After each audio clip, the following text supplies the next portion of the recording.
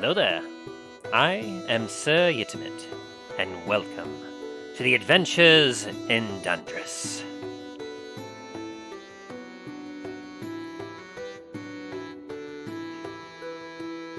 In our previous session, our heroes had finished up their business on the Isle of Antiva. Then, upon returning to their tavern, had noticed a significant change to the venue. But before they could get too terribly comfortable, Milo was taken away by a mysterious figure in a robe, who, after several minutes, returned seemingly with the body of Milo. The party inspected, and it seemed as if he had perished.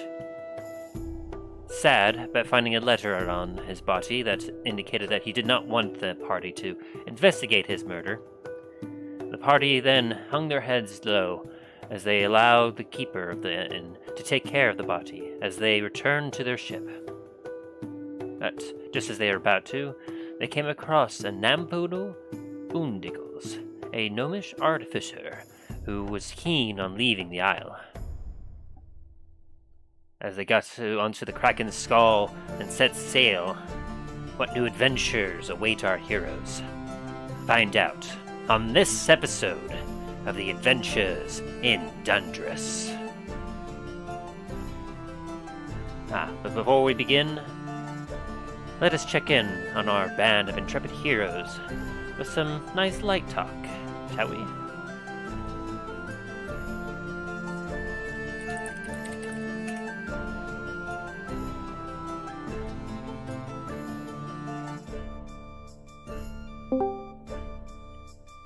Hello, hello. It is our DM. The beautiful DM. Hi there. Y'all hear me all right? Hello. Yes, I can hear you. Excellent. Hear what? Excellent. How are we doing today? Fucking exhausted, but otherwise good. Yourself? Doing okay. It's been a very, very long week. Of course, informed you all on the Discord or whatnot, but my team, the Chiefs, did win the big Super Bowl this last weekend, and so because of that, in my particular line of work, I was in charge of assisting with the retail sale of a lot of their merchandise to the local area, as I'm in our retail location is one of the closest to Arrowhead Stadium, and therefore central hub of the Chiefs fans, you could say. Oh, damn. No. So, yeah, we ended up making a lot of sales because our store ended up opening up. I wasn't there for that particular shift because I was supposed to go in just after, but the game ended sometime after, like 9:30 or 10ish, and so when they won, our store had opened up immediately after and began selling all the Chiefs victory merchandise because we previously, for the last 2 weeks prior, had been collecting and gathering it up and tagging it in preparation if they won. Yep. My one of my cousins was there, and their dad got in a little scuffle with Eagles fam. Oh Lord.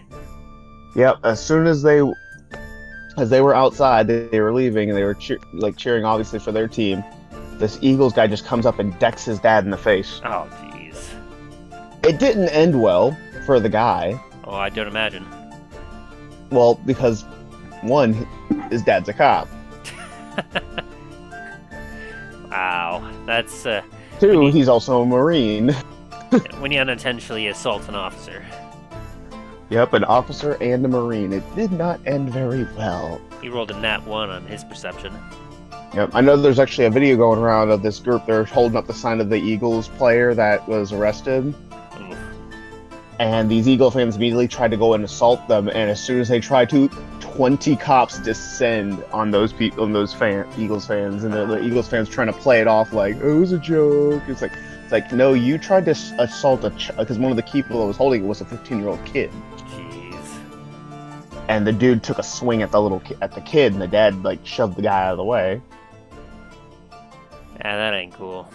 I'm like, you're a grown-ass adult trying to smack a kid? That's not... Just because, he's holding up a sign that's saying, hey, another one of your players got arrested, so... Jeez. But that's like with certain sports, I'm like, some people, I'm like, Take it a little too Like, seriously. like, yeah, it's like I'm like, guys, it's a sport. Yeah, and then you got the people that like the reason that they're taking it so seriously is because they decided to sink so many thousands of dollars into gambling, which I'm like, that's a problem on you, buddy. Yeah, it is a problem. Nevertheless, around here, I didn't hear much about, at least in the Kansas City area, much of any sort of violent or anything, aside from, of course, fireworks just going off upon the victory. Yeah, this was more like right at the stadium. Mhm. They had a lot of cops at the stadium, though. They had because they knew sure. people were gonna.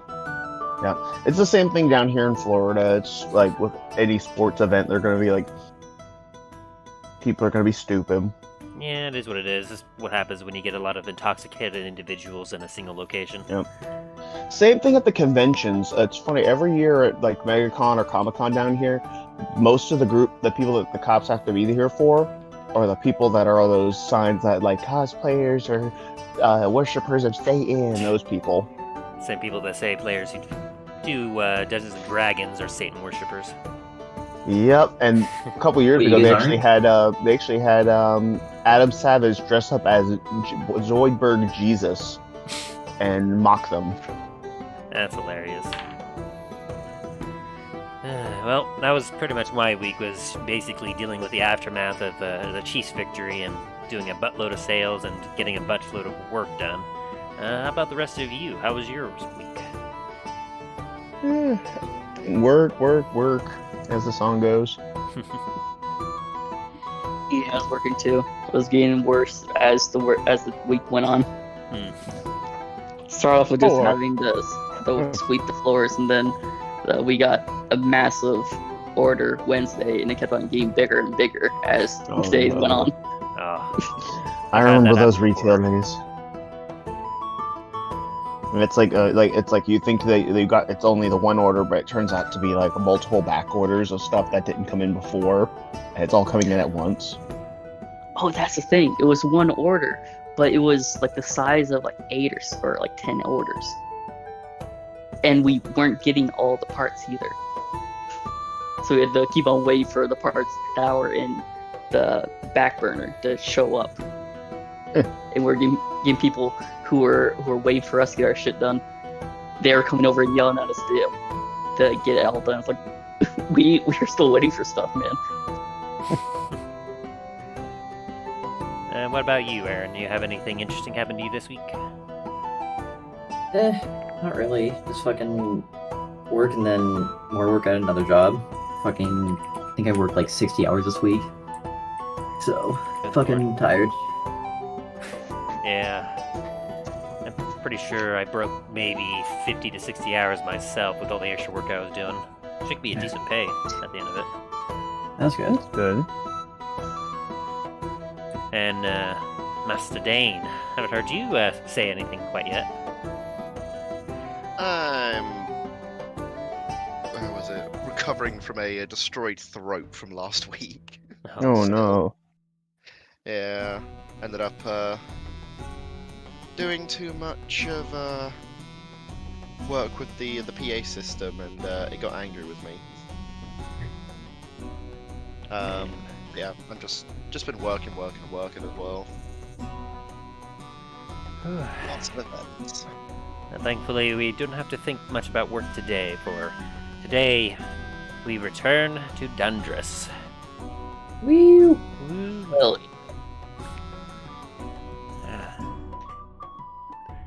Well, unless there's anything else anyone wants to discuss, we can hop back in.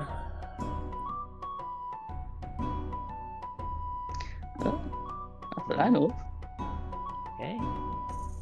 Then we shall return to Dundras. Let's go. The last time on the adventures in Dundras. After our party of intrepid heroes had finished up their battle in Scrimblefitz's arena, the party decided to go about some secondary business, as Milo took a ring he won and sold it nearby at the marketplace to get some extra gold, haggling to get a good price.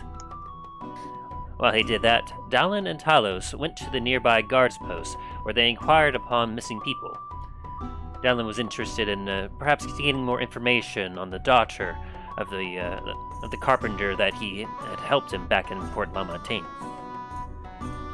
Unfortunately, they weren't able to gain much information, but they did learn that if the person did come through, they did not come through Antiva, which helped narrow their area of search down. Once all the party members had finished up their business, they met back up as they were heading back to the tavern. Upon approaching it, they noticed a crowd gathering, and upon closer inspection, they realized that the entire place had been transformed. A new sign was being hung up called the Comet's Landing, and they saw that the original tavern was now 3 times as large. After they got in, they talked to Lure, who informed them of his financial decisions as well as his investments, and told them all that so long as they are in Antiva, they will not have to worry about a place to stay, as they will always have a place there at the tavern. And so, with this knowledge, the party began to rest and relax. But it wasn't too long into their dinner when a mysterious cloaked figure approached Milo. After exchanging some words, the figure and Milo both teleported away. After a short while, the cloaked figure returned with seemingly the body of Milo down on the floor beside him. The party quickly went to investigate, and they attempted to look at the cloaked figure, but the cloaked figure disappeared as quickly as he reappeared. And disappeared again and reappeared again. Teleportation, you know. After taking a look, it seemed as if their longtime ally had been killed, murdered. And so the party took him up to his room and noticed his belongings were all gone, but a single note was left behind from him. And it said that if he was to be found dead, don't worry about it, just leave it to be, and just carry on with their lives. The party wasn't very comfortable with this, but they decided to go through with his wishes and decided to return back to the Kraken's skull as planned, and Lure offered to take care of his body for them. The next day, as the party somberly made their way towards the Kraken's skull, they were accosted by a strange new character. He said that his name was Namfoodle Boondiggles, seemingly a Gnomish Artificer, and was eager to join them on their trip. Eager, you could say, because not too far behind was a set of guards that were currently trying to pursue him, after shooting a bolt at it and destroying a nearby flag. But all the party members made it safely onto the Kraken's skull with the help of the captain, Keth Barbosa, and the party set sail. And as they began to travel back to the to the mainland, and to the city of Port La Montagne.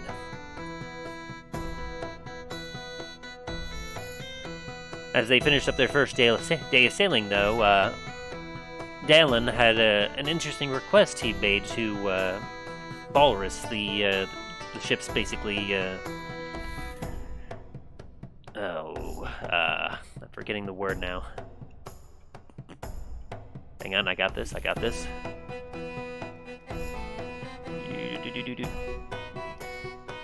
Yeah, the bosun, yes. Man, bosun Walrus. I mean, come on. Okay, sorry.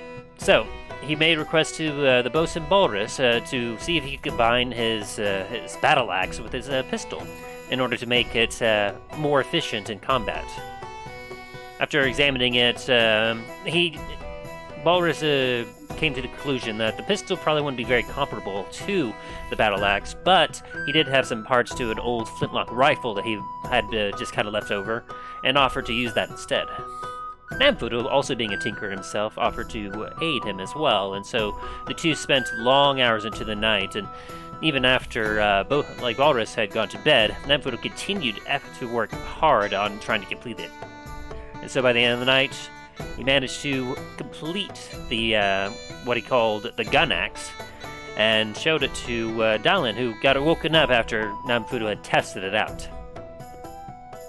And so, with our party getting mostly a full night's rest, except for Namfoodle and Dallin, who will benefit from a short rest, but unfortunately, due to going to bed quite late and getting woken up by the bullet, they will suffer a point of exhaustion for not getting a full rest.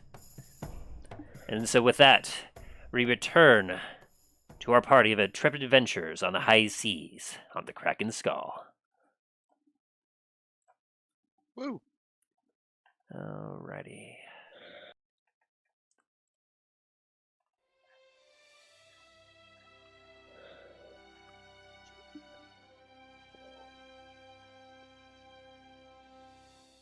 I need to put this in a better spot. Where's my ocean sound? There's the storm at the sea, but this isn't a storm yet. Wait, what? Alrighty. So, to begin, I would actually like all of you to roll me a Constitution check.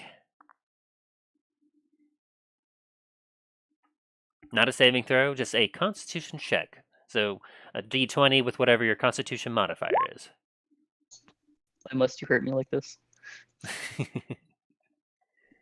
What, are you feeling a little underpowered there, or something? Yeah. I got no modifiers there. Oh no! Yikes. It's got a sorry. straight D20. Let's see, where are you? There's a flintlock, weather, thunder, So rain. it's not a saving throw, just the regular con check, right? Yes, just a Constitution check. A bit of an oddity, but there's a reason for that. There it is.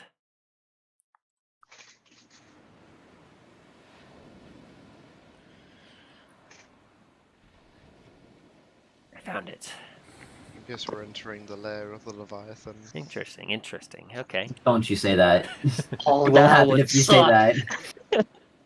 Alright, That I would suck. haven't You summoned keep your mouth Justin, shut. so all we just hear is doo doo. Prepare for a TPK. Interesting. All right. So, we'll start with you, Namfoodle, with a nice 18. What do you want from me? As you're kind of taking a nap, trying to get as much rest as you can, despite... Oh, actually, that reminds me. I need actually you and Dallin to both roll again, because since this is a check, and you have a point of exhaustion, that means you get to roll with disadvantage on checks. Oh, no. Oh no, 15. Okay, that's not that much worse. Okay, so same thing, basically. All right.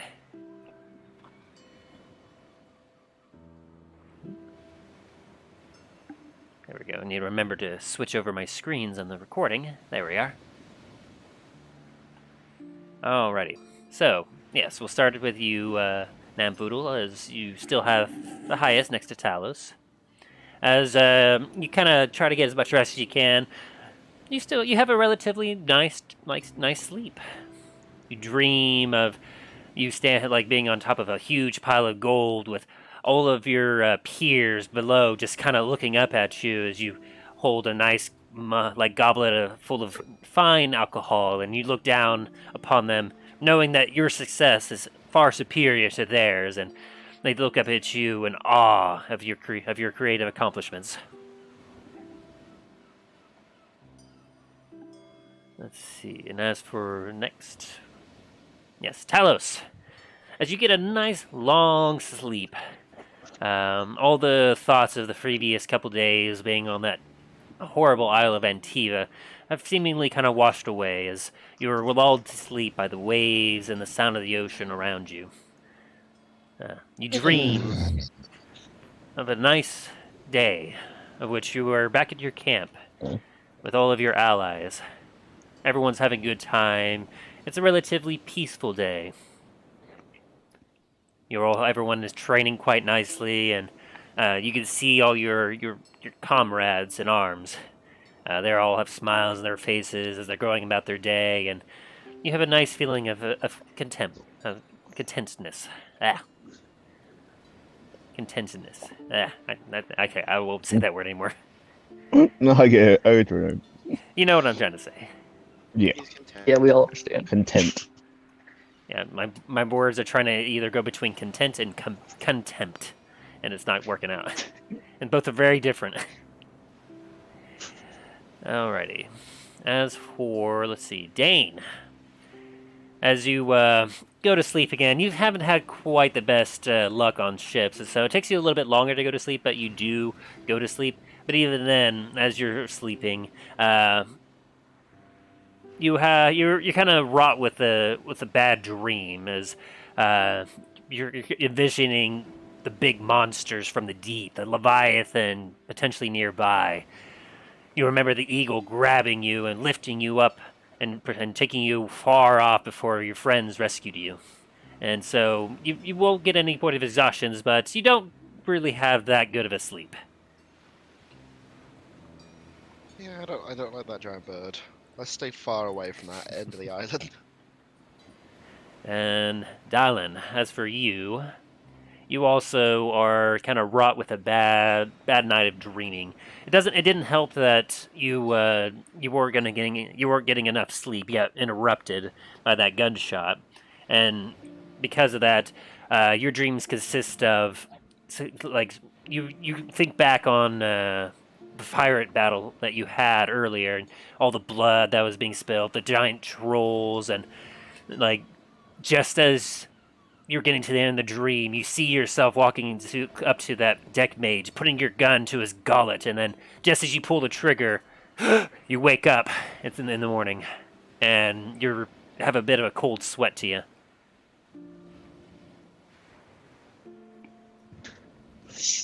All right. It's a little bit early, but because of that, I think Dallin does need to make a roll. Go for it. Okay.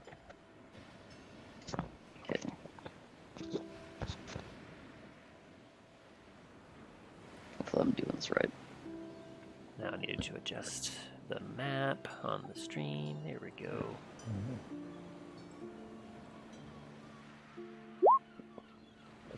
All right, did it wrong. Great.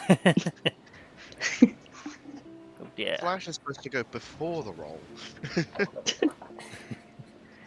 It's like, that's not right. Yeah, I don't do this a lot, so I haven't fully memorized what I'm supposed to do. Oh, you're good. You said it was before the roll that I do the D2? Yeah, like roll, so / roll D2. Gotcha.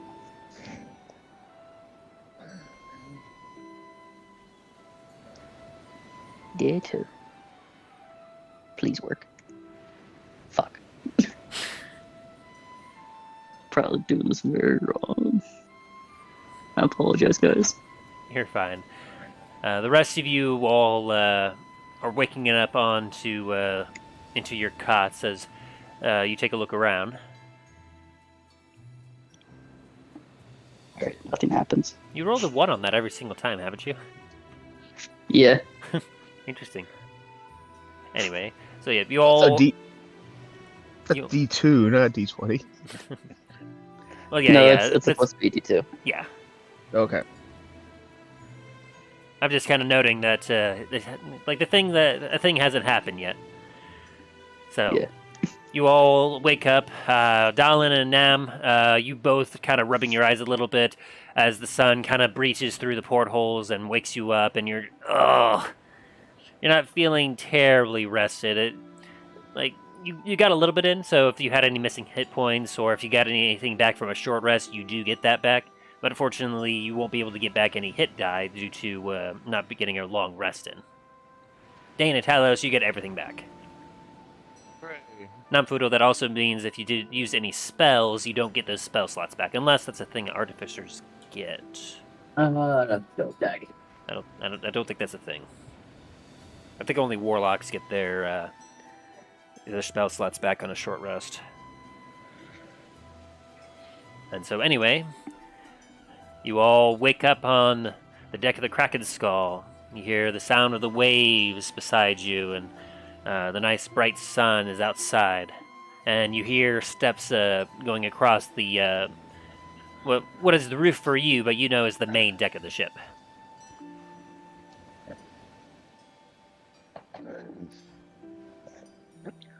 Morning, you lot. Morning, Talos. Sleep well, everyone? Well, as well as we can. Speak anyway. loud. Where am I? Oh, right. With you three.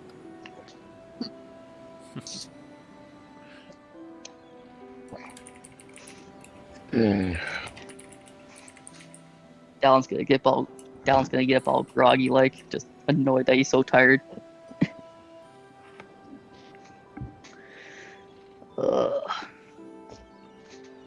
Anyone else wake Did you up last night?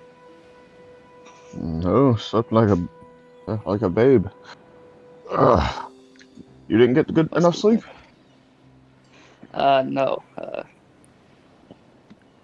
Namfoodle finished my gun and fired it last night. Thank I'm you for sorry. that. Did you want a gun that worked or a piece of shit? Well, if you would let me finish my sentence, I was thanking you for putting the effort to finish the gun. Then don't complain about not sleeping too well. I was explaining why I wasn't sleeping too much. A bit short-tempered, I see, but...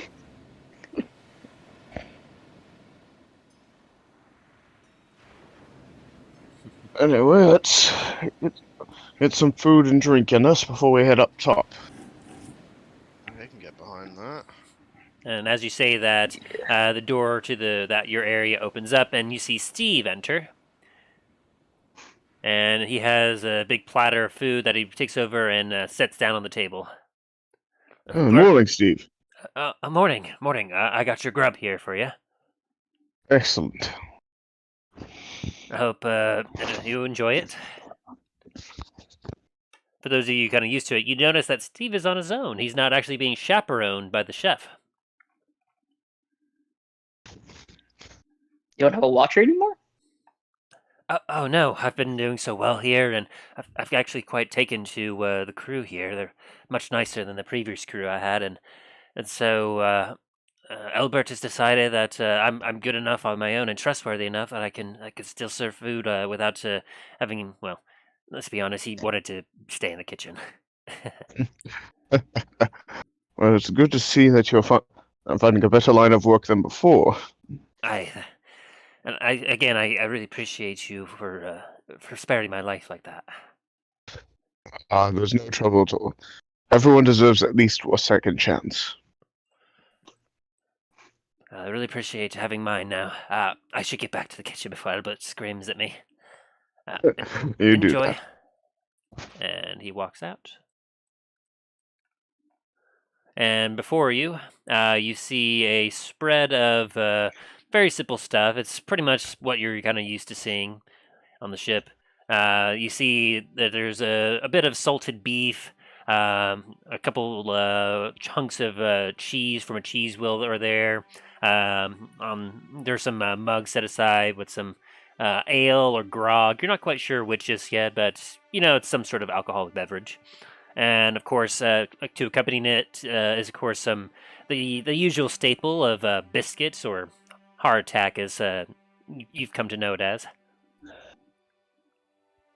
Good hearty food, not necessarily the tastiest, but it'll do for now.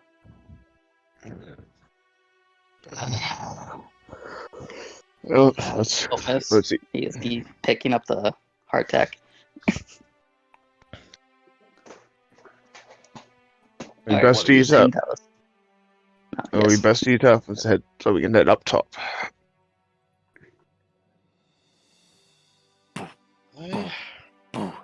And suddenly, Balrus kind of walks over and joins you at the table.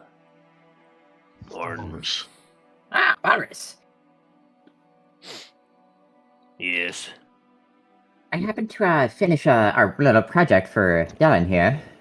Did you? Yeah, Dallin's gonna pick it up and slam it onto the table. Yeah, it looks beautiful. As you slam it down, some of the grog and whatnot spills onto the table. Don't make this. Oh, wasted. Balrus then picks it up and like it's a bit hefty and like you're kind of used to its weight, but you still gotta like it's still a bit hard to maneuver. Balrus seems to pick it up and like look at the single hand and just like it's almost impressive just kind of how he's just able to investigate and examine it. Nice work. Strong fucker, aren't you? He kind of has a side eye to you. He's the bosun, of course he's strong. I would recommend I've not pissing used him weapons off. like that all my life, and I've never welded it like. I've never held it like that. God damn. Gotta say, the bypass you did here inspired Namfoodle. Didn't quite think about that myself. And the way Yes, I'm good at my work. Thank you for telling everyone once again. you concealed these quite nicely. A lot of the good bulk work was done by myself, of course, but I gotta say, nice. And he gives you a good solid nod, which to you, Namfoodle, like it's good praise. You appreciate it. To the rest of you, though, like to see this kind of side of Balrus compared to what you saw before, it's a little interesting. Like you've never really seen him give much of a nod of respect before. It's kind of interesting. Oh, that's interesting. And then he hands you back your gun axe, Dallin, and proceeds to pick up some hardtack and enjoy it. Alright. Down's gonna gleefully take it back and lean over to Namfoodle. That's a very good sign. He likes you. Of course he does. Who doesn't? He normally doesn't like people. Again. I do good work. Who would not like good work? Huh. Okay. I'll just get back to eating.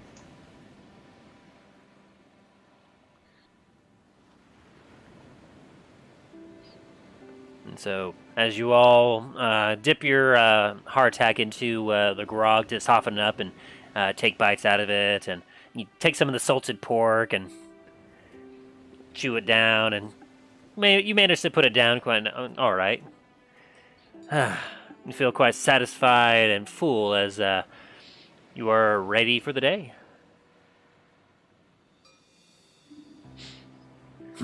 Walrus gets up and moves as he leaves and heads up to the main deck. I fall behind.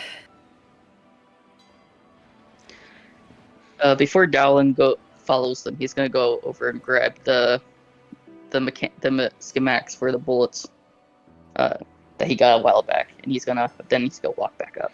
Okay. You have those in your possession? Yes. Stretch, pick up my hammer and head up top as well. As you all make your way up to the top of the deck, up the top board, you see all sorts of hands currently busy with the rigging, adjusting, and working some of the sails. You see up top, Toriel is taken to the crow's nest as per the usual, and is keeping a sharp eye out. Over at the course of the wheel, you see Captain Barbosa eagerly at the wheel and happy to be at the seas once again as he looks down at you all and he goes, "Ha! Good morning, lads. A pleasure to be Morning, seeing you Captain. again. Morning, You- Captain. A fine rest ye got, I hope." Aye. Less. Good to hear. And we have another fine day of sailing ahead of us. Keep a good eye out on the seas. You never know what there could be out there. Yes, Captain.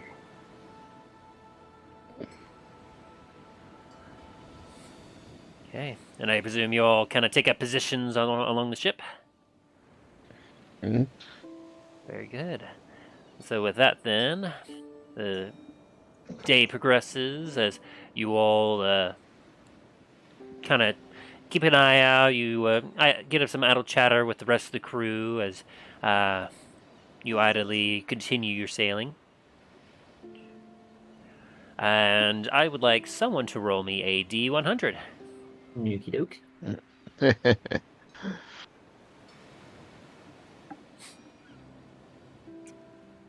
Okay. Ooh, 80. Let's see what that is.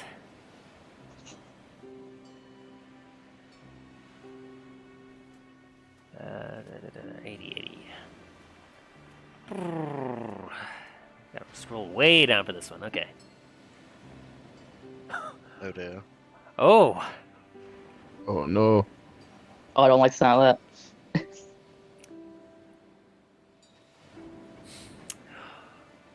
okay. Alrighty. So, Oh no. alrighty. So, as you all are kind of going through the day, at the beginning of your day, you actually were still able to see the shores of Antiva. But as you get a little bit past midday, Antiva is gone at this point. You are starting to get deep into the sea. You're not in the deepest part of the sea just yet, but you're decently out there. I need you all to roll me a perception check. And I need to look something up here.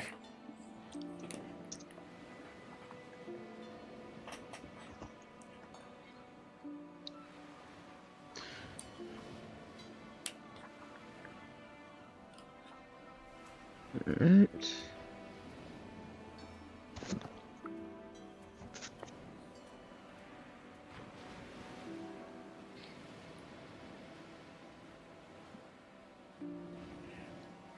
Oh boy. Okay. Do I still need the double roll for disadvantage? Yes.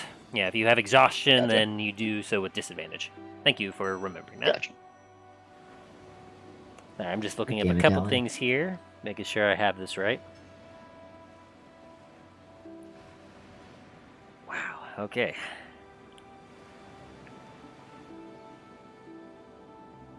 Let me kind of roll for this.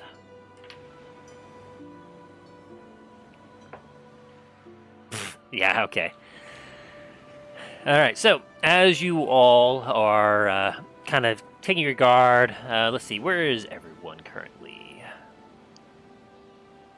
I am on the. I believe it's called the bow, the front of the or Yeah. starboard. Yes, you're I'm close by the Dane. okay. Yeah, you all in good, pretty decent positions. I'll say here. Let's see with your checks. So we had a 7.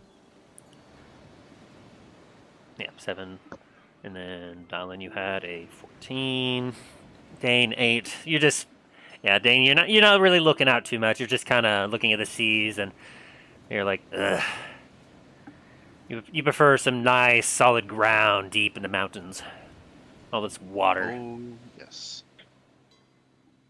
And so it's actually Talos, with your higher perception.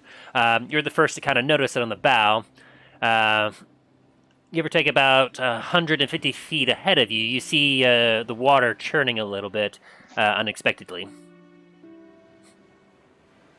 What's that? As you kind of exclaim, the captain pokes up and goes, "Aye, do you see something there, Talos?" How many yards out does it look? Give or take about 150-ish. About 150 yards out. Tariel, what do you see? Disturbance up in the there? water. And Torio takes out a spyglass and looks over. I can't see, Captain. Something dark in the water over there. And the captain, as he's starting to think, suddenly the churning intensifies, and then within a second, emerging from the water is a huge shape. And as it rises up, all of you see before you a large figure.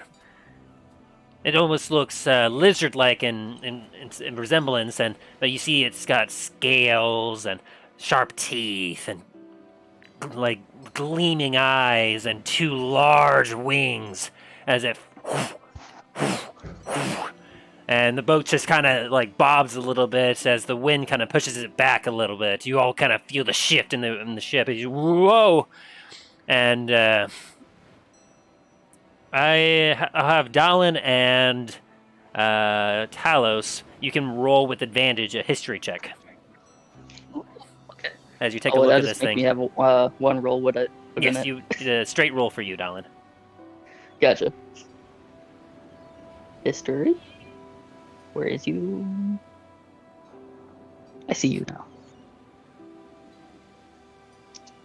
Give me something good. Ooh. All right, never mind. Dices don't like me. Dallin, like you were looking the other way, and like as you try to take a look, it's almost like the sun kind of gets in your eyes. You're like, ah! But Talos, you see very clearly the figure of a bronze dragon. Oh no. And everyone else is kind of like, wah! As water's getting splashed in their eyes, as the wings are flapping, and this dragon seems to look over at you, and then as it kind of calms down and actually just settles down into the waves, and it seems to almost just float kind of towards your ship. It doesn't seem to be hostile as it's kind of making its way towards you. What do you all do? I'm gonna yell out like, it's like, hold.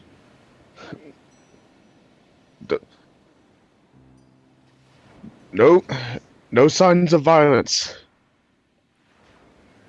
Yeah, be that a dragon? A bronze one. A bronze dragon, oi.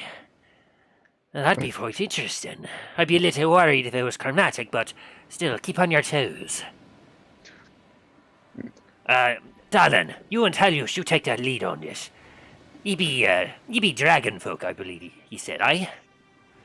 Aye. Yes. And as for myself, I hold up my sigil of Bahamut. It's like, I may have a little more sway. I hope. I've never met this dragon before, so I don't know how friendly he's gonna be, but we'll see. Let's be respectful. Yeah. As the dragon gets closer, like you all can very clearly see that it's a bronze dragon, and its form is massive. Like, in a couple of your backgrounds, you've actually seen these kind of like a dragon like this before, but this one here exceeds the size of it like almost threefold. Like this is like compared to like not many people get to have the pleasure of seeing dragons, but when they do, they're always like pretty large creatures. But there's something about it that it looks bigger than the average dragon you would think. And as it kind of pulls on up, let me see. Do I have a couple things here?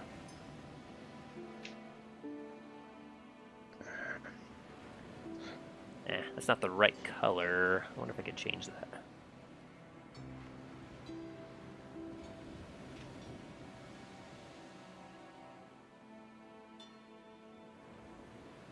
That'll work.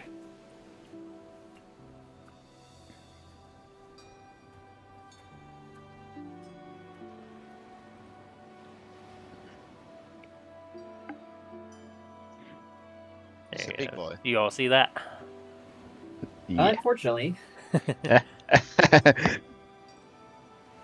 I'm gonna call out in Draconic, "Hail and well met, friend," and hold up my sigil of Bahamut.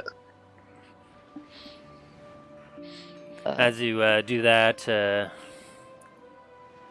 let's see. Make me a strike charisma check to see how you do this. All right. One sec. No modifiers, just straight charisma. Yep, just straight charisma.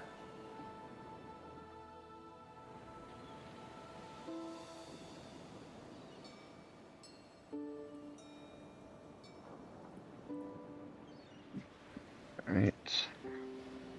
So just a straight D20 then. Do you not have any modifiers for charisma? Yeah, that's what I was asking. I was like, Oh, okay. 13. Alright. Or 15, there we go. 13 plus 2, 15. Nice.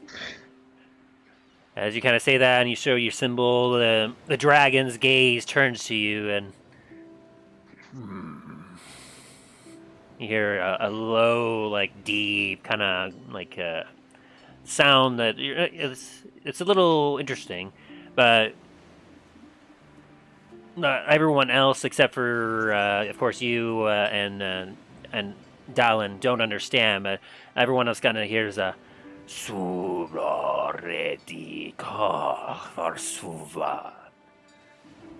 and you all hear, hello there. My name is Vervason.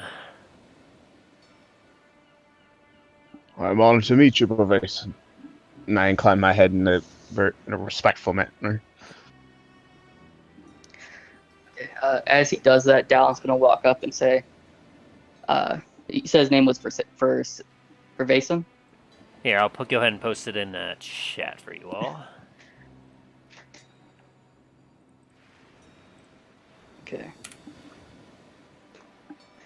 Vervason. Hey, Vervason. Vervason. Greetings, Vervason. And Dallin's gonna respectfully like bow to, and he's gonna say, "My name's Dallin, and what might be the reason you come by here for today?" Try to be as respectful as possible. I have been in the ocean for a little while. About 8 or so sunsets. And I've become a little lonely. Would you mind if I join you on your ship? All this in Draconic, of course. Allow me to speak with the captain first, since this is his ship, of course. One moment, please. What be saying? He be speaking in hisses and whatnot. This is Vervason. He's requesting if he could board the ship. I yell after he says that, "We're speaking Draconic." I see. If you wish to board, well, he seems friendly enough, but I'm afraid that if he did, he might capsize us. I turn back to Vervason. Would you be able to have the ability to change your form? The ship may not be able to sustain in your current form. Yes, of course. Just I turn back to the captain. He is able to change his form, Captain. I suppose it'd be fine then. Be mindful, I suppose. I turn back to Vason and give him a nod of approval, like yes. And so, as you do, the dragon reaches a couple claws up onto the side of the ship and grips onto kind of the railing, and you all start to feel the ship kind of sway a little bit as it seems to bend with him. But just as you're afraid that he's about to capsize and sink you, instead, you suddenly see this form begin to shrink. As it's starting to seemingly change. And let me get the right thing here.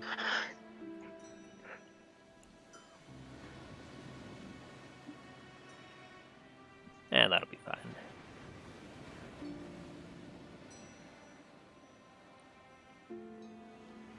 Yeah, we'll go with that one.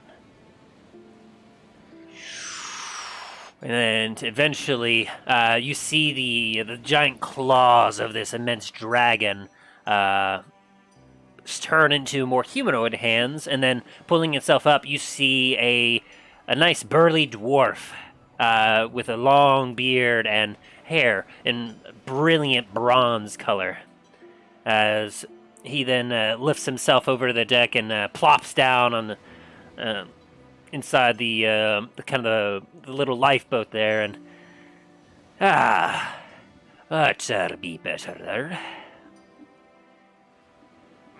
He kind of shakes a little bit, and some water kind of flies off of his beard and hair. And Honored to have you aboard. he seems to be speaking in common now. I appreciate you allowing me onto your ship here.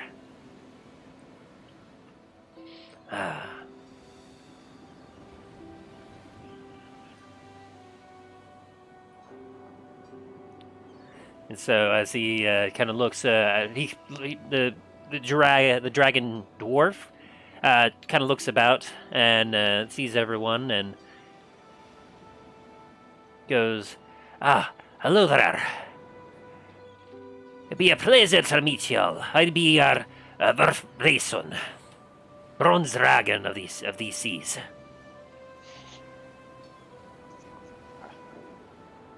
We are quite honored to meet you. And every one of you do understand him. I was gonna get everyone's like kind of like play along, like just in case anyone insults them. Cause like, yeah, we're all very, very honored, right? I'm gonna turn around and realize what's going on and kind of try to shield what I've been doing. If you're shielding it, make me a stealth check. God. The giant fishing net down. Wasn't a fishing net. As you're trying to shield it and whatnot, this thing is almost as big as you are. It's kind of hard to hide, and as I mean, to be fair, I never said what size it was. I mean, fair. But as you're kind of working about, the idle gaze of this dwarf dragon kind of scans along, and it does rest on you for a few seconds, and you seem to think that he sees what you have there, but doesn't seem to take much notice of it as they continue their gaze onward.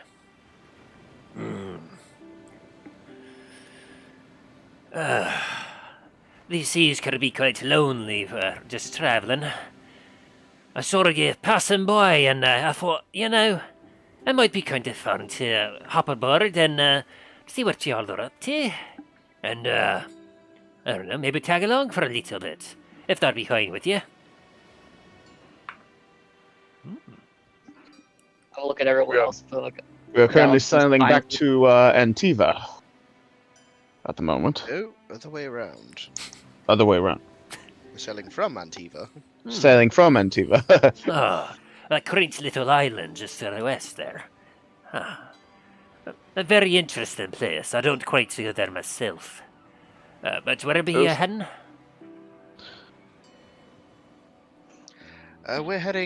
We're heading down to Port La Montagne. Port La Montagne. Yes, I know that. It's a popular port to the northwest or northeast of here, I believe. I've talked to a lot of sailors. They have good things to say about that place. As you all kind of are talking with him, you won't need to roll. Like, you can see that his form is quite nicely done. Like, he looks exactly like a dwarf. It's just his hair is a nice bronze color, like as bronze as his scales were, and his eyes also kind of betray what he is. As when he looks at you and you look at his piercing eyes, you can see the kind of slitted eyes of a dragon behind them. It's a little unsettling, but you kind of push past that.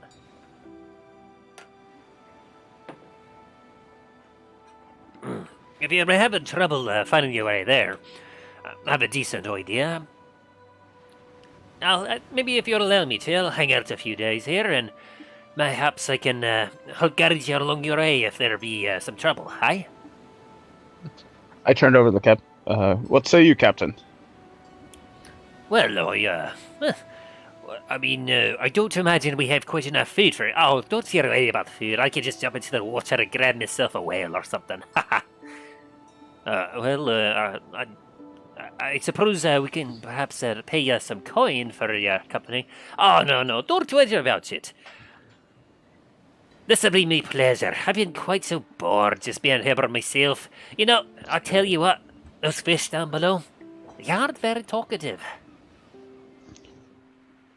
They got lots of mouths and lots of eyes for seeing, but they aren't very talkative.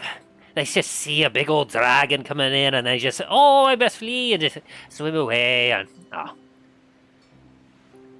How rude. That's a bit rude. But I just suppose kinda that to be fair, I mean, I am a big dragon after all. Well, you'd think that having a being living down in the deeps of the places, they would at least want to engage in some like riddle competitions or something like that, or. It probably doesn't help that I eat quite a few of them. That is true, but that's nature. I mean, they would still be scared of him because of it. Okay. You do that. And so, as the crew sees that this dwarf dragon isn't causing any trouble, and the captain seems okay with it, they all kind of return back to their duties. I don't mind me, I got about your business. If you need anything, just let me know. And then he just kind of stands there, kind of swaying his head a little bit, and kind of looking at and watching as you all are going about your event, everyone else is going about their duties. Yeah, I suppose I'll get us back on course then. And the captain returns back to the wheel. What in blue blazes was that? As coming out of the navigator's quarters is Shannon, as she almost hits you with the door, Talus. Greetings, Shannon. Yes. That was a. I felt the ship to take a sudden turn, and like we've stopped moving. What is delaying our progress? We picked up a new passenger. I see this. I'm sorry. Who are you? Ah, hello there, my lady. I be yes, I be Vervason. I be a bronze dragon of the seas here. Shannon like sees that, looks at him, looks over at you, Talus. Sure you are. It looks over to you, Talus. I didn't hear of any ships wrecked near here. I'm surprised that we found a castaway. He quite literally is a bronze dragon. They are known for being able to change their form. Make me a persuasion check again, and it will be against her insight.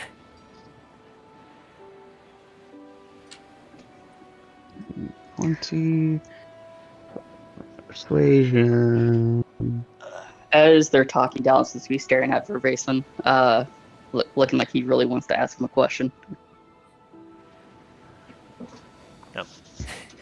As you say that, her bow kind of drops a little bit, and then she looks over at the dwarf, who is starting to idly kind of walk about the deck, and he tries to ask Baldrus a question, but then Baldrus is blatantly ignoring him, and the dragon is just like, eh, and then moves on to another crew member. Don't worry, he's quite friendly. Plus, I hold up my sigil again. It's like, he is of the metallic race. If he was chromatic, then I'd be a bit worried. I see. Most metallic dragons are quite agreeable, and he's not asked for anything else other than some time passage with us. Apparently, he's extremely bored. What would be the name of this your ship? It's the Kraken skull. Oh, that is such a cool name. I see. I suppose if he has any trouble, just keep an eye on him, if you would. I'm going back to navigating. And then she turns and re-enters her quarters. All right. I kind of look over at the captain and I just kind of shrug and nod at the same time, like. The captain does what the same thing. What can you do? The captain just kind of shrugs. I head back up to the bow. Oh. You all kind of get back to your normal business, kind of shaken by this strange appearance. Vervason continues to talk to individual crew members as they go about their work, and like even when they sometimes dismiss him, like he doesn't take offense to that, and he just keeps walking around. And he's got a big smile on their face, and they seem to be just enjoying. And eventually, he kind of catches your eye, Donlin, as you seem to have an eager look to you. And are you currently wearing your mask? Yes, he's wearing his mask, but Okay. And it's very obvious he's just staring at him. He actually walks up to you and, like, directly to you. Aye, lad, that'd be a very interesting mask there. I can't say I've ever seen one like it. He takes the mask off and like shows it to him. Like, would you like to take a better look at it? It's made from a meteorite. Oh, yes, I'd love to do that. And he kind of takes it in his hand. I've always said to her that there'd be so much dragonkin on this ship here. But that nice lad that spoke with me initially, I didn't quite, You'd be of similar scale of mine, aren't you? I derive from a brass dragon. Ah, brass, a little bit different than bronze, but still, nevertheless, that makes us cousins. And he gives you a big hearty pat on the back, and what he does, like, let's see, you're kind of used to nice hearty pats for some people from time to time, but when this hits you, like, it almost knocks you off your feet for a second. You kind of, like you're used to your best friends kind of pats on the back, and it feels comparable, if not heavier of a pat than that. Not intentional, but, like, you feel the force. I was going to try and hide that he almost fell down from the hit. Well, glad to see a fellow cousin. A meteorite just said this here was. Yes, it was a nasty business getting a hold of that meteorite. It was made from, the meteorite came down, and when it did, all hell broke loose. A bunch of necromancers started attacking the city. Oh, you don't say that. And he looks up at you, and you can see kind of some little excitement in his eyes. Oh yeah, the group that was Talos, Dane, Nye. There was another, but he's not with us anymore. We banded together and fought them off with the city. Oh, did you now there? I remember in some of my younger days, I used to do that sort of thing all the time. Quite the days. There was one time that I happened to be flying nearby and I saw two enemies fighting, and I recognized one as being some former friends of mine, and so I just swept down there, breathed my fire upon them, and it was quite a sight. Lightning, sorry. Breathed my lightning down upon them, and you should have seen them as the lightning bounced against their metal armor, and he kind of starts to ramble as he's talking about different things, such as like how the fight went, seeing and then the talking afterwards, and like he starts to go on and on and on, and it's a little bit of a surprise for you. Down's gonna like intensely try to understand everything he's saying as he's going on, but like around the end, he's like, "If you don't mind me asking, Hey there. have you been anywhere other than these waters?" Oh, I've been all sorts of places. You live as long as I have, you tend to travel around a little bit. I've explored a little bit of the mainland to the north. There's quite some exotic places there. Like far, far to the north of here, there's a giant mountain there. And apparently there's some dwarves that live in it. That's actually where I got the inspiration for this form here from. Lovely, lovely folk there. They were a little scared of me, of course, because, big dragon, rah!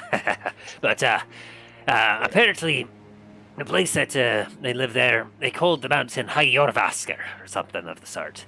They happen to have some sort of nice relations with a bigger city just to the east of them. This place called Lancaster.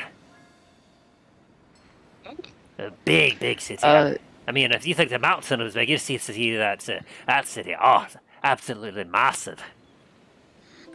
Oh, and of course, then there is another place I went to just to the east of that. A big old desert. And actually, I saw this. It actually, the whole peninsula kind of looked like some sort of dragon's head. That piqued my interest, and when I went in closer, there were all sorts of people about, and they were dressed in weird garb. It was a little hot for me taste, but it was still quite interesting. Oh, and even further past that to the east, there was these large woods, larger than I ever seen before. But enough about the northern land. I've also been down to the south there. A place, what would they call it there? Sterma. There's a place down south, far to the south of here, that's known as Sterma. And that place is quite interesting. Lots of different mountain ranges and many rivers. Lots of heroes down there as well. Very fun to hang out with, I must say. And he starts to continue to ramble, and you start to get the sense that this dragon likes to talk a lot. As Ellen starts to realize this, he's going to try and politely cut him off and ask him, in your travels, have you ever seen a place called Vaman? Sorry, what was that again? Vaman. Oh, Vamin? Or Vaman? Yeah. Yeah. Let me roll for that. Let's see his...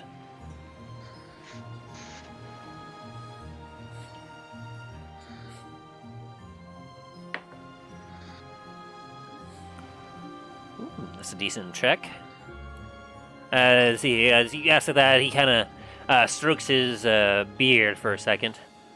Varmin. I'm not quite sure if I'm familiar with the name. Perhaps if you describe the place. Is it a place you've been to? It's my homeland. It's an island that the most discernible thing that describes it is as 3 mountains in the middle. There's a lot of dragonborn, stone giants, and humans there.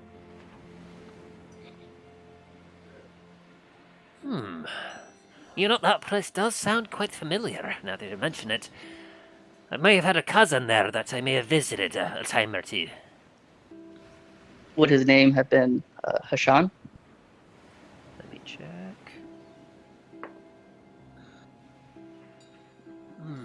Or Thragondal? I believe so, yeah.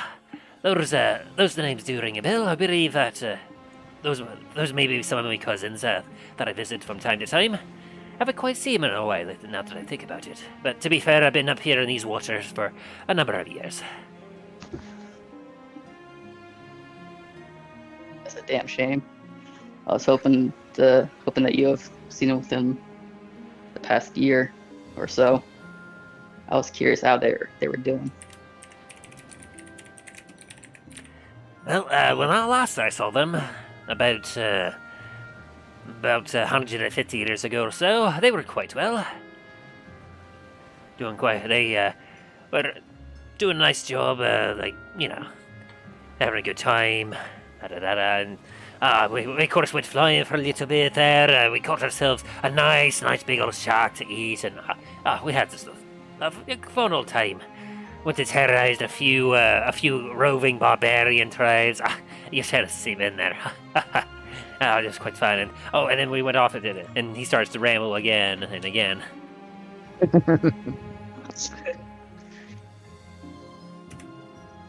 Okay. Well, Dallin at least is feels a little bit better about his homeland right now. I guess if he hears that, looks fine. Though he thinks that. He did say that was 150 years ago, though. I know, yeah. He thinks it's not updated, but he's like, okay, thank you.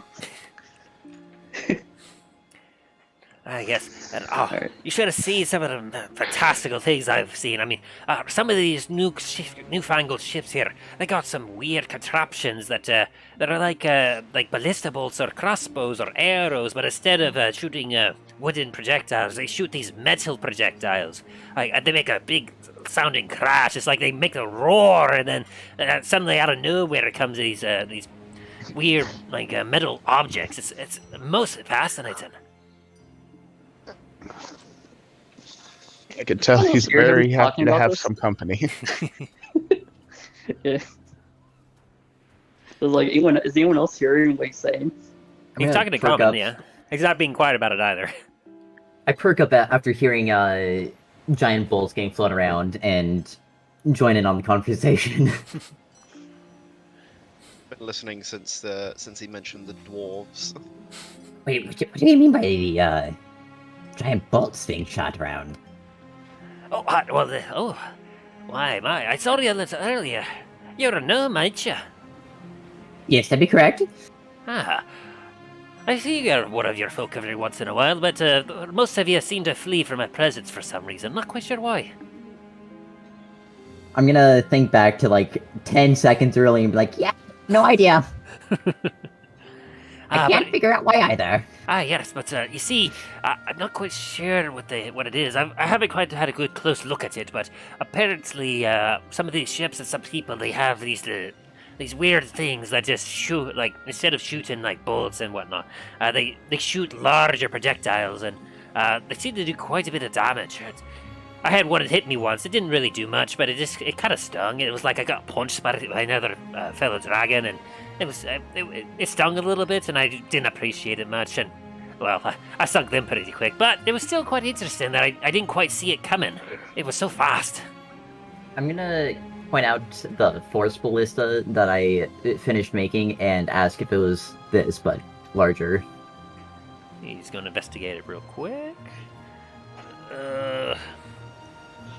What is his investigation stats here?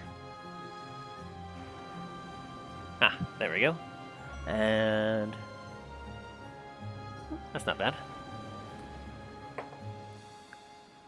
Ooh, very nice roll.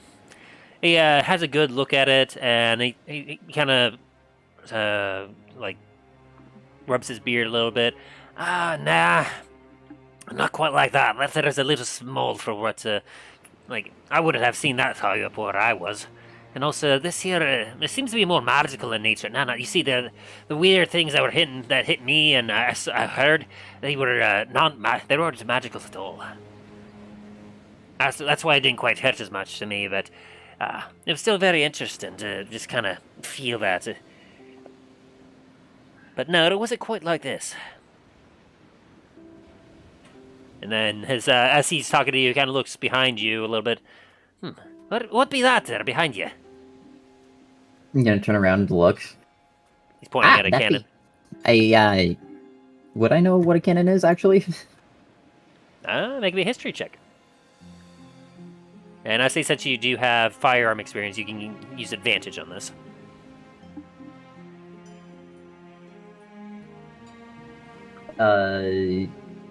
Never mind. No, I wouldn't get that. 16? Is that with advantage? Yes, because I have disadvantage from being exhausted. Oh, right. Thank you for reminding me. 16, yes. You would know, you'd be pretty familiar with artillery and firearms.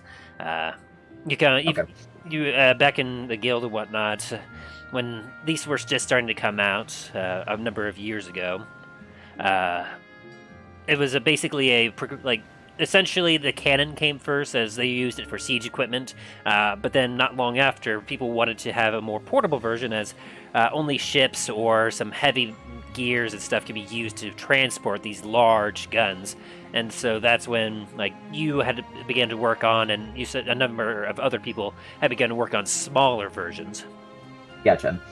Yes, this here be a cannon. You put a large cannonball inside. Well, gunpowder first, cannon, then let it boop, and off the cannon goes. You don't say that. And he rushes over to it and starts to have a closer examination to it. Interesting. There's just a big hunk of the metal here, and there's a little hole right here, and he pokes a finger into it, boop, and pulls it out, boop, and on the tip of his finger is a bit of a black substance. Oh, interesting. And he watches. He takes his finger and licks it. Oh. Oh, as he does it, he's like, "Oh, don't do that." That's ooh. Oh, that's some. That's nasty. I'm gonna turn to the captain and say, "Can we have a demonstration, please?" would you allow me to have a demonstration for our companion here? The captain kind of scans the surrounding area, just kind of having a quick look around. I suppose that would be all right. Let there be no one nearby. Very well. I'm gonna. Men, prepare yourself for a demonstration, a live demonstration. Do not be alarmed. And the dragon kind of looks between you and the captain, and you'd almost see his little feet tapping on the ground as he's like almost doing he seems very intrigued and interested. Captain, do you know if this is loaded or Aye, it should be loaded there. Very well. Fire in that hole, and I'm going to cast a firebolt on that tiny little hole on the very back. Are you doing it from right there? Like, are you Yes. you casting firebolt? I'm gonna cast firebolt, the cantrip, from where I am now. Yes. Okay. Oh, no, Roll me. Roll to hit. Gotta see if you're like how. Gotta see if you're. Pyrotechnics. Gotta see how accurate you are here. Hang on, Oh, I gotta look God. up. I gotta look up a specific thing for cannons now. Oh god, it's gonna explode. 16. Don't worry, Dallin's gonna 16. prepare himself to stop a fire. Oh lord. Okay, give me just a second. Gotta find that. I probably should have remembered what that spell actually does. He literally just firing like a small ball of fire. Justin was here. He'd probably start having some flashbacks right now. In a previous campaign, I had left for the summer at the time, but I heard all about it. They were on an airship at the time, and the sorcerer, they were engaged in a battle, and a sorcerer casted a firebolt, got a nat 1, and the severity was so high that the firebolt ended up missing the target and hitting the ship's reactor, and so the entire thing exploded, and they went down. Oh, that's crazy. Yeah. So when he said I cast firebolt at a cannon, I was like, if Justin was here, he'd be having flashbacks. Okay. But, no, that's not what I'm looking at. I had the thing for this. Where did I put that down at?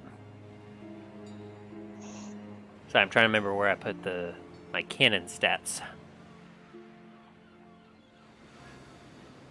Because I gotta roll a couple things for that as well. Maybe it was this one.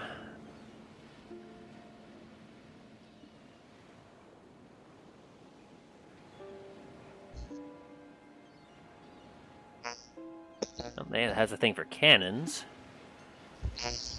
There we go. There we go.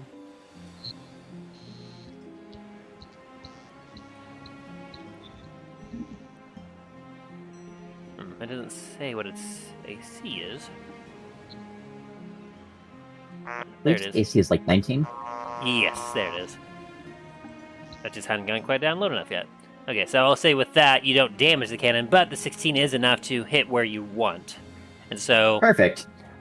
you hit that hole, and like the dwarf dragon, he didn't even move. Like he was like you actually had to bend your arm a little bit to make sure you didn't end up hitting him, but like it didn't seem to phase them at all as they interestedly watched as you, and then within just a half a second, you will hear the fantastic sound of a cannon, and all of you watch as the cannon just kind of backs up a little bit, and it actually hits the dragon, like the dwarf dragon. It runs into him as it kind of goes back, because the cannons when they have that recoil, but it seems to stop at him, and he didn't even flinch. And you all watch as the cannonball goes shoo, and then splash. You watch as it splashes about. Let me see what the range is. Yeah, you see as it splashes some 2,000 feet away from the ship.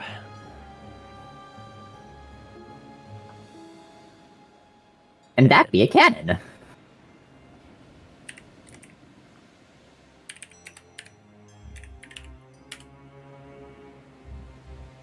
and somewhere 2,000 feet away, a small fish gets 25 points of bludgeoning damage to it, and it absolutely explodes in a bloody puddle in the ocean. Not that any of you can see. That was a very bad day for that fish. Ah, son Yeah. of... It was just starting to eat some plankton or something, and then suddenly, and it was gone. And so the dwarf goes, "Oh, that was cool. So how do you do that?" And he actually goes around and he kind of climbs in front of the cannon and starts to look and puts his head into the barrel. So what you do is you just do this here, and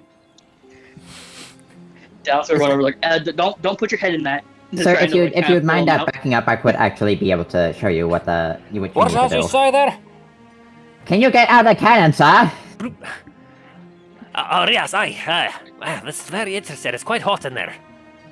Well, yeah, we just launched a cannonball from it, so the gunpowder inside would explode, and yeah, very hot. You don't say that. So it explodes at a cut of some sort. So what you do, and then I'm going to go through the procedure of floating a cannon. Yeah. So as you go through, he very fascinated by all this. And he's just watching as you kind of go through the process of loading it and showing him the things. He watches you scrub it out first to make sure there's no more embers. You put in the packet of gunpowder in there. You have the fuse, the ball, everything, the whole works, and he's just absolutely enamored by this. And by the time you finish up and everyone is still go back to their work, it gets you all start to notice that the sun is starting to set as it's getting very late in the day. Would you like to shoot this one? Oh, all right. If you don't mind there. And he looks up at the captain. And Captain, go ahead. Aye, I suppose there. Oh, very good, very good. And then the dwarf kind of goes up behind again, exactly where it was. He looks down at the fuse, and then he breathes in, and psst, he spits out a single thing of lightning that hits the fuse and causes it to light. And within just half a second again,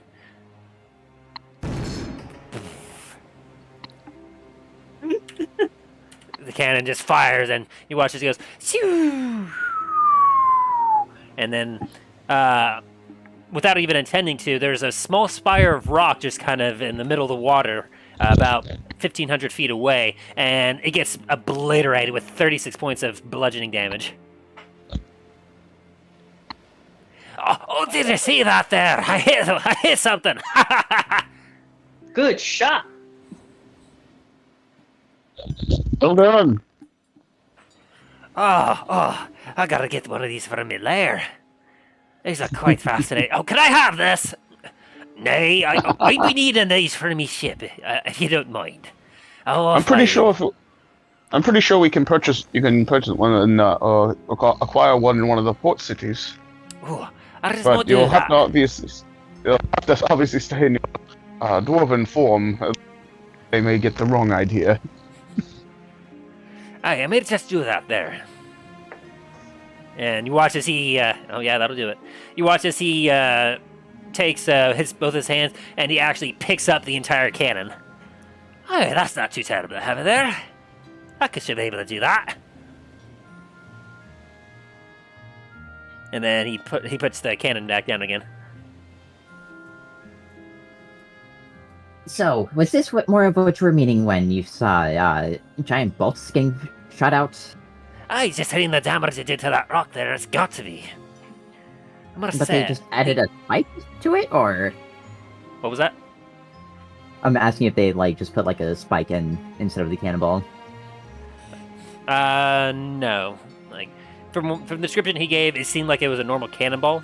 It just kind of hit him and did that bludgeoning damage, but it didn't seem to really hurt him that much. Gotcha.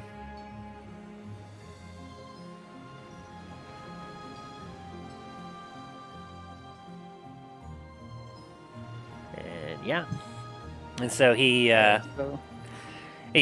puts the cannon back down, and you see some crew members coming back over and refastening it to the deck, preparing it for sea travel again. And he goes, oh, that was quite fun there. Ah. So you say that these are becoming more and more common on all ships, eh?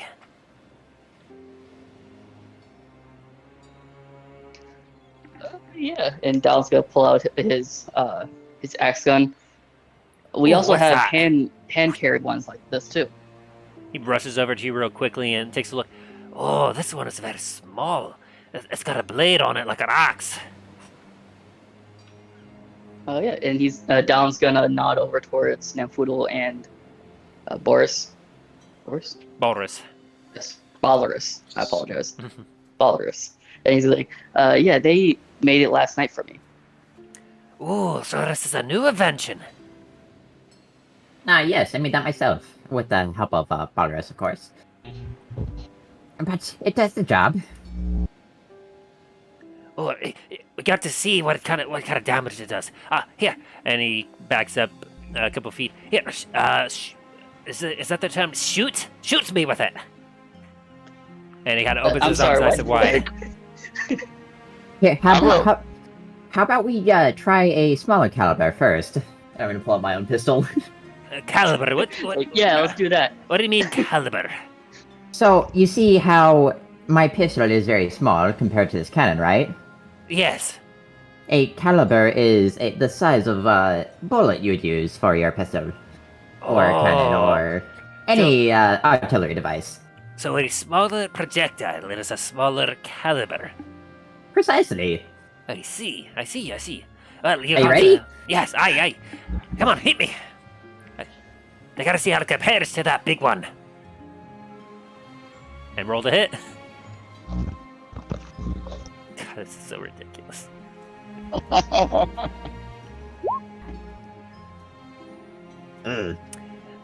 Take a shot, and as intrigued as he is and as excited as he is, you're not so much, and you take a shot and you accidentally hit the wood next to him.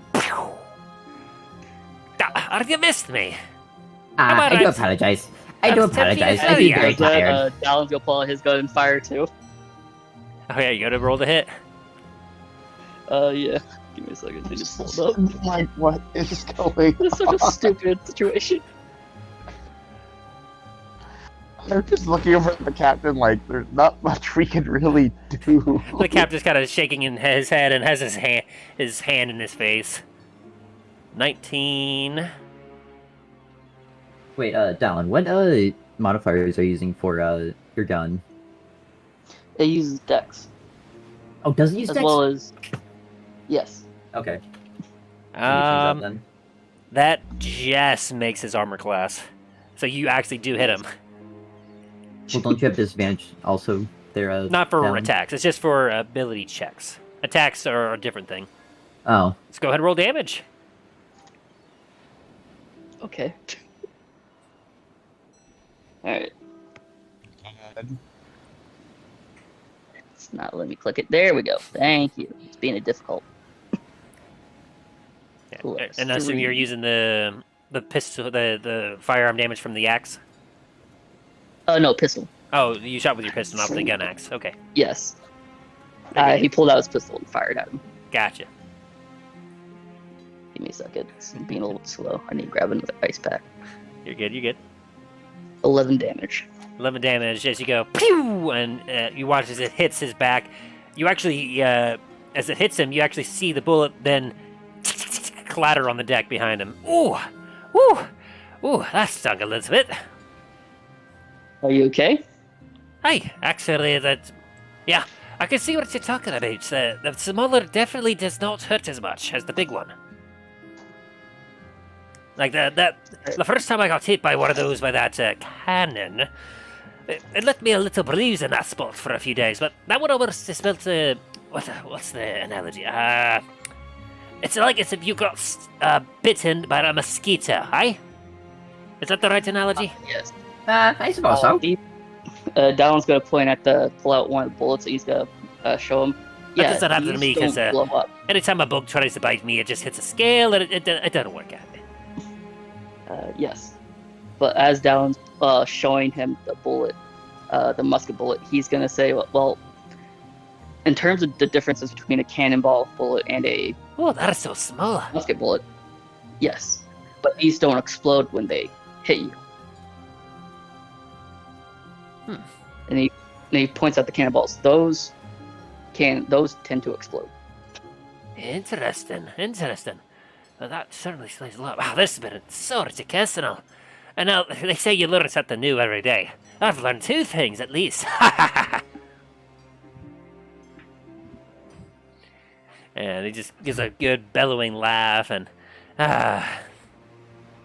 and the sun is completely set at this point, and the crew is beginning to shift, and Yasuit comes up. I've been hearing a lot of gunfire. Is everything all right? Aye, don't you worry, Yasuit. Go ahead, take your post. We got a new crew member for now.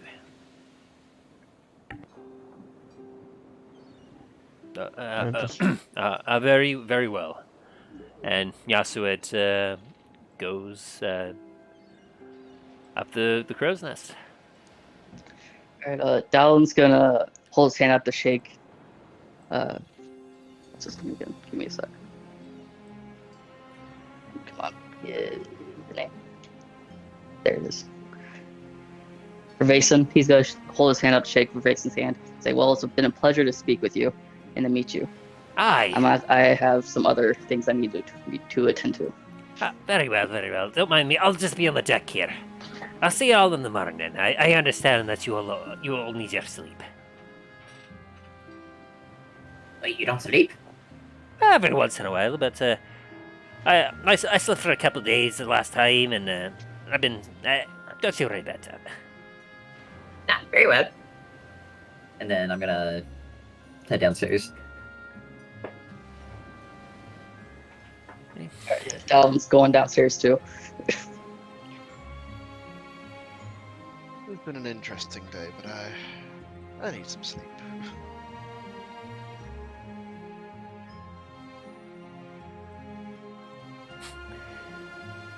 And as Magram kind of heads up to the top deck, he approaches the captain. Good morning there, Captain. There's another dwarf on the ship. As he looks over at yeah, and the captain goes, and he whispers in his ear,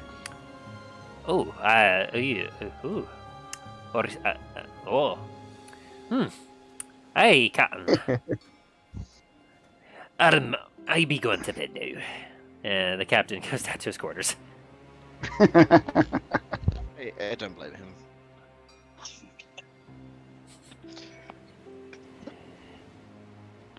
Alright, and as you all head down below, you're once again greeted by a table full. This time it actually has some different food on there. You see a stew. It appears to have some bits of fish kind of floating in it.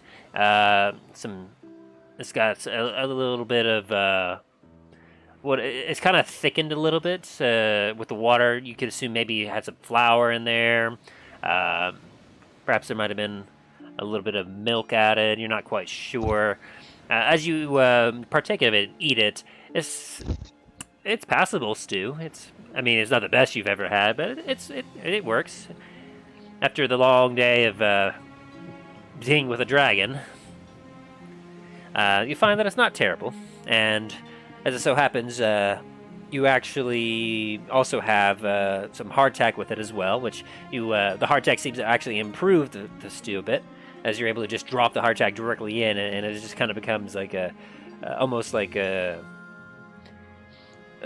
very poor version of like not quite chicken and biscuits, but like fish. It's like the fish and biscuits kind of thing, you know. And so you all partake of that, and yeah, then you have at least another half an hour to an hour or so to yourselves before you'll probably want to get to bed.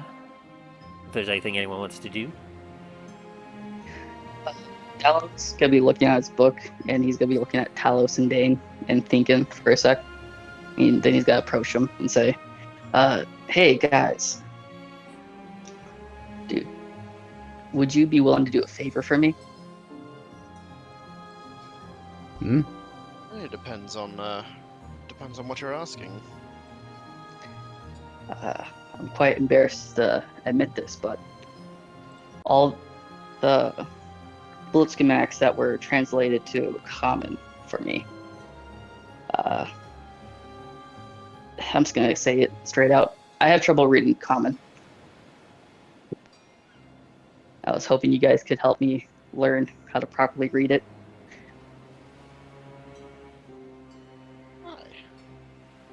I could potentially help with that.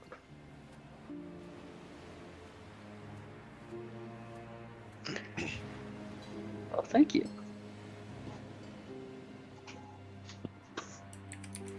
All right.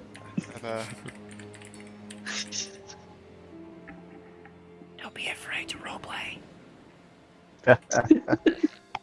What's that? And he's gonna be pointing at these letters. It's obviously like is common similar to like English, or something like that? Well, what would common be similar to? I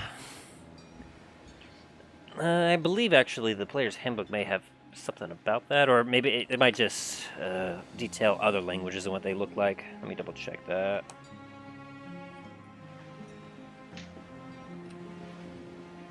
And that's not it. I presume that when it comes to the languages, yeah, that's Dwarvish script, other script. Does it say anything about common? No, just common is typically human speak. Script is common. Duh. Okay. Yeah, I would assume that it probably would. A lot of people seem to relate it closely to the modern English language. Okay. Like the normal English alphabet kind of thing.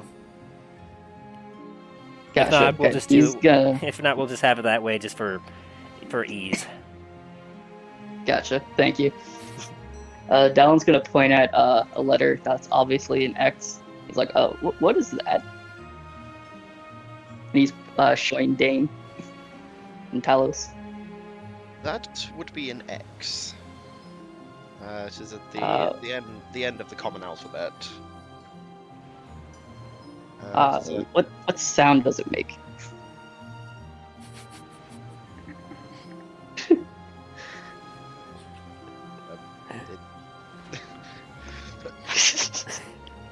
Like,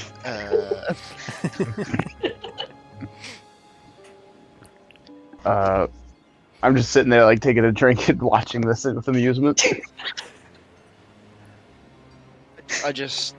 I take one of my drinks out of my bag of the ale and just take a swig. It's like, this is gonna be a long night. As they're doing that, I'm gonna start crafting a Moculus servant. Just kind of shaking my head as I overhear all this.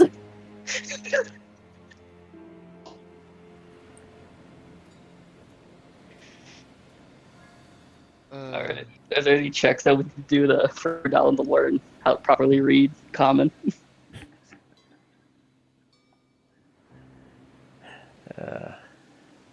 So you're gonna be taking the time to get better at reading common.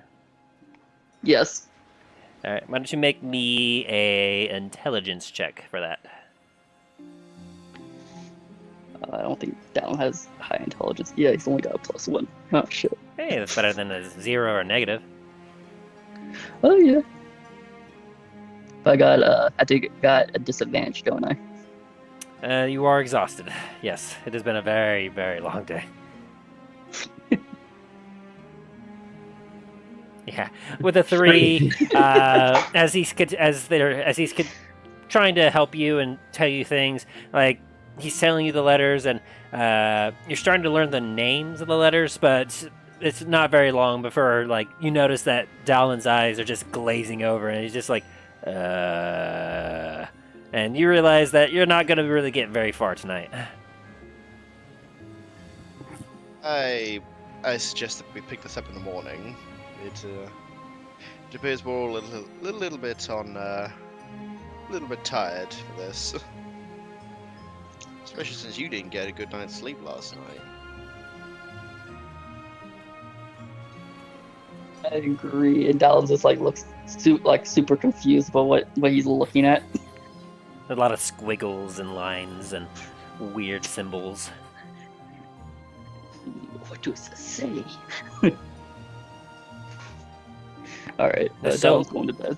Another big thing about it is that it's very different from a language that you're very familiar with, the Draconic. As Yeah, he knows Draconic and Giant, but it's probably different. oh, very much so. Like when he told you about an X and like he was describing it to you, like your thought of an X was like very very different. And like when you got to the T, like the description of the T, it seemed about right, but the problem was there were 2 less lines going down from what you would normally expect from a T, and it was just super weird.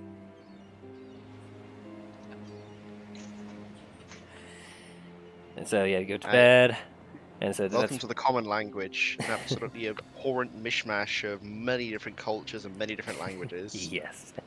that somehow works, Disgusted. and at the same time doesn't work. Everyone uses it. And so that is Dane and Dallin. Talos, is there anything you wish to do?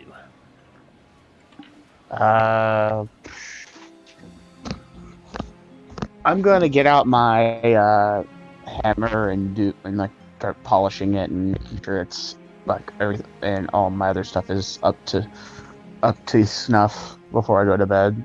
Sounds good. Just kind of roll me an investigation check. All right.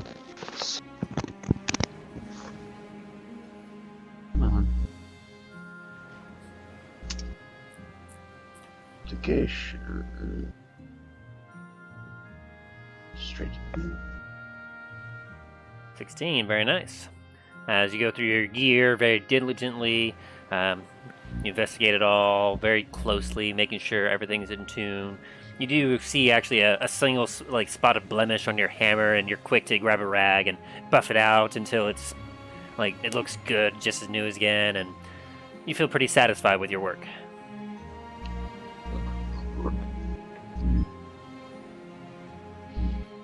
And then as it gets later, your eyes feel heavy, and you go to bed. Nice hole. Namfoodle, is there anything you wish to do? Yes. While these 2 fools here are trying to learn the common language, I would like to make a homunculus servant for myself. Which Sorry, what? is, I'm making a homunculus servant, which is one of my artificer infusions. Ah, Let me take a look at the infusions again. Gotta remember, there it is. So, let's see. When you finish a long rest, you can touch a non-magical object and imbue it with one of your artificer infusions. Didn't you infuse Dylan's gun with a thing already? Yes, and then there's one on my gun, and that would be 2, so this would become 3. But you did that like before you took a long rest, haven't you? Because you only got a short rest in. But I'm about to take a long rest and roleplay, so maybe? I'll say we can save it for the next day because you're pretty exhausted, and like we'll just keep that on the back burner. We'll go ahead and get to that, but due to the rules, you haven't had a long rest yet, and so you got to take one before you're able to do that again. Very well. Matt, you will be able to do that. In that case, I'm just gonna go to sleep. Sounds good. You're very exhausted. You go right to bed. Okay. And so everyone benefits from a long rest as you all have a nice long evening of sleep. woo! Except maybe Constitution checks. Nah.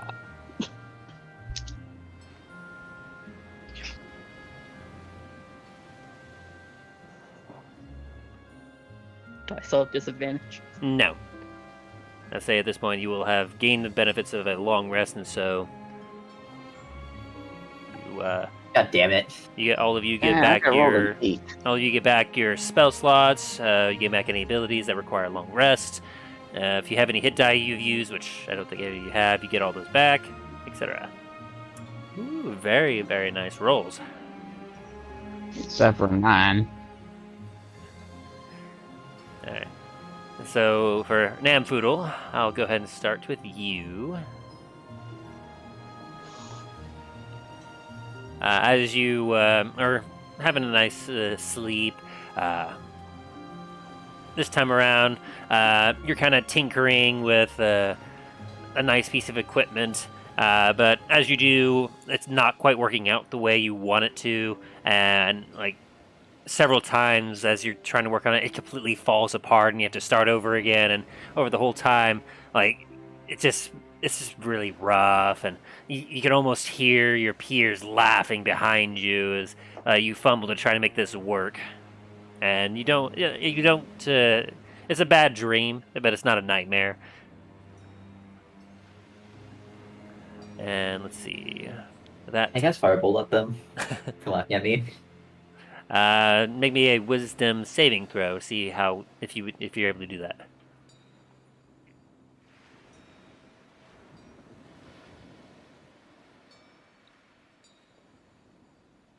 But hang on.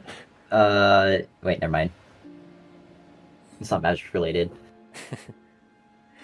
You try to, but in your dreams, you're like, be silent, and you try to throw your hands out, but instead, the only thing that comes out is just a puff of smoke. And the laughter almost seems to increase, and you just are getting more frustrated in your dreams.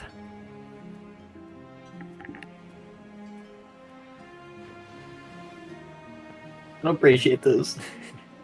Next to Talos. Talos, in your dream, you and your comrades are currently locked in a heated battle against some ne'er-do-wells, and they seem very intent on like ending you and your comrades, and the battle seems very hard, and you can feel, in your dream self, you feel yourself getting hit a few times, but nothing that you're unused to. And you're able to help finish and wrap up the fight and put these ne'er-do-wells down. But at the end, everyone's kind of looking at each other. All your comrades are looking at each other to look to you. You're all bruised and beaten, and there's blood coming out of certain spots. No one seems to be happy, and like it didn't feel like a good fight. And it's a little disappointing for you. And so you don't have that good of a sleep, but you do get your long rest.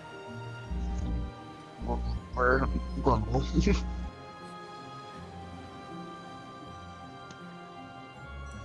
As for Dane, as you fall asleep, you're feeling a little bit more comfortable, and you find yourself in your ancestors' halls. As everyone's kind of going about, you're having a nice stroll, and you see the great forages of Black Spire. And all the dwarves, you hear the ringing of the hammers, ding, ding, ding, ding, ding, ding, ding, and you approach, and you can feel the heat of the flames as it's comforting in a way. And you watch as some of your family wipes their brow and smears some coal over their face, and he goes, Dan, come join us.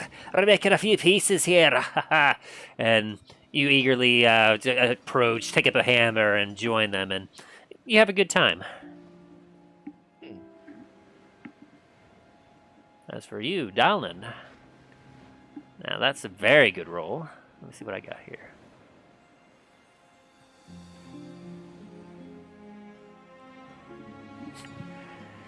As for you, Dowland, as you kind of go to sleep, you begin to dream, having this discussion with the dragon.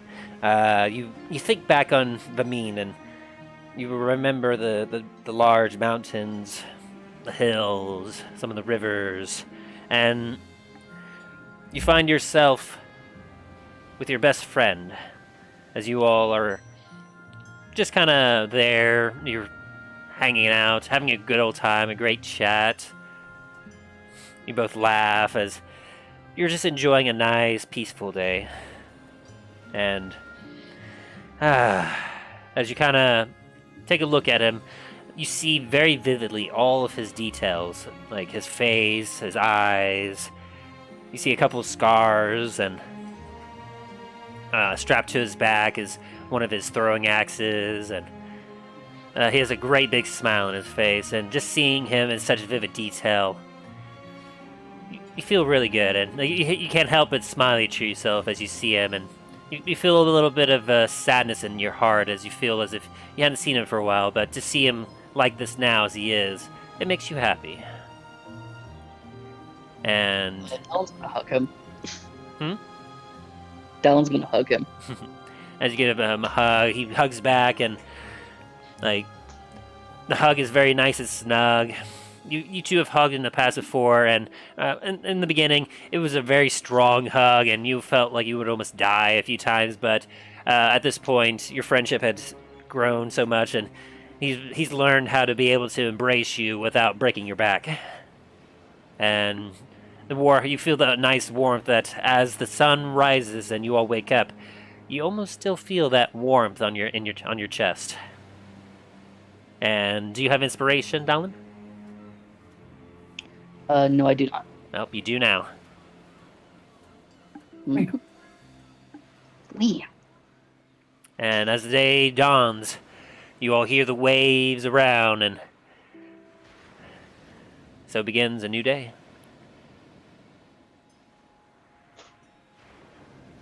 Here's the goal.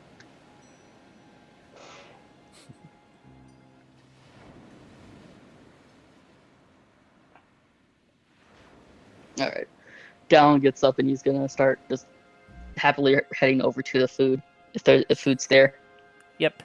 As you're all waking up, Steve had actually just closed the door, which is what kind of bolted you all awake. And on the counter this time, once again, you see some hunks of cheese, some hardtack, but this time instead of salted beef, there's actually pork there.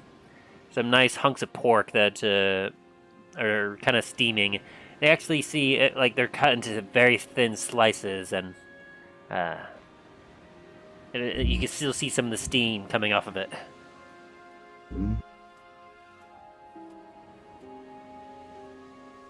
Real life comparison, and you get basically like a breakfast slice of ham. Dallin's scarfing that shit down. Even Danish just like, yes. Please, might I have a little more? And so you all enjoy a nice breakfast, and you eat your fill. And you feel quite satisfied. It's kind of nice because, unlike the salted beef and the fish, the pork was actually a little bit on the sweet side. Nice change of pace from the kind of the more bland and a little bit more hearty meals. Did you say honey ham? I won't say anything. Except I have to because I'm the DM. Yes, it could be a honey ham. Okay, and so, what do you all do?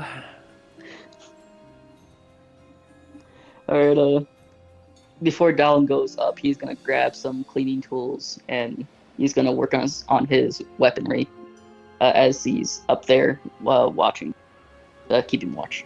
Sounds good. You have your weapons at the ready. Yes. Gonna be polishing clean the axe gun and my gun. That's good. Now, just as a general reminder, I know, Dane, you're not wearing your armor. Talos, you are?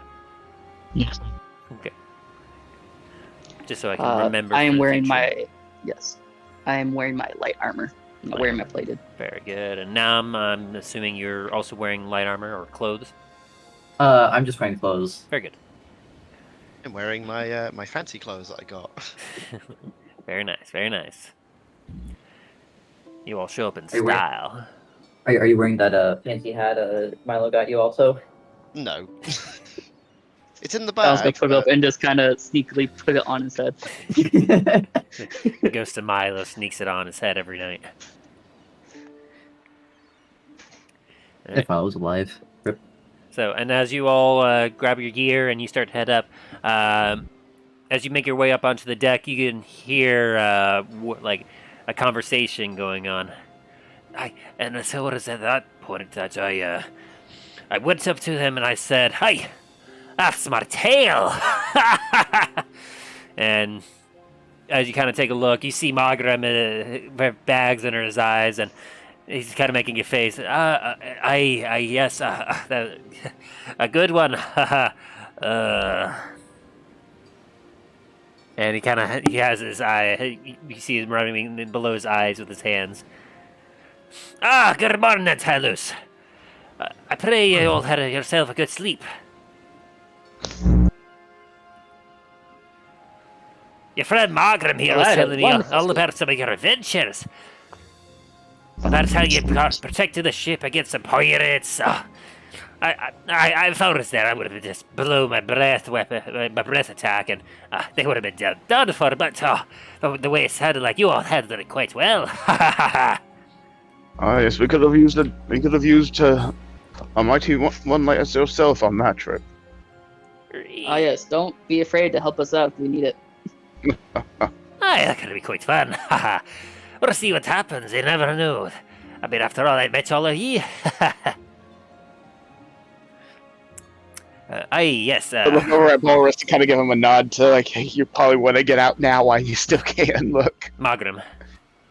I'm gonna give Magram a Yeah, the captain opens his door. Captain. Hey, good morning to you. I'll be headed to bed now. Yar. You see, we still have our guest here. Thankfully so.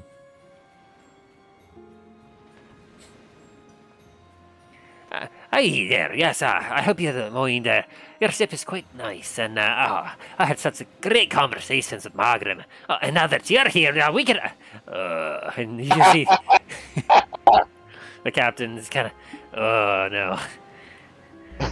As he starts kind of showing that face, and be like, yeah, how about we continue talking about cannons and artillery?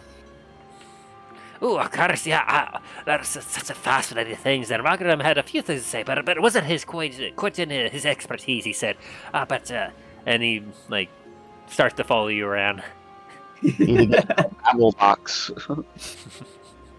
I'm just gonna kind of motion to the captain that I'm gonna take him to the very back here. So I'm sorry.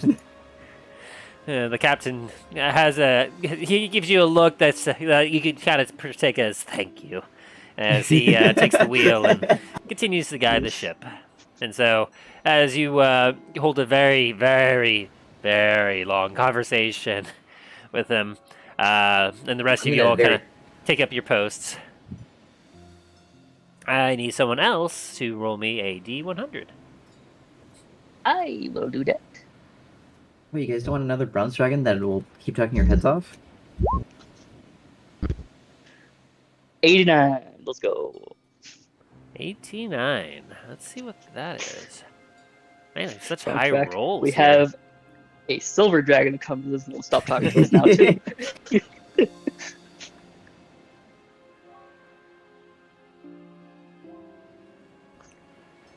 All right. And so, as the day progresses on and you're getting your ears talked up, I need everyone to roll me a perception check. Namfoodle with disadvantage because you are distracted.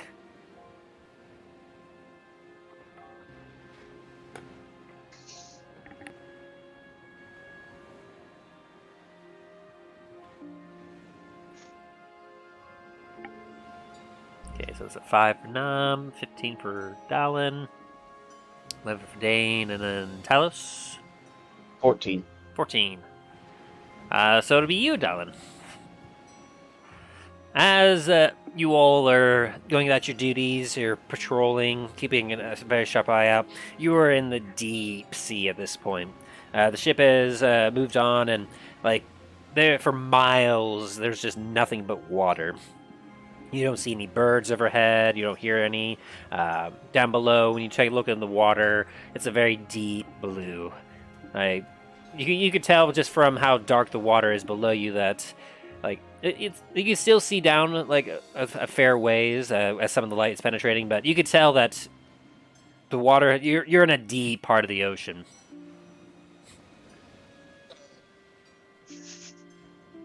And I'm gonna look at Talos and yell, keep an eye out for that Leviathan. The water's pretty deep here. I'm gonna say it in Draconic. And I say back, let's not jinx ourselves here. And so, as you are kind of looking around, for just a second, Donlin, you think you see something in the water, but it's so dark and everything, you can't quite tell. And as you kind of blink your eyes a little bit and have another look, like, there's just water and more water. Am I allowed to look further in? Take a second look? Yeah, go ahead and roll me a perception check. Okay.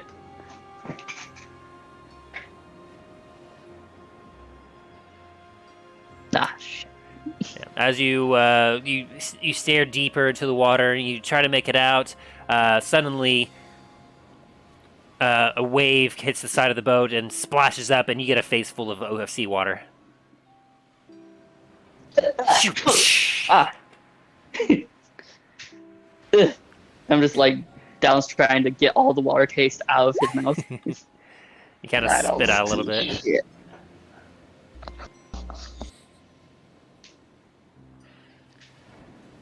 And aside from that, I mean, there's just a lot of like waves and a lot of ocean. You don't really even see any fish nearby, and it's relatively just kind of a peaceful afternoon. As you all continue to hear the ramblings and talks of the dragon behind you. All right. As since nothing's going on, Down's gonna sit down like on the floor of the ship, and he's gonna start checking on his weapons, making sure they're all tip-top shape.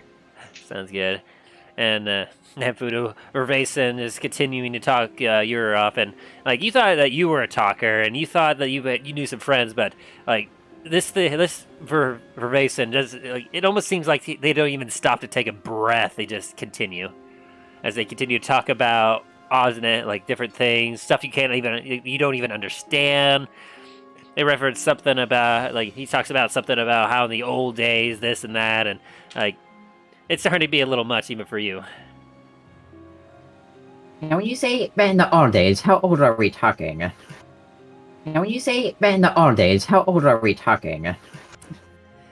Oh, it'd be a little hard to tell sometimes. I mean, once you get past 1,000, it's a little hard to keep counting now, aye?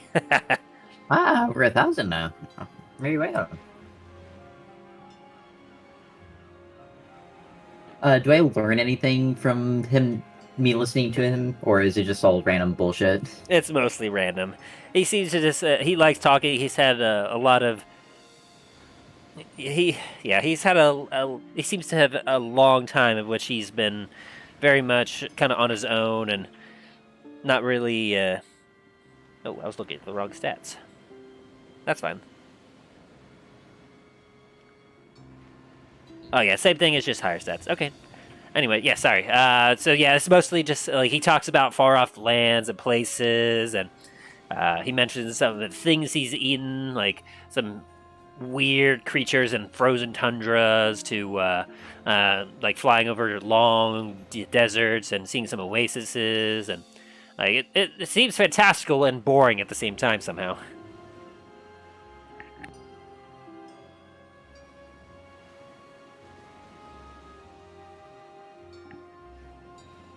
And yeah.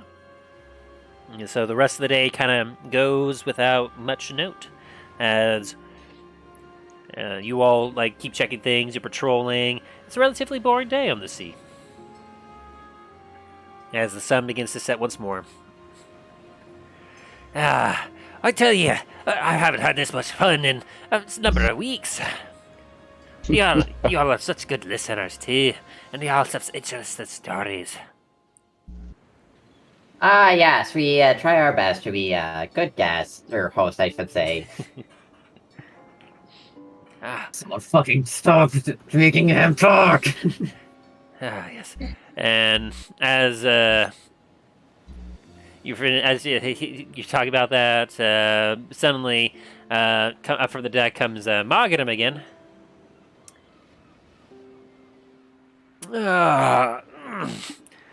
Evening, Captain. Evening, Margaret. Is that and then Margaret. I have a few more things that I forgot to talk to you about. Oh. Leave him alone, you monster. I'm gonna, as The I walk captain- past him, I'm gonna tap his shoulder and be like, good luck. Perhaps you might want to get some rest while Barroso Okay. gives Margaret a two-finger salute. Yar, he be yours now. Enjoy. walking past. I'm like, perhaps you probably want to take a bit of a rest for the night. Oh, I suppose you'd Enjoy be it. right. It has been a couple of days. I might take a nap. Margaret goes, Very well. Enjoy your rest. Before I do that, you should know that it's one thing, and as you all kind of go make your way down, you can hear talking. So, Well, hopefully nothing happens tonight, or Margram's not going to be able to see what's going on. Yes, I hope. I could tell that Bron, he's been wholly alone for so long that happens when when dragons get a bit old, especially the metallics. They sometimes can get a bit talkative when they haven't had any entertainment or anything to do, especially out this far out in the ocean. To be fair, you are the one who invited him along, so how about tomorrow you talk to him? Oh, sure. Yeah, I already had my shift. Good luck!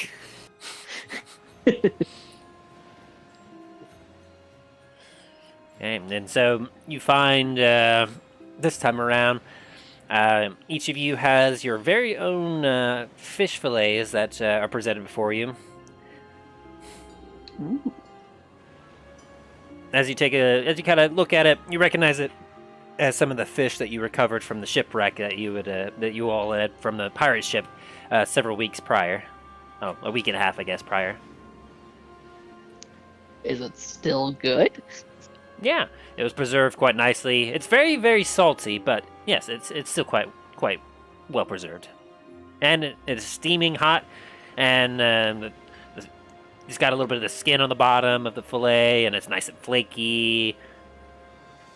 Overall, as you eat it, it's quite nicely, and you even are treated to a little bit of lemon slices that are over the top of it. What are these? As you take a look at it, your lips begin to pucker a little bit, and your tongue almost retracts as, like, the sourness is like. Ugh. What? What is this?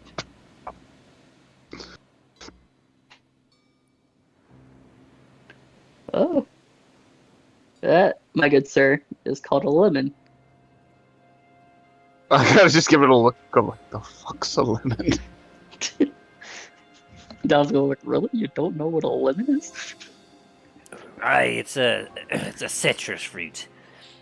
And one of the crew members gives a nod as he is getting into his cot after having his fill. Slightly to the side of the plate and continue eating the fish. Not a lot of crew members really think about it much. So a lot of other ships, they suffer for it. But there's this disease you get called scurvy. Nasty, but it happens if you don't eat yourself enough citrus fruit, apparently. Well, you see what happens is... I kind of look at him with a weird, like, confused face. I'm like, you I see... don't know if that really affects There's some sort of weird thing in the Okay. juices of those kind of fruits that apparently is good for you. Because if you don't, if you're on the seas for long enough and you don't get yourself enough of those fruit, what'll happen is your gums will start to get real angry and inside your mouth, and he'll kind of open up his mouth, and you see that he's missing a few teeth. And what happens is it starts bleeding, it gets real angry, and then before you know it, your teeth start falling out. Nasty business. Never had that happen before. Goes untreated, it could kill you. Never had that happen before. Most of my kind, we see fruits as like a candy or treat. Now, it must be something different with you, I guess, lizard folk? Dragonborn. Dragon folk. I suppose with dragons, you probably made a little differently. I mean, you got them scales, and whenever you burp fire or something, and I just burp air. I still kind of like put this. I kind of like push the limit a little farther on my plate and just continue eating the fish. As they're talking about this, Dallin's gonna like lightly hold his snout. They kind of remember his teeth falling out when he got stabbed by the poison. Oh lord. He was affected by the poison. Yeah. You have a bit of a flashback, and you have a bit of a shiver. You go, ugh. Actually, I need to make a roll because of that. And you're very glad that the restoration spell that was used on you was able to help you recover all that. Yeah. Like I said, I think I need to make a roll for that because of that flashback. If you want. I'm gonna look over at Talos's plate and see the lemons. It's like, Talos, are you gonna finish that lemon there? Dane, would you mind splitting that, actually? If you want, it'd be my guest. Ah, thank you. I'm just gonna reach over and like snag it off the plate. We don't get many fruits in the hold, but lemons for some reason we have a lot of. They're very good down in the mines. My mother used to use, I know she would use certain fruits and certain things in the bakery side of the shop back home, but most of the time I consider those more like candy. They're just so sweet. I was just surprised at the soundness. Yeah, so you get used to them after a Tim? while. Yeah, I see that. Yeah, how do you want to flavor this?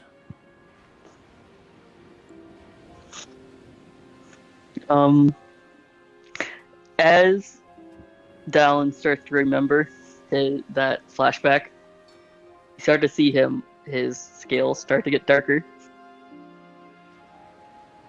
as well as his he starts to get hunched over a bit, and looks like he's a bit like eyeballing everyone, kind of like crazy-eyed. Darling, are you okay? You look a little bit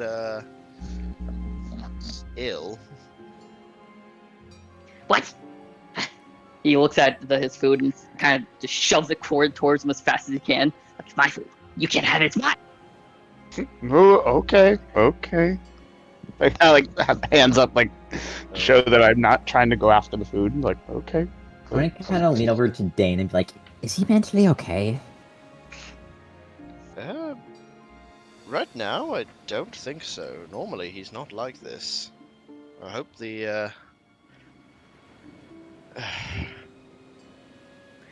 some of the cave sickness hasn't got to him. Should we just put him out of his misery now, or what do we do about this? No. Are you whispering this? Yes, I'm whispering this to Dane, so Talos would not hear this. Gotta make a perception check to hear this. Yeah, make a stealth check competing with his perception.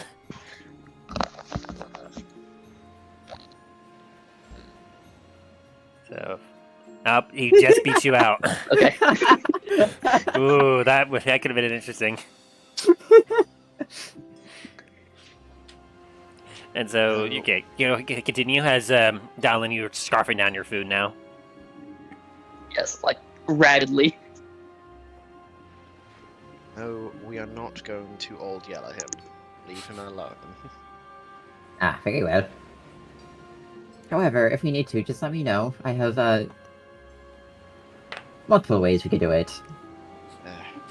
I know that he's gone through a little bit of a traumatic experience recently with one of our old companion. Oh, really? Do tell. Now your companion, my companion, mine!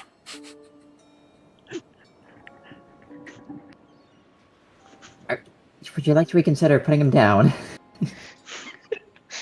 No, just leave him alone for a little bit. Hopefully in the morning he'll be a little bit more coherent. So, what was this traumatic experience he went through? Unfortunately, our old companion had a very fancy knife that, well, none of us really knew that much about it, but he ended up he ended up stabbing Dallin.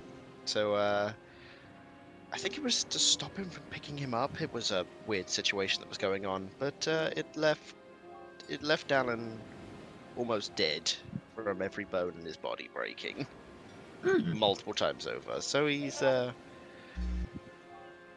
he's not had the best experience recently.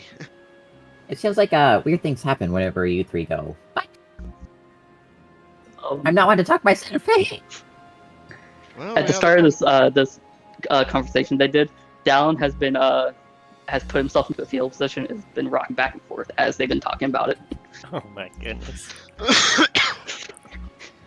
Dallin, would you like to be left alone for a bit? Or would you like some company, or... Oh, company, my time, my own, only mine. And Dallin like kind of crawls over to his bed and lays down. Well, that's a little sad.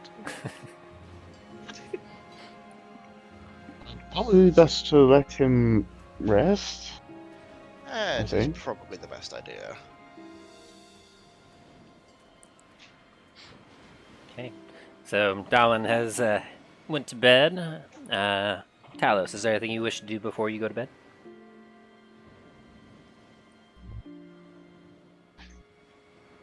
Talos? I'm gonna go through my pack and make sure that everything is where it should be. Okay. Make me another investigation check. One sec.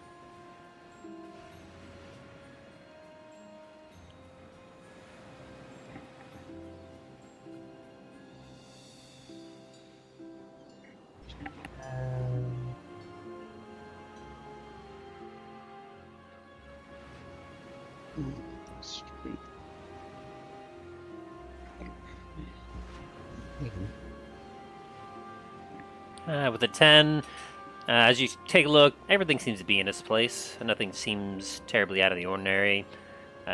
You think you might have lost something, but then as you shuffle a couple things around, you're like, oh, nope, there it is. And yeah, Yep. everything seems to be there. Alright.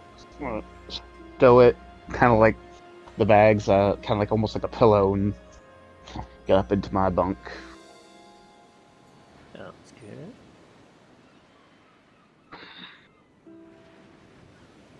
And then, Dane, was there anything you wish to do before your bed? I think I'm just gonna go look for one of my one of the gems that we found a while ago and just polish it a little bit more. And if not, just reminisce for a bit before falling asleep. Sounds good. At this point, I believe all of them are pretty much like you clean them all up pretty good. So you just kind of idly are polishing one and like watching as the light from the candles within are flickering off of it, bouncing off the carved edges of it, and yeah, you kind of take some time to meditate in your head a little bit and just think about things. Yeah, fair enough. And Namfoodle, I believe you wanted to make something? No, I'm good. Instead, can I wait until Dallin falls asleep to do what I want to do? Certainly. What are you doing to Dallin? Can I, after Dallin is asleep, can I go over and just try to figure out what the fuck is wrong with him? Certainly. So as everyone falls asleep, it's getting a little bit on the late side. You make your way over to Dallin. Go ahead and make me a stealth check, and what would your passive perception be, Dallin? It would be. Give me a second. It just goes off of my skill, but Yeah, modifier, right? it's like 10 plus whatever your perception modifier is. Like if you have proficiency with perception, it would be that with that. My perception is +2, so it's like a 12. Okay. I guess. So he's able to beat it out. So as Dallin is sleeping, you kind of sneak up a little bit, and so what do? I'm just gonna first try to. Can I just do it like a base investigation roll first, and then go off of there? Certainly.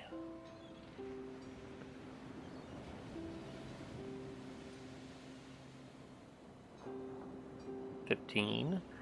So would after that, would Dallin still be wearing kind of his gear?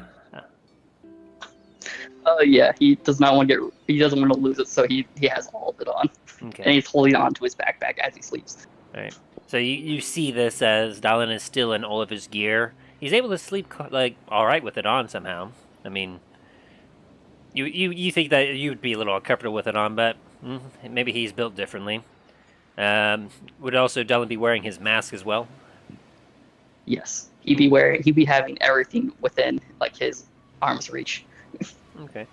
So as you kind of you angle yourself a little bit. You're a little on the shorter side, so it's a little hard to get some angles, but you get a certain angle where just below where his mask is and whatnot, you're able to just see a few of his scales, and you're familiar with the brass kind of scales that he has normally, the brass color, but you do happen to notice with that roll that a few of the scales are almost taking a darker, more black tint to them.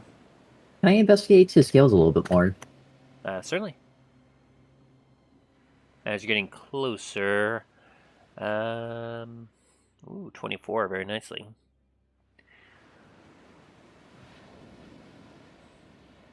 See, I'll have you roll another stealth check real quick, because as you're getting a little closer, there's a chance that he might feel that in his sleep. 17, still beats it out. So with the 24, that's a really good roll. Is there anything you want to, what would he be seeing exactly with the scales, Dallin? Would you want the change to be like fast on, or would you want to like slowly change, like his appearance changing? A little on the slow side. All right. As you're looking at the scales, you're seeing that the black lines on his brass scales, that normally are there, are becoming more brass colored, as his base color of the scales is starting to turn, is slowly becoming darker and darker until it's like black scales. And his eyes, the white of his eyes, they're turning black as well. Would I be able to see your eyes with the mask on, or no? They're big enough for him to be able to see clearly with them on. So yeah, you would probably be able to see them pretty well. Especially with that 24. Oh, you might also see acid might be coming from his mouth. Would I see that though because of your mask? Is what I'm asking. I'd say Dallin probably, like in this type of state, probably sleeping with his mouth open. Yeah, because his mask it's like that Plague Doctor mask, but the bottom is able to be opened up, so that way he can still use his breath attack. Gotcha. So it's like, have you ever been to like a Spirit Halloween or a Halloween store during the October season and seen one of those werewolf masks where like they almost attach to your bottom of your jaw? You're able to like talk and the mask moves like that. That's essentially kind of like how his mask is in a way, except more Plague Doctor-y. Gotcha. Okay. I'll leave that be for now, and and I'll just kind of go back to my bunk and then kind of jot down all those things I've noticed in like a notebook. Sounds good. And so then you all get yourself a nice long rest. And through the night, I would like you all to roll me another Constitution check. Gotcha.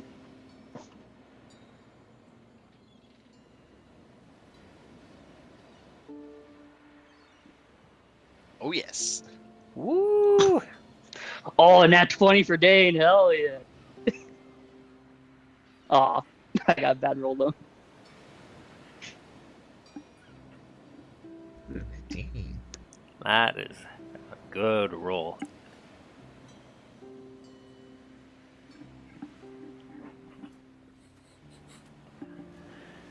$19 for Talos, very nice. And then, was that an 8 for Nam?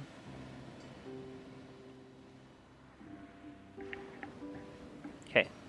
So I'll start with Namfoodle there. So, as you kind of get yourself to sleep, like the sudden change of Dylan, who you've had a pretty good rapport since you tried to swindle him on the streets. The sudden change has kind of rocked you a little bit to see him go from like his nice state to suddenly being like he's like that, having that weird black scale stuff, and then just suddenly acid coming from his mouth when you were probably thinking that this should have been like lightning or fire or something coming out instead.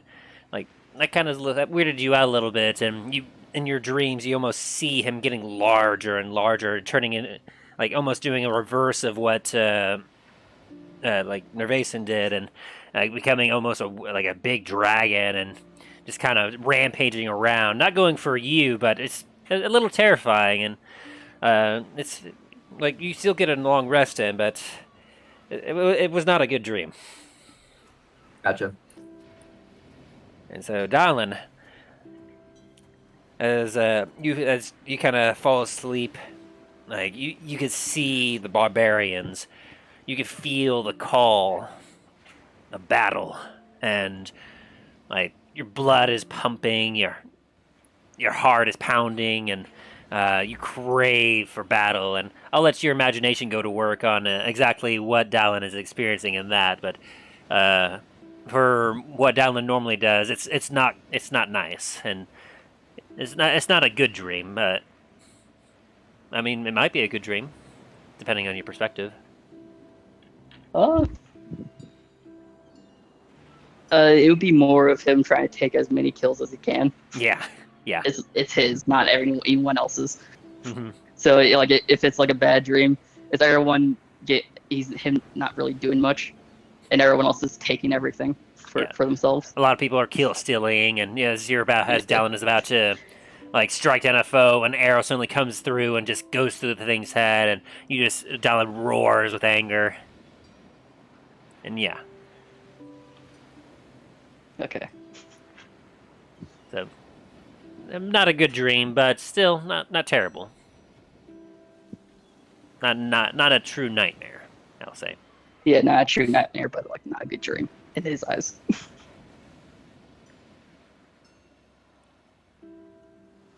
As for you, Talos, as you fall asleep and you're having yourself, you find yourself in your home. Your mother is there, and your father. They're both enjoying a nice conversation, and they wave, and you join them, and you find yourself having a very nice conversation as you all are just kind of spending time with each other.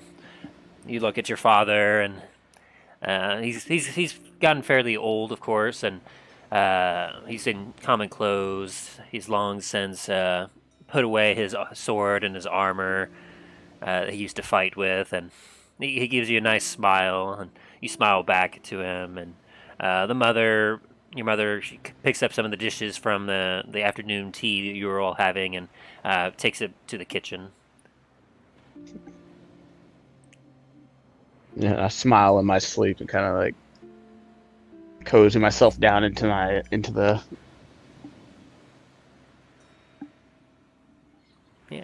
and you have yourself a very nice sleep.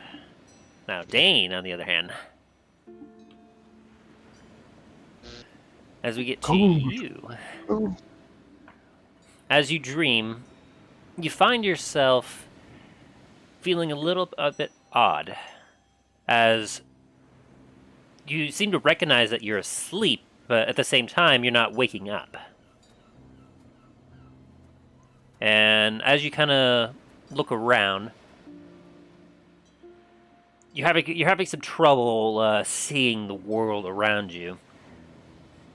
Whereas normally, when you think of dreams and you expect dreams, naturally there are certain things that occurs, and like you're able to see. Sometimes you're not able to read. It's kind of a weird thing, but everything seems a little blurry around you this time.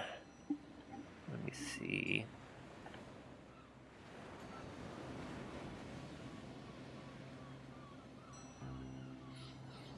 And as you're doing so, you're beginning to walk around, trying to find your way through this weird, blurry area. You're stopped by a flash of light. It's not a major flash. It's almost like a reflection of light off of something else. It kind of got in your eye for a second, and you happen to look. And as you're taking a look, you see down a long corridor something kind of glistening, and it kind of draws you to it. Giant flying light bulb, is that you?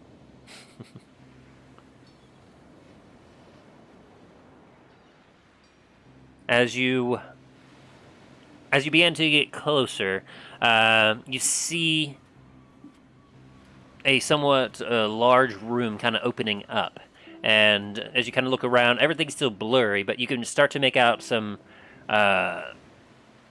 shapes. What looks to be maybe some chests, perhaps almost looks like some glimmering gold and random piles, and it looks like some sort of treasure room, vaults. You're thinking, but you're not sure. It doesn't look like what you're used to seeing. And as you kind of get closer, what you're kind of seeing it's a kind of blinding in a way. It almost seems as if it has its own light to it, and you kind of have to cover your hands up a little bit as you start walking closer to it.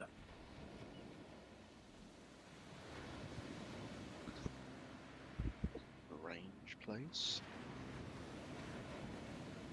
And as you kind of get closer, you see that you're able to get close enough that the light is starting to dim a little bit, and as you do, for the first time in this dream, amongst everything else, you see a sight that kind of makes your heart stop.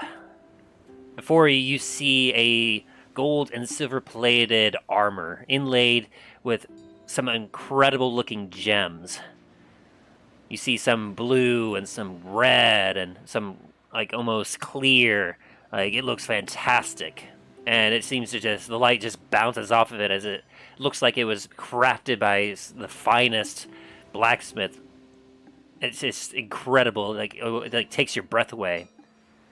And it's gleaming there as you see a helm next to it. It's not quite on a pedestal as you would expect something like this too. It's kind of almost been like it was dropped there. And you see that it's in pristine condition, it's so clear, but you see a couple marks on it as if it's been, it has taken a few blows from something, as if the armor has been used.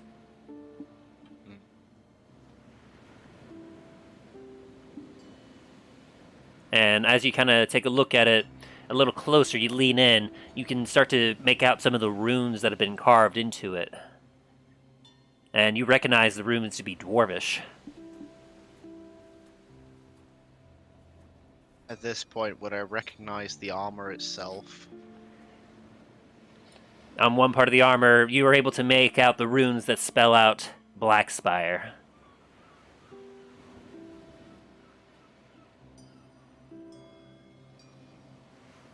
This is gonna get interesting. And you wake up.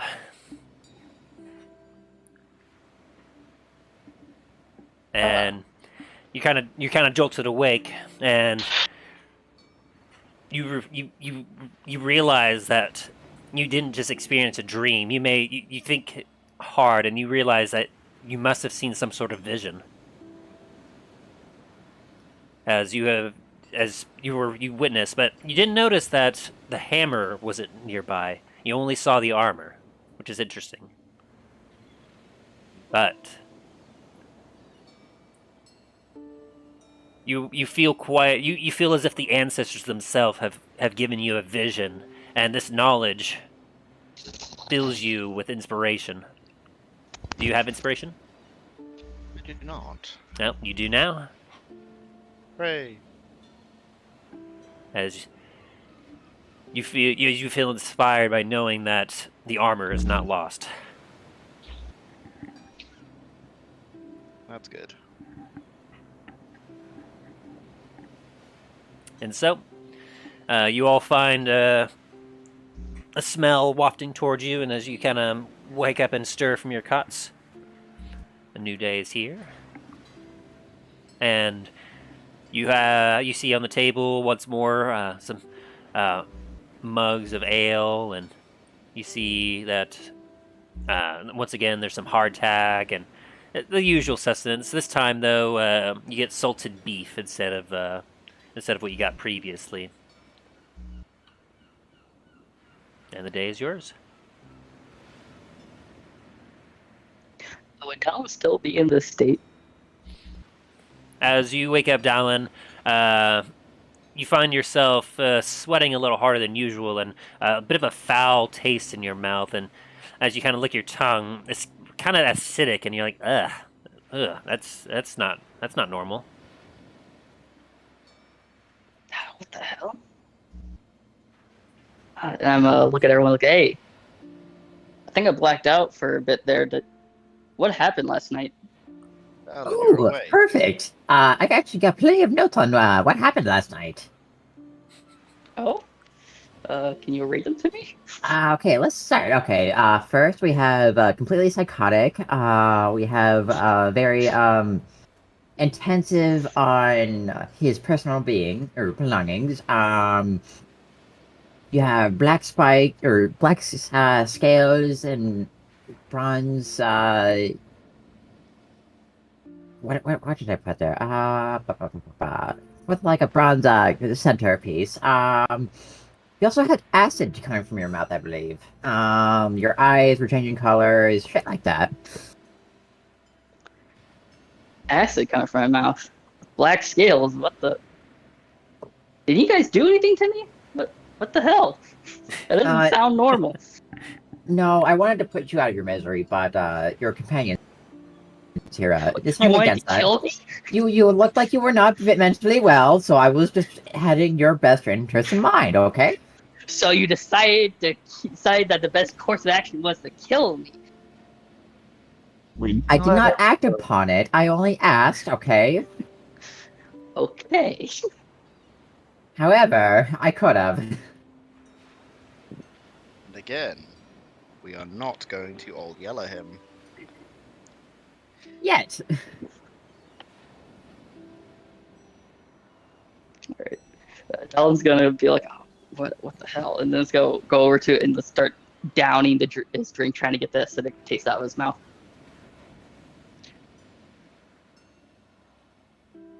Would you like something a little bit stronger that might help? Yes, please. It's not going away. I gave him one of my, one of the old flasks. Oh no. Oh no! Wait, you're what? Alright. The flasks from session 0. Oh. Oh no! That sounds bad! And the thing is, Dallin's gonna down that shit because he's trying to get the taste out of his mouth, and he thinks it's not gonna be that bad. Good luck, bud. Oh, yeah. He's always drinking that shit like water. Okay. Oh yeah, and for me, for Dane, it basically is like, it's stupidly strong, but it basically is like water. For everyone else, it's like fucking drinking gasoline. I need you to make Dallin's me downing that shit. a Constitution saving throw. I think I need a disadvantage, to be honest. I mean, if you want to give yourself that, I mean, the DC's high. I will say that. He is chugging it after all, so I feel like he would have disadvantage. Yeah, he is not prepared. He hasn't readied himself. He is also just going. He's going down on that shit. Oh lord.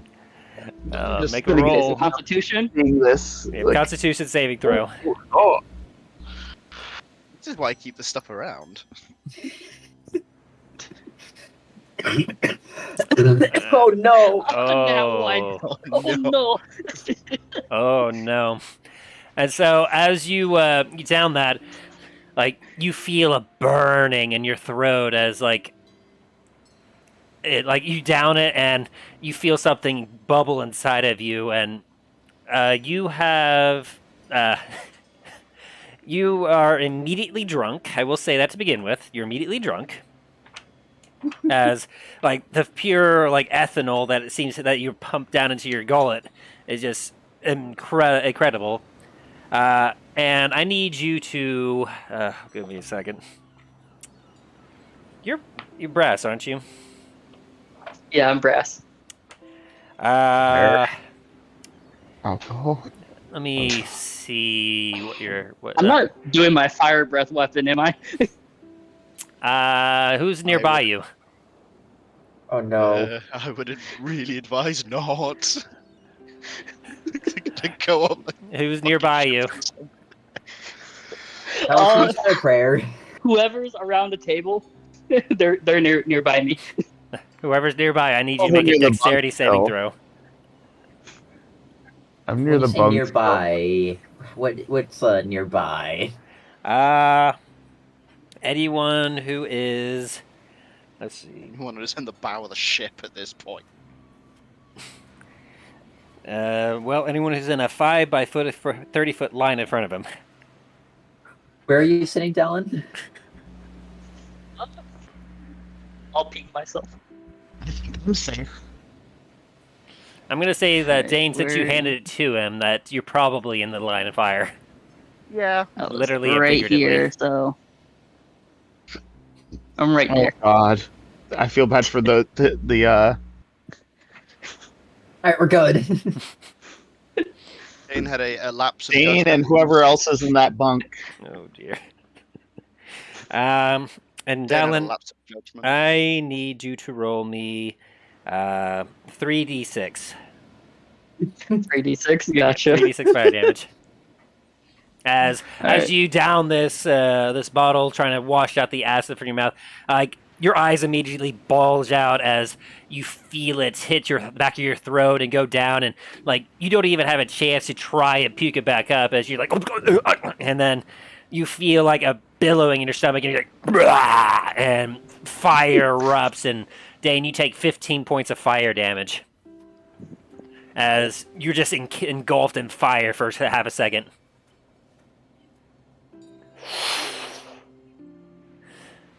And then you Well, I proceed. deserve that. Then you proceed, Dylan, to kind of puke, like on the table. Well, there goes breakfast.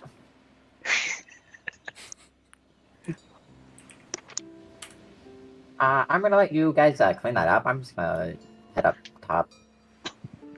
Alright, Dallin's gonna put like a slap a hand on Dane's shoulder, kind of leaning towards him, like, you know what, buddy? Boom, boom, boom. I love you. You're my friend. I love you so much. What was that? Walrus comes barging in. He looks over. He sees some like scorch marks on the wall behind you, Dane. He sees you, and you watch as he takes 2 fingers and puts out a little flame that you still had on the top of your head. Thank you, Boris. What did I say about playing with fire on my ship? That was unintentional. I was trying to help Dallin with his, well, Morning pick me up. yeah, it's a bit more of a morning pick-me-up, more of a, Morning mouthwash. evacuation. Yeah, kind of. I'd say morning evacuation at this point. He looks at the table, which some of what Dallin has puked up is still on fire as it's burning away the alcohol that got belched up that didn't quite get absorbed immediately. and it slowly goes out as the alcohol gets burned away. Clean that up and get to your posts. And Running on it, Captain! I got it! Not the captain. hopefully you don't have to make any attacks today, darling, because Yes. just so you know, under the poison condition, all your attacks have disadvantage. It's unfortunate that the breath attack doesn't count as an attack. It's different. Otherwise, you may have missed him. Oh, Lord. Oh, sorry, you have a disadvantage on attack rolls and ability checks. So, disadvantage on everything. Yes. Gotcha. Except saving throws. Yeah, as you have partaken of a questionable aged thing of alcohol. Alright, At least I got Dow's rid of the gonna, poison. I got rid of the acid. I guess, yeah. Oh yeah, So, Dow's gonna in your try state, you don't feel any get acid up and- anymore. Yeah.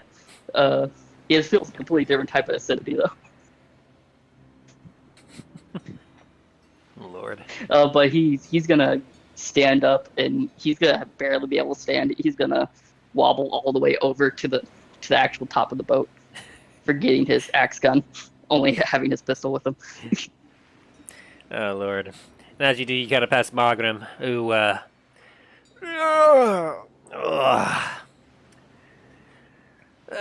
morning to the lads. Oh. Drinking already. As you kind of stumble past him, Dallin, and he looks at you, Dane, as you're about to head up. Is he gonna be alright? I'm just fine. I'm great. You'll do better It's a great the day, right? The day wears on. Oh. Must have given him something strong there.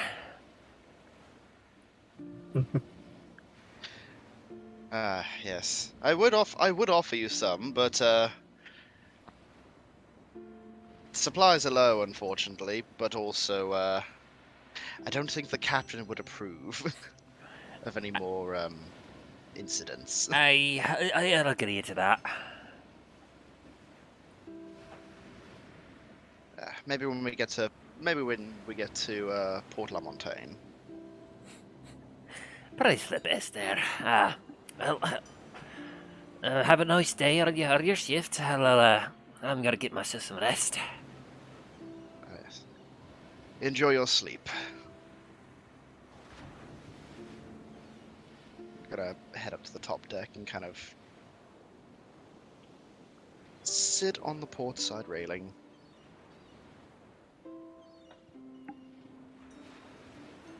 Okay. And so all of you take up your positions. Need to adjust camera again. And you see that the captain is once again at the helm of the ship. And of course nearby you see behind him, of course, the dwarf dragon. He's once again chatting, and Captain Barbosa is kind of nodding his head and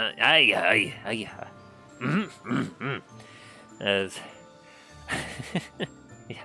yeah, as they do continue to do their own thing. As I see this, can I say, "Oh, Captain, our friend Talos, who actually wanted to talk to your friend here." Oh, but of course, if you... And immediately, you see the dragon... what was his name again? I lost it already. Vervasim. Immediately, Vervasim goes, Yeah, of course. I wanted to speak with you about you specifically. I believe you might be a distant relative of mine. As he rushes up to you, Talos. I noticed that you have the same scales as me. Yes. Yes, that I am. No, I was actually wondering, have you, I started talking to him, like asking if he like has ever traveled to like where my homeland is, if he's had any travels that way. Yeah. I have a distant cousin over there. A right fire she is. Oh, really? What be her name? Oh, let me think here. Just gotta check a couple notes here.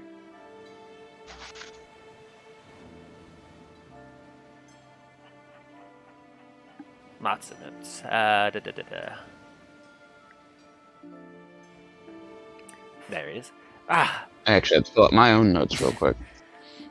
her name was Bellatrix. Quite fiery woman. I kind of stop and stare for a second, like, She of course, she makes some of the most delightful stuff. I've got to say that a couple hundred years ago, she had a strange fascination with humankind and whatnot. I gotta say that I didn't quite see it myself, but I kind of hold up my hand for a second. Hold up. Bellatrix. yes, that's Did she happen to have taken up a surname of any kind? I'm not quite sure. I didn't think she was one to settle down. I knew she was quite fascinated with humans. This was a couple hundred years ago, mind you. I'm not quite sure where she is nowadays, but I kind of like have a little like moment of like, no, that can't be right. I just think it's kind of funny. Like my mother's name is Bellatrix. oh, you don't say there. I wonder if she's one of the same. She actually forged this my sigil. I hold it up with my father, and I hold it out and show it to her. There's some interesting make there. I must admit, I'm not quite used to seeing anything made by dragon hands. Usually that's more of a dwarf or a human kind of thing where they do forging. As my father and her made it together when they got married.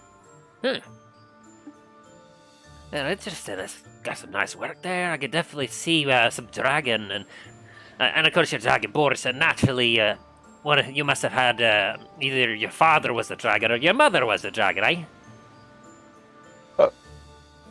Well, my father is definitely dragonborn, and my mother is a dragonborn. But oh, okay. So that's granted, she is much. I'm kind of like no, that that just has to be a coincidence. Of course. I mean, perhaps though my cousin Bellatrix might have been perhaps maybe even your grandmother or your great grandmother. After all, if you're a bronze dragonborn, perhaps she shared some offspring that eventually became your father or your mother. Yes. Just have to write to them eventually. Such a fiery dragon she was. Always quite fierce, but she had a nice tenderness to her, I noticed.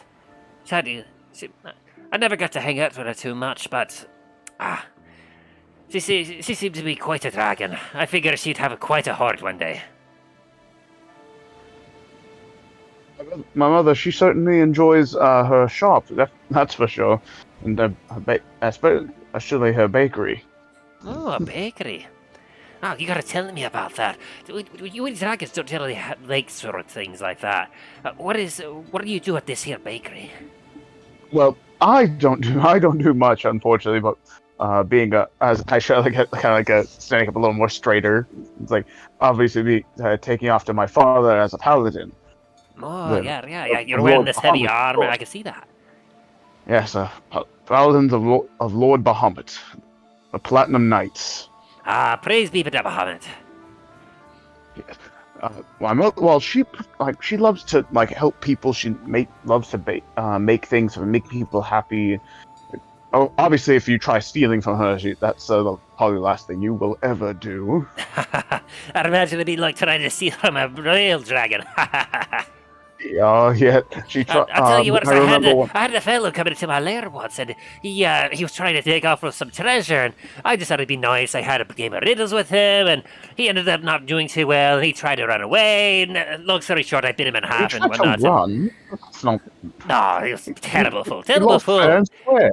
And anyway, he ended up being bitten in half, and he tasted terrible. I don't think he shattered in weeks or something. But then there's another time, and then he starts to ramble on. Yeah, I smile and nod, and just kind of go on with him, back and forth.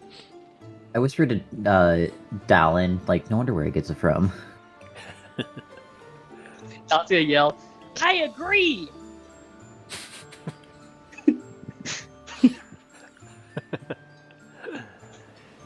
And so as the day goes by, I need someone to roll me a D100. Well, okay, why not?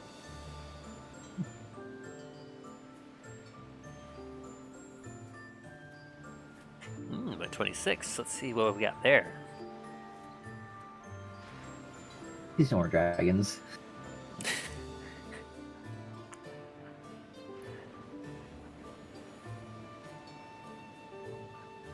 Nah. No, it's just an ancient dwarf colossus just rises from the deep. God. Like a bunch of giants rise from the deep too. So it's a bunch of ancient creatures.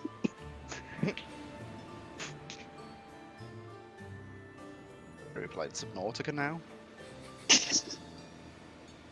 Ooh, okay.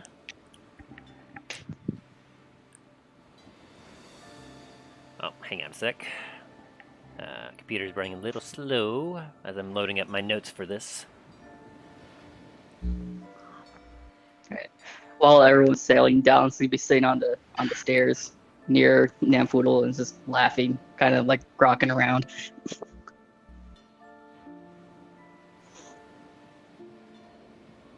Since he's trying to laugh, can I make an inspection or investigation roll on him? Certainly. What are you trying to investigate? His scales. Sure, sir.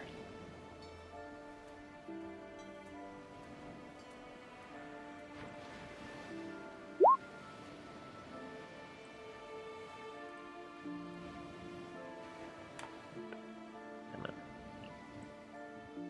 13.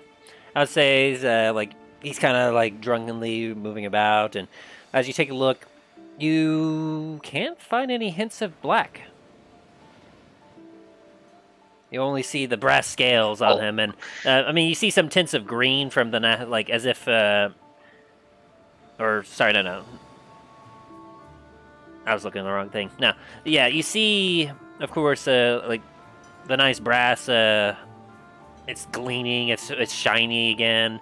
It's a little hard to look at specific spots because he keeps moving and keeps kind of swaying about. But as you take a close look, you're having trouble seeing any sort of black scales or any black marks on his skin now. Well, besides from the black lines that are on his scales. Yeah, the normal black lines. The black lines that were there that you may have noted previously. They had grown wider, but they seem to have retracted, and they're as if nothing had happened. I'm gonna attempt to try to shake Dallin's hand and see his arm a little bit better. Alan's just gonna slap your hand trying to grab it. Just like constantly trying to like swing his hand towards your hand. I'm just gonna grab your hand with both my hands and do that awkward handshake.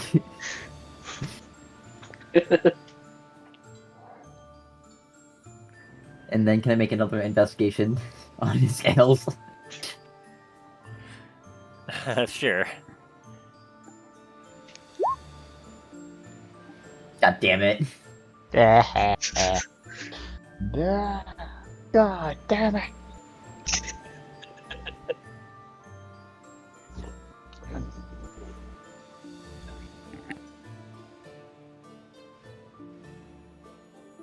Oh, okay. Okay, I'm finally reading all my notes here. Oh boy. Okay, so. Oh, a natural one. Yep. Yep. You get slapped. Dalen's like, oh, I'm sorry. He's just gonna be rubbing his hand all over your face. Like, are you okay? Sir, you're making me very uncomfortable. Could you please stop rubbing my face? Do you He's need like, health okay, services? okay. And he pats your shoulder, and then this goes back to kind of just like laughing, just staring blankly in the front, forwards. I look over at Dane and see if he allows me to finish out my earlier plans from the night before. Well, Dane, do you? I'm looking over. I see all this, and I'm kind of just like, just arms crossed, just looking over.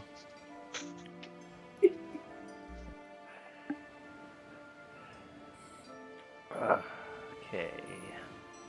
It's better to know then. I'm currently getting some things set up, so just give me a sec.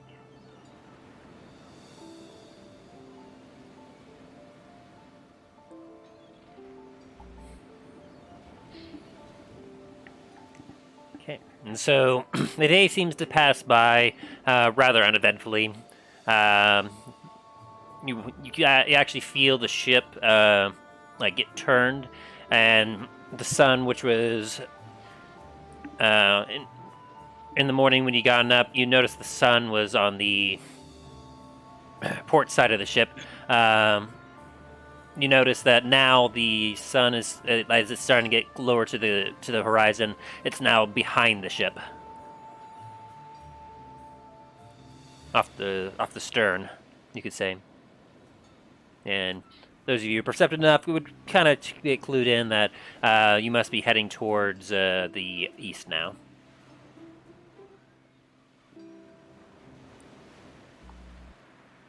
And I need all of you to roll me a perception check as it's starting to get later into the day. Disadvantage, here we come.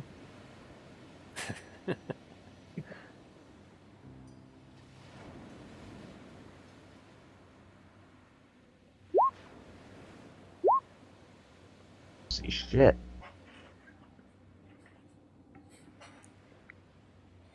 Give me a second. It's acting really slow for me right now. You're good.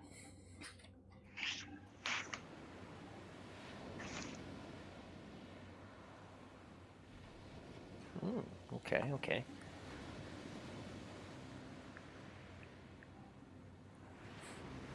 But yeah, Talos, you just kind of, as it's starting to get late, you have a bit of a stretch, and yeah, you don't really notice anything. Dane, you're also kind of the same way. You kind of, I guess, yeah, Talos, you're currently distracted by, What the fuck? what? No, that's hell? not right. My bad. There we go. Dallin drops a nuke. Like, yes, I see everything. Oh boy. He sees all of us So playing. the 5, Dallin, you're currently puking off the side of the ship as you're getting the rest of the alcohol out of your system. You are no longer poisoned after this. Gotcha. Am I still like buzzed or tipsy? Slightly. Gotcha. It is not a good. It's like the bad one of those, like almost like a hangover tipsy. Oh no. You're welcome. Now, as for you, Namfoodle, you will actually kind of witness this. Give me just a sec. Witness or Well, Yes, ma'am? as you are,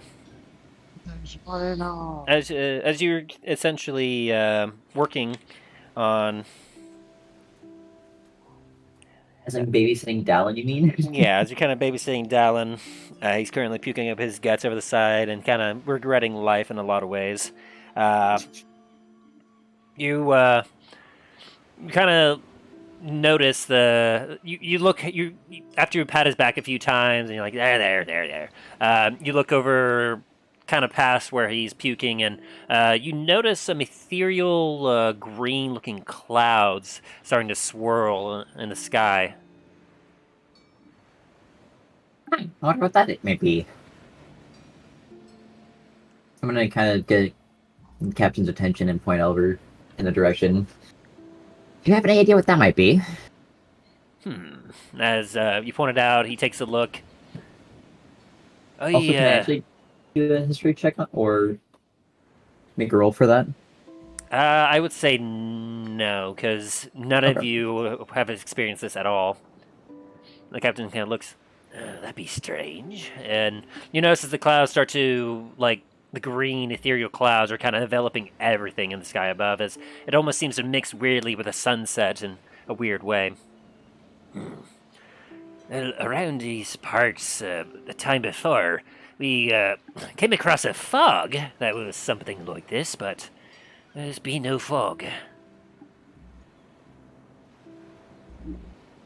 I yell up to the bow to our dragon friend and ask if he knows anything about it. Yeah, not sure to. What was that? Green clouds, what those might be. And he kind of looks up. Oh, those are green. Huh. Well, I don't quite know. I've been in these waters before, but I was mostly under the water. I didn't quite see the sky above. What do you think, Talus?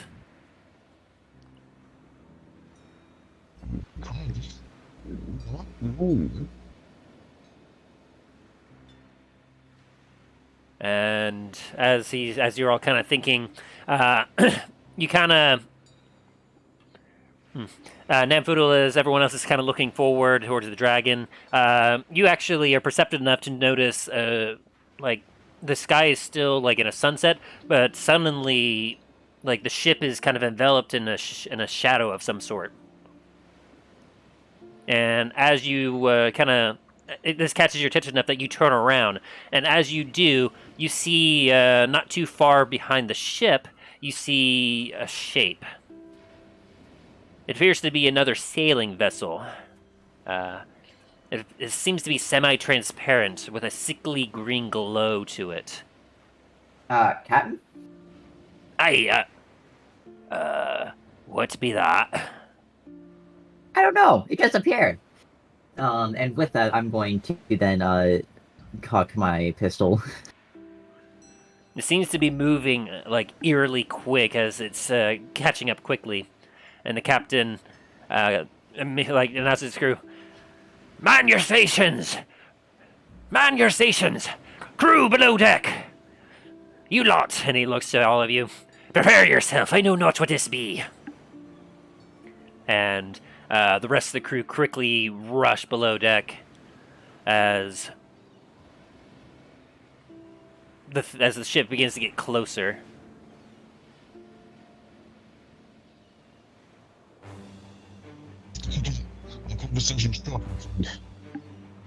Talos, I think your mic is malfunctioning a little bit. You're breaking up a little. Can you hear me now? Kinda? It's better. One sec. I heard that quite nicely. All right, there we go. Can you hear me now? Yes. Yeah. Yeah. Awesome. As I'm gonna turn to our Valantis. Like, I think we'll have to cut our conversation a bit short. And this is the visage that you all see approaching you from behind. This it's a top view, but you see this ship basically approaching. Oh, neat. It's the Flying Dutchman. I love that. Love that for us. Okay. And sorry, just finishing up with some setup stuff.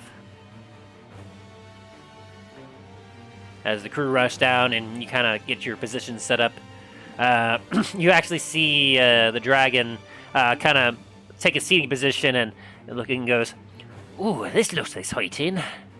Are you going to fight?"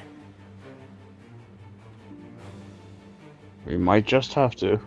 Captain? What say you? Let's see what they be wanting first. I know not those colors.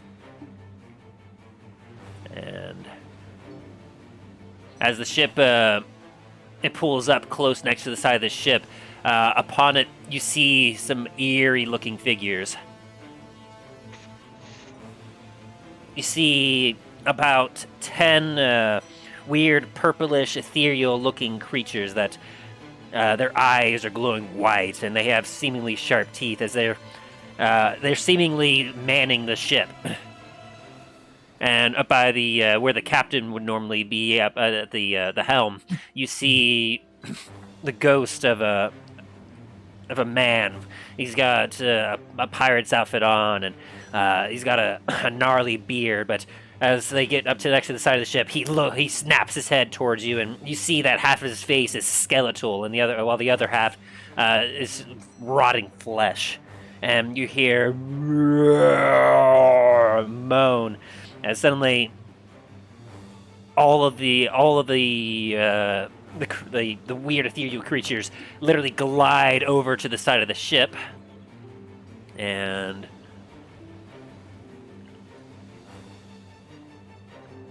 doop.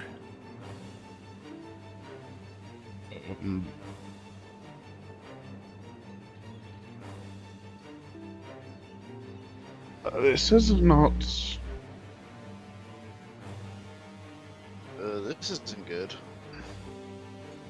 Ghost.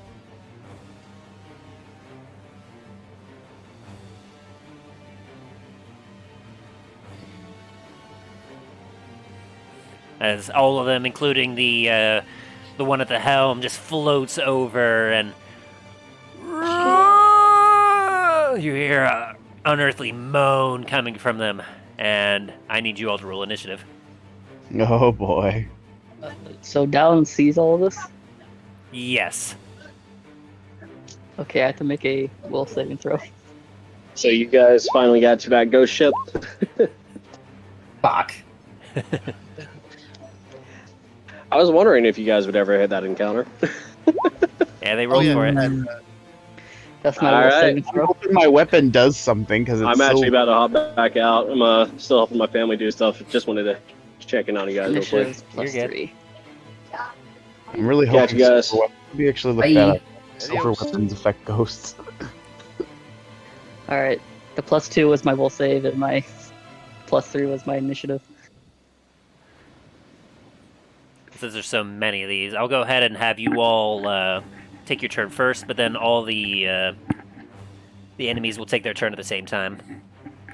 If that's okay. Okay.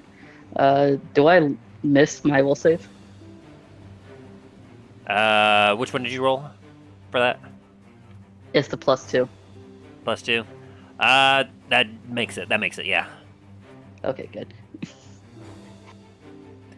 Ooh, Dane. Gotcha. Why is it when it always comes to something like this? Don't know. Dane, you rolled better than me at least. Yeah, you will I rolled a go. one. You will go before Namfoodle. I rolled a nat 1. Oh dear. Yeah, but at least you still have a 3. So Dallin is actually quite ready for this, having just recovered and still a little tipsy. He sees these and he's ready. Ready. You don't even get to check. You don't even get to try out your new axe gun. No, because he was too drunk to pick it up. I do have my magic pistol, though. That you do. Oh yeah, I got +1 to my bonus attack. I forgot to put that in. You're welcome. Shooting the dragon. Yeah, thank you for that. So Dallin is first, followed then by Talos. And then we have Dane and Nan.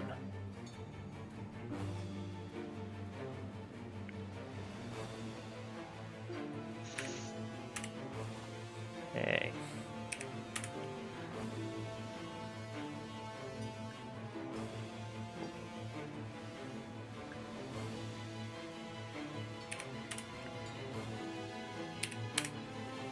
Just a sec, finish that up.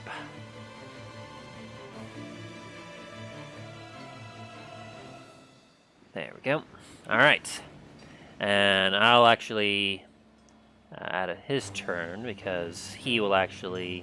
Let me roll for them because they actually have a little bit more than one would expect.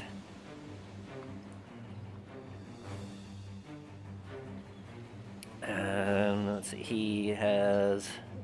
Where is his thing here?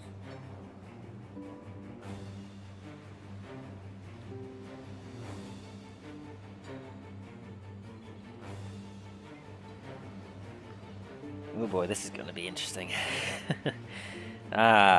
Yes.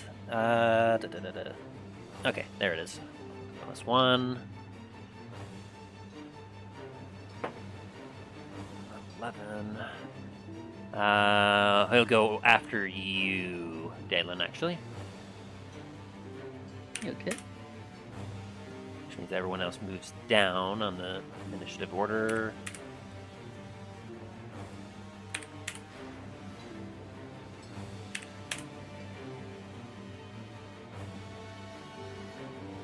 Alrighty. And so with that, all these ghosts descend upon the ship, and Dalen, you're first to react. This one, if you see the ping. Yes, I see the ping. I'm gonna shoot that one. I'm gonna do both my attack actions, and I'm gonna shoot him twice. Okay, go ahead and roll for the first attack. Alright, the first one's 12, the other one's 19. Okay.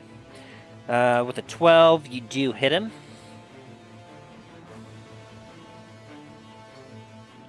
Okay. So I assume the 19 hits too? Yes.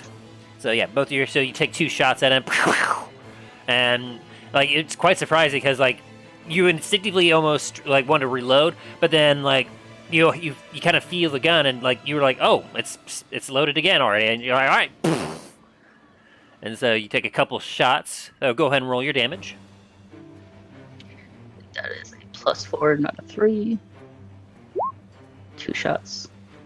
7 and a 12. Ooh, very nice. 19 points of damage. Alrighty. So you take a couple shots as the ghost is, or the specter or whatever it is currently floating about, and it's starting to come towards you, and you watch it kind of go into it, and like it thankfully does something, but yep, okay. Yeah, it actually does something, thankfully. If you just done that, oh boy. All right, so yeah, it takes a couple shots, and you can see the bullets actually making their impact as it goes. And it didn't like that at all.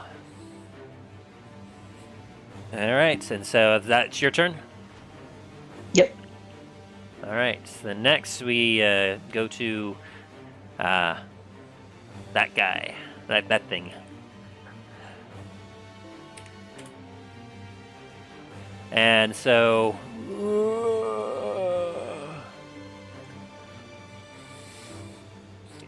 let's see. Oh, I don't like those looking towards me. He did just hurt its crew. Yeah. Are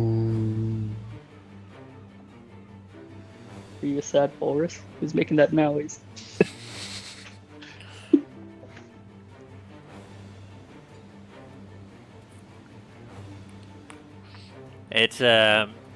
It floats up towards you. Be gentle. And I need you to make me a charisma saving throw. Charisma? Oh, Charisma. heck yeah, bud. Charisma. I get a +7. Let's go.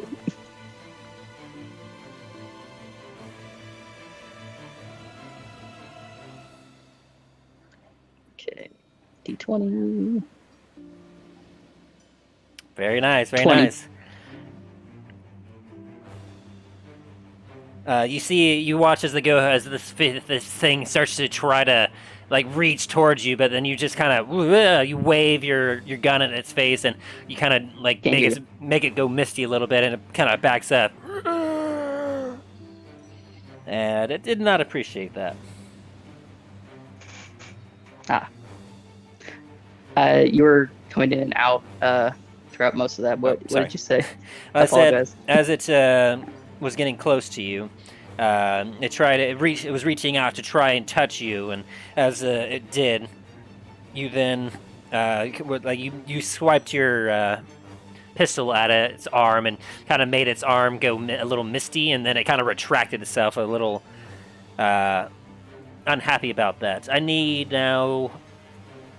Let's see, who all is in range here?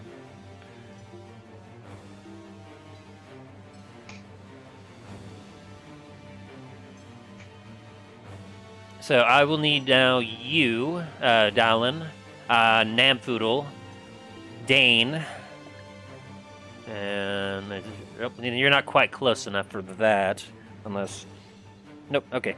So Nam, Dane, Dallin, and even the captain. I need you all to make me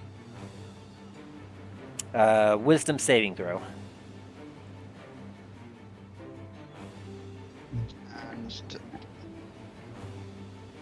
did you add the So, extra the plus Guatro one? and my weakest saving throws. Oh dear. I want to use inspiration to Okay. reroll that. Good- That's good how idea. inspiration works, right?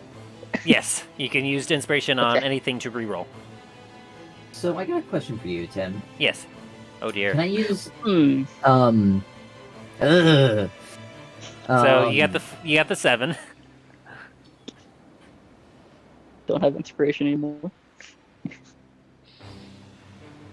Can I use Flash of Genius? Which says when you or another creature you see within 30. Wait, never mind. I would be able to use that. Never mind. Yeah. So Dane, you see this ghostly thing approaching Dallin, and you're like, ugh, that's not good. That's not right. I need to kill that. But Dallin, you and Namfoodle, you see these things surround you all of a sudden, and fear overtakes you, and both of you are now frightened. Wait, hang on. Actually, I have advantage on this. It's magic. No. No, it's not magic. No, it's horrifying visage. Just seeing it is just kind of like Namfoodle. This is the first time Namfoodle is seeing ghosts, or something like ghosts. The rest of the party, you've kind of seen undead stuff before. Nothing like this, but Nam, this is way out of your wheelhouse, and so you're not quite sure what to do. So you both are now frightened. Which, are you familiar with the frightened condition? No. Oh, give me just a sec. You have, I have it right here. You have disadvantage on ability checks and attack rolls while the source of the fear is within line of sight. Yes. The creature can't willingly move closer to the source of its fear. Alright. So both of you are currently frightened of this one particular thing. Which one? The one in front of It's Dallin. the white ghostly thing Gotcha. in front of me.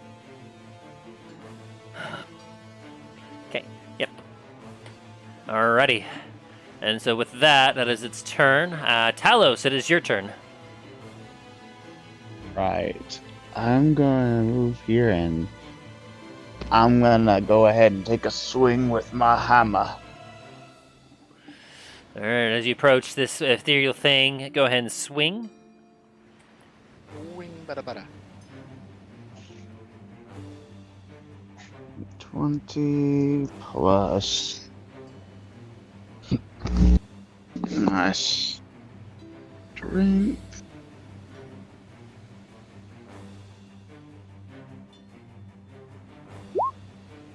Seriously. As you try to swing at this thing, your hammer almost seems to kind of phase through it.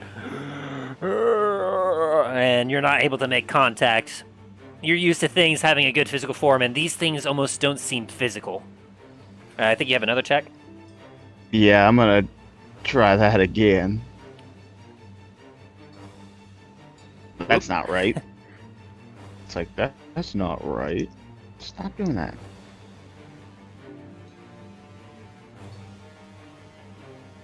Are you kidding me? You take another swing at it, and you're not used to fighting something like this. This is something completely different and new. And you take a couple swings, and you hear next to you, these settings are quite a little hard to hit. Like expecting smoke.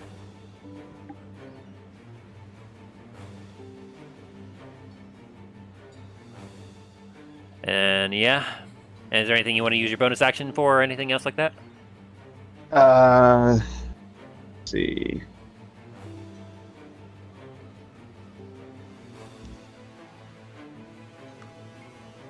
I'll use my bonus action, use Shield of Faith. Sounds good. You kind of pound your chest with your fist, and that heavenly glow seems to develop off your body.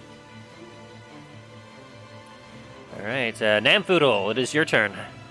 As Okay. you are frightened, which means that you are unable to move in this direction. Okay. You can move in this direction if you want, but if you are to attack anything, you will be attacking with disadvantage.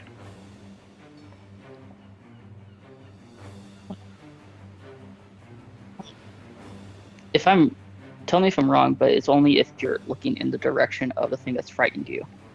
Let me double check. I think it might be if you're in sight of it, I think is what I saw.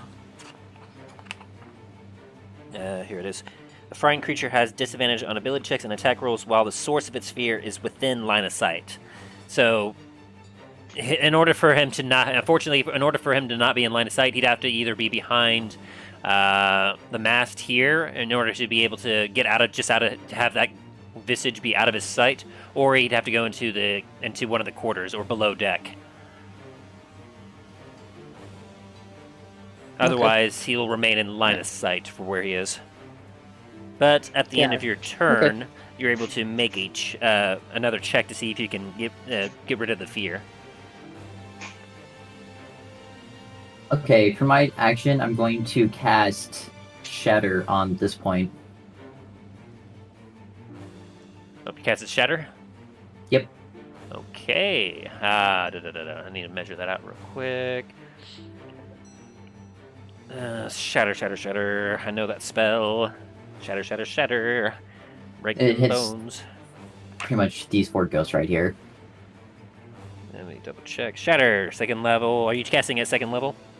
Yes. Very good. Each creature in a 10-foot radius sphere centered on a point. And where was you're making the point there? Yep.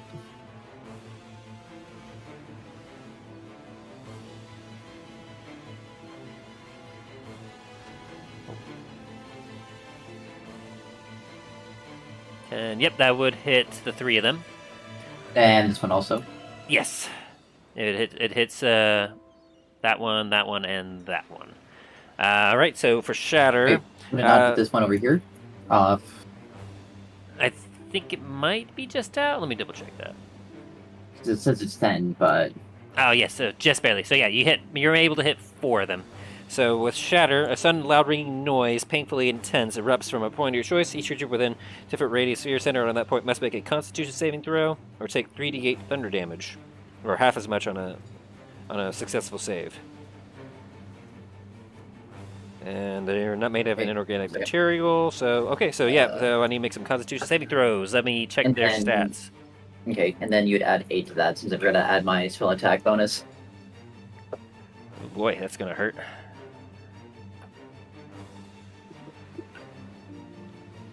Here we are. Did I say Constitution? Yep. Oh, just straight rolls for them then. And what's your DC save? 17. 17. Oh boy.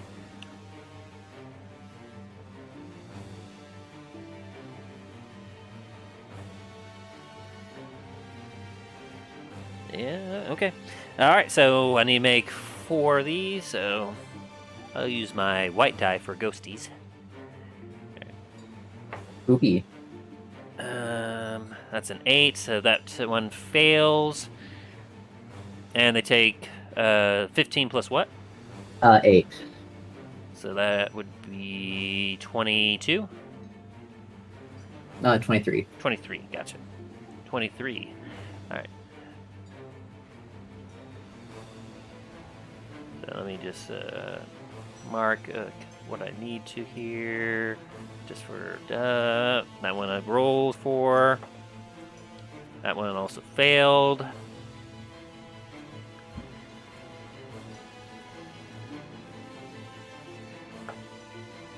Ooh, that one definitely failed. Failed miserably. Ooh, that one's Ooh, wait, you said 17? Yeah. That was cocked. Let me double check that. Ah, yeah, it still failed. Yep. So as all of you watch as Namfoodle shudder, and you actually feel the entire ship shudder a little bit as you hear this, and all four of these ghosts just kind of get caught in some sort of blast, and you hear, and they're gone.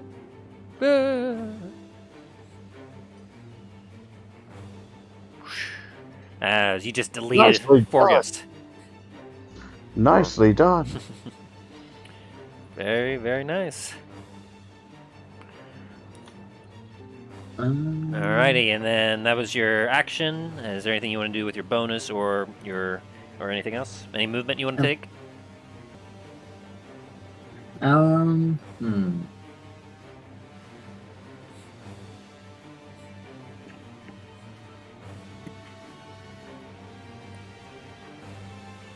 And then if I use my reaction now, I don't get to use it, like...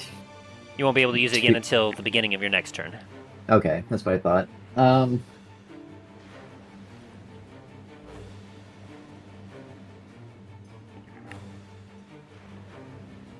gonna rage as my bonus action. Alrighty, you go into a rage. Rah! You're still a little frightened, but because I don't think you get. No, unfortunately not. You're not quite high enough level on that for that to negate it.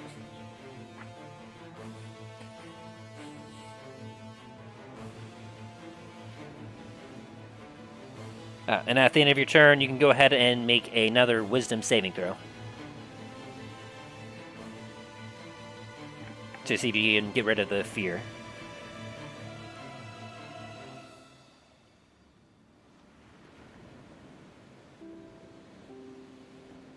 Was that 11? Yeah. Okay, unfortunately you're still afraid. Can I use my Flash of Genius? And getting rid of my reaction and add +5 to that to get rid of it. Flash of Genius. The ability whenever you want to see, whenever. Yes, and you won't be able to do so again for a long rest. So, with that, no, I still have 4 more uses on that. is it 4 more? Let me double check. Flash of Genius. You can use this feature a number of times. Oh, there it is. I didn't read that far down. Excellent. So yes, okay. So with the Flash of Genius, your rage, you're like, "Rrr." You look back at that thing that you were scared of, and you're like, "What am I scared of? I just literally dusted 4 of these. I got this," and you're no longer afraid. And Dane, it is your turn. Ready? How far is this away?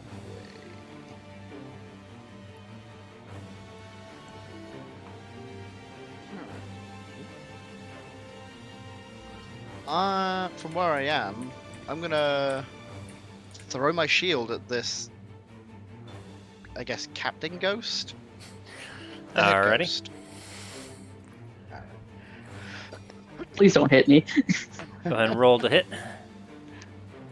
I can never remember with the shield. Okay, so this is a +8.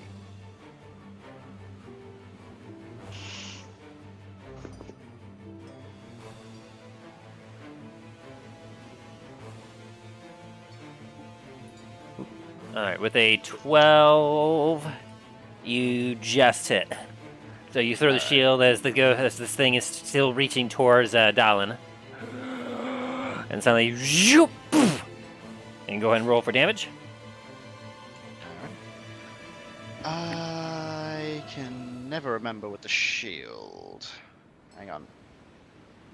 I think I put that in your notes. Let me double check it, make sure, because that should be Yeah. fairly recent.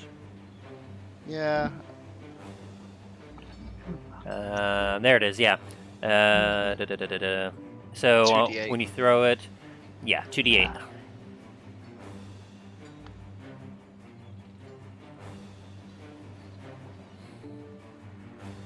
Ooh, 8 lightning damage. Nice.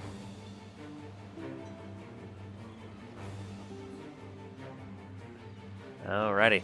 And so as you throw it and it makes contact, you do see it actually makes contact, but you notice that it doesn't seem to do as much as you had thought as it goes. "Arrgh!" But it definitely took that damage.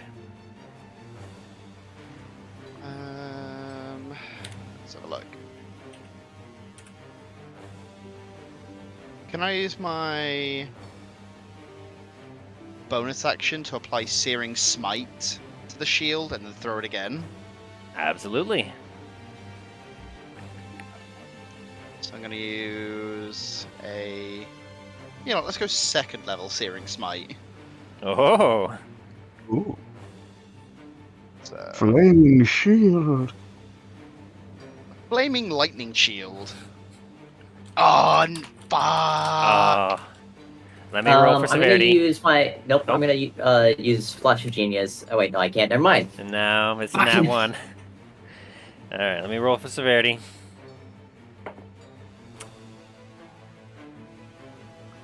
Okay, it just misses.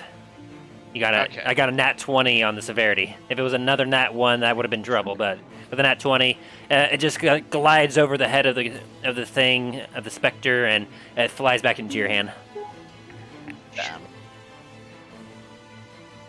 Oh, don't do this. What a waste of a spell. No, you still have it. Oh, cool. So long as you're concentrating on it, I think it's what's it's used up. Cool, so I still have a flaming shield. I think so. Which smite was it again? Searing. So yeah, it's fire. Searing. Yeah, concentration up to a minute. The next time you hit a creature. Oh, it's with a melee weapon attack. Would it technically count as a melee weapon? I mean, some would argue that it technically doesn't count as a weapon because it's a shield, but you can Yeah. shield bash with it, so... It's a blunt object. Can be considered an improvised weapon. No, it has its own stats. So, anyway, is that your turn, Dane? Yeah. Okay. And so, with that, it becomes the enemy's turn. And Namfoodle, this thing kind of looks over at you and it floats towards you and it's going to make an attack Fucking at you. bring it. Bring it. Body's ready. I'm going to use the white dice again for ghosties. You the meme of Joker again. Hit me. I want you to hit me. Let's see, it's a 9 plus... does a 13 hit you? It does not. Okay, so it reaches out towards you, and you're able to duck out of the way as it just kind of its hand glides towards you. And you're like, no touchy. You don't do that here. This goes up to Captain Barbosa. Same thing. Oops, I dropped that die. That's a miss.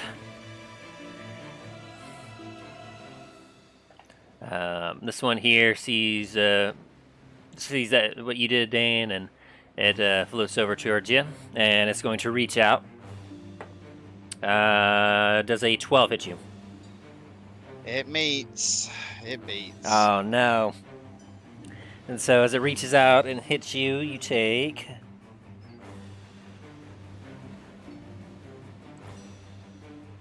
Okay. 4, 5. That's 11 points of necrotic damage as it reaches out, and it seems to almost like you feel weirdness as it's cold, as it almost feels as if it's pulling your soul out. I need you to make a Constitution saving throw for me.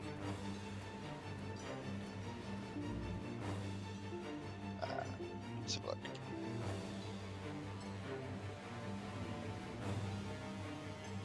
Are you joking me? Oh, and so as you take this damage in, you feel off and odd, as if the very life force was stolen from you. Your maximum hit points have been reduced by 11.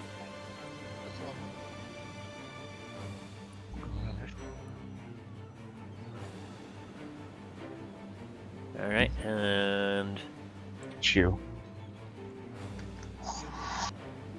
let me see here. There's my special area. This one's going to glide on over.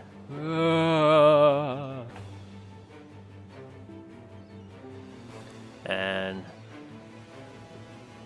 it's actually going to occupy your space.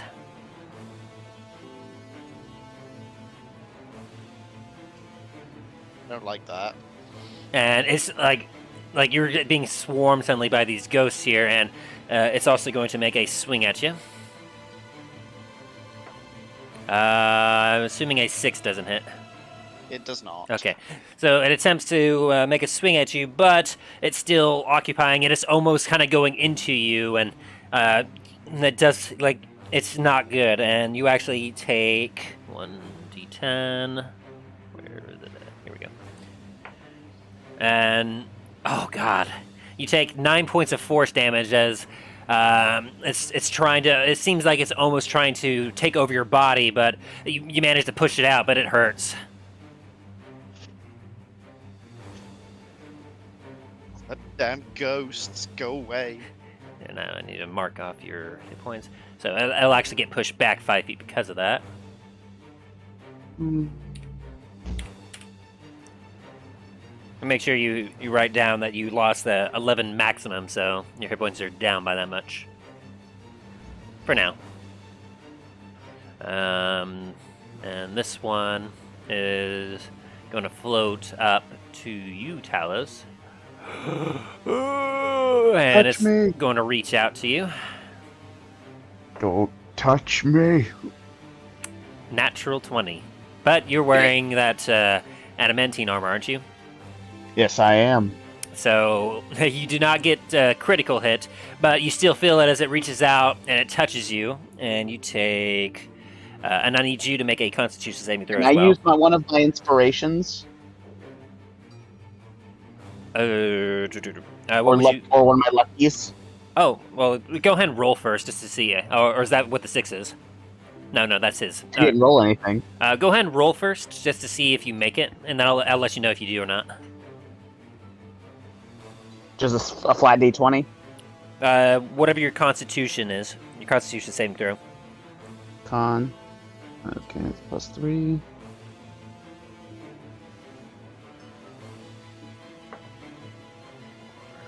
Come on. 7, 13. Ooh.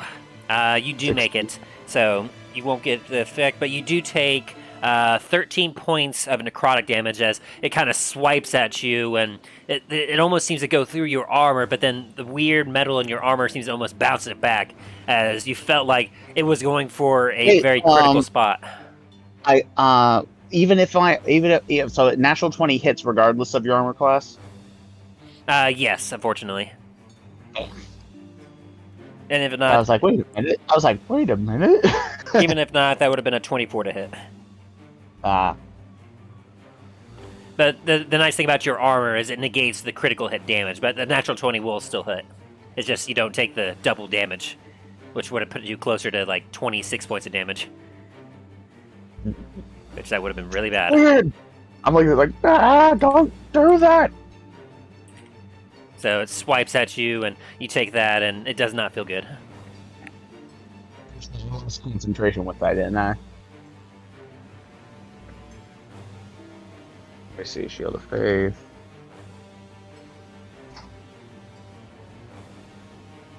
And now the other one is going to reach out and attack you. Does a 6 hit you? So as the other one swipes at you, you recoil in pain. You then see that the other one is attempting to also swipe at you, and you quickly bring your shield and kind of bash it with it and make it go misty.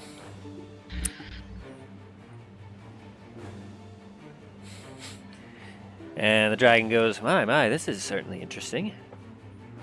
And Dallin, we are back to you. You are currently frightened of this figure in front of you. All right. I'm gonna keep attacking this little shit, Alrighty. and I'm So if you're attacking, it's going to be with disadvantage. yes, but I'm gonna be attacking it with a level 2 magic missile. Oh, okay. So level 2, that's going to be 4 starts. So are you aiming all of them at it, or are you just going to, like... Yeah, I may mean all of them at it. Okay. So go ahead and 4d4 roll... plus 4. Yep.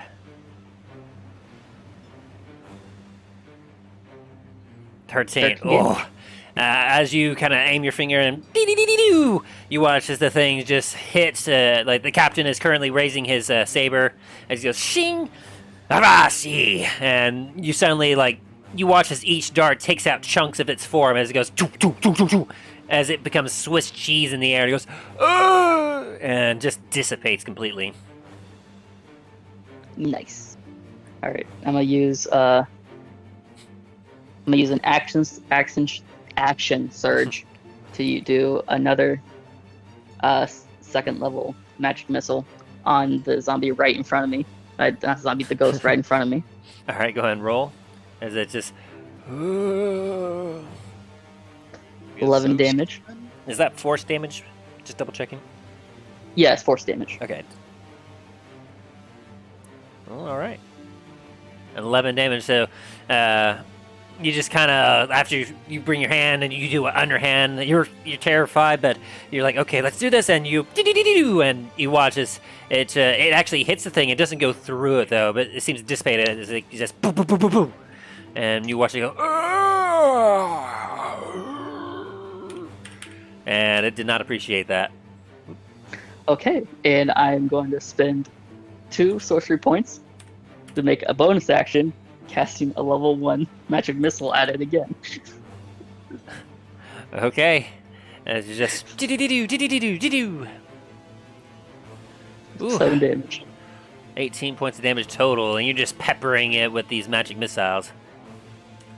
Yep. I'm basically fanning my handgun, trying to shoot him. I finger guns. Oh boy. And And that's the end of my action. Alrighty, so at the end, you go ahead and make a wisdom saving throw, see if you can get rid of the fear. Gotcha. Thank you for reminding me. I forgot about that. 18. 18. I've seen the amount of damage that you were dealing to this. You're like, I got this, and you're no longer afraid of this specter. Why was I afraid in the first place? Alrighty, and now that means that it is now his turn. He really did not appreciate getting peppered like that. And let me see here. They are going to...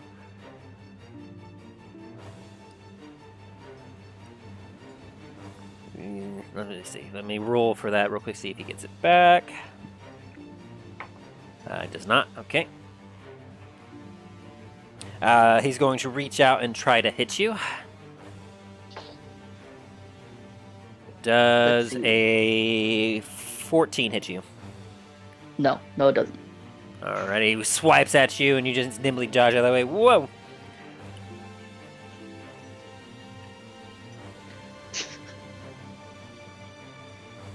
I'm glad I'm not getting hit. And Happy, it's going to try swinging at you again. Does a 19 hit you? 19 does hit me. And so it reaches out again and swings at you, and you take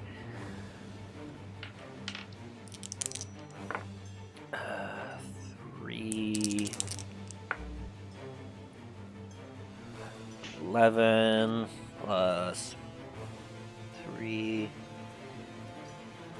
You take 14 points of necrotic damage as it swipes at you, and you feel a sharp pain as it strikes you. Gotcha. Okay.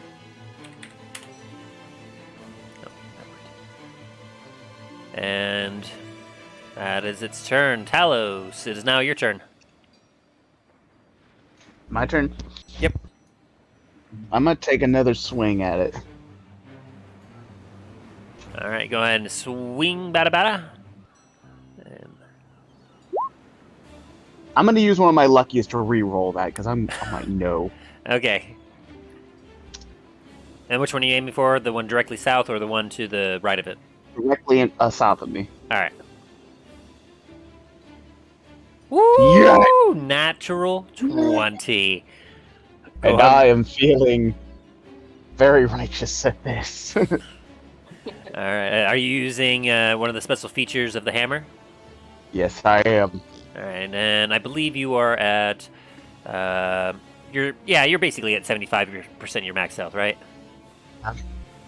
So you can deal an additional 1d6 on top of the normal damage. Well, actually, it's going to be 2d6 because of the critical. So an additional 2d6 of radiant damage. As like you're tired of seeing this ghost here, and you grip your hammer tightly, and you can feel the glow just emanating off of the hammer as you then swing.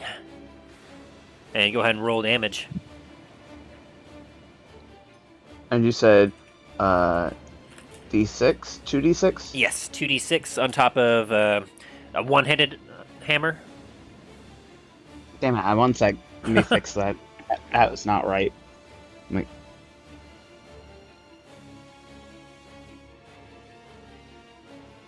Make sure to double your hammer strike as well. Yeah, I'm looking one sec. Like, something's not right. One sec.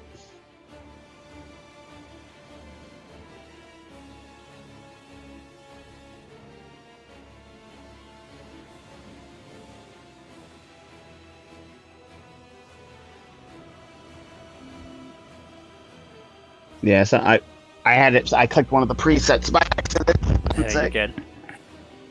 Okay, light hammer. It should be your warhammer, right? Warhammer, yeah, Warhammer. Brain. About to say, like, you won't be able to use that extra 2d6 if you're using your light Yeah, hammer. it's like it's 1d8 plus my strength, which is 3. It should be 2d8 now because of the critical. Oh yeah, 2d8. D8 plus 3. I'll do that, and then I'll do. All right, there's that, and then it's the. Yeah. And here's the other 2d6. Ooh, 18 points of damage. And so you're feeling. They have to roll for it so they're not blinded. Yes. Give me just a sec to find their stats they need for that.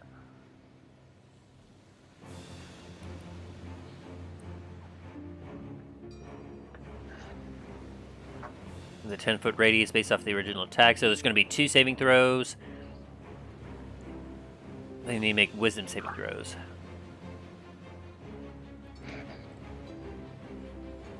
And let me see, their wisdom is okay. And then what's the DC for it?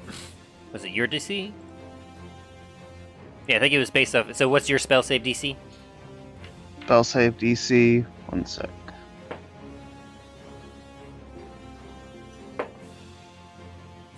Well, one did a 7 and one did a 10, so I'm assuming that's going to probably fail both counts.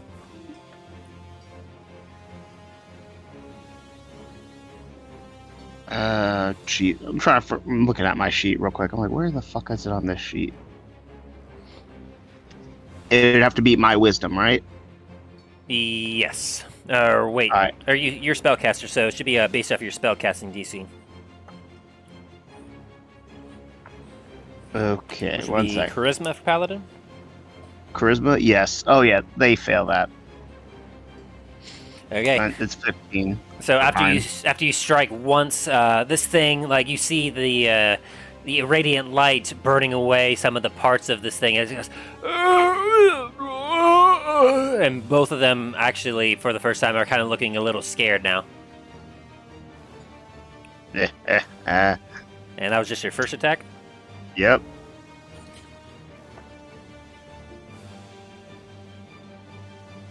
And are you swinging at the same one? We get the other one now. All right, you're swinging at the other one. Is that a 21 for it? Yep. It hits.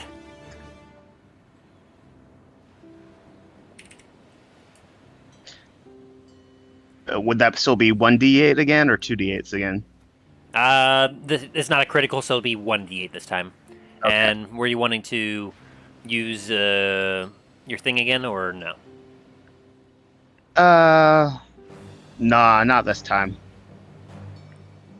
All right, so yeah, go ahead and just do the 1d8 and Oh, yeah, it's 1d8 plus 3. Yep, that's 1d8. Yep, 1d8 plus 3. wham!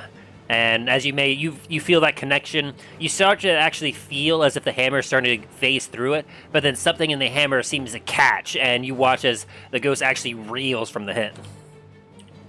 Ha! Take that, Spectre.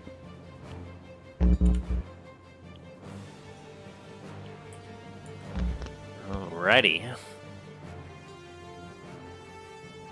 And yeah, so they both kind of reeling from that. They both are looking a little scared of you now.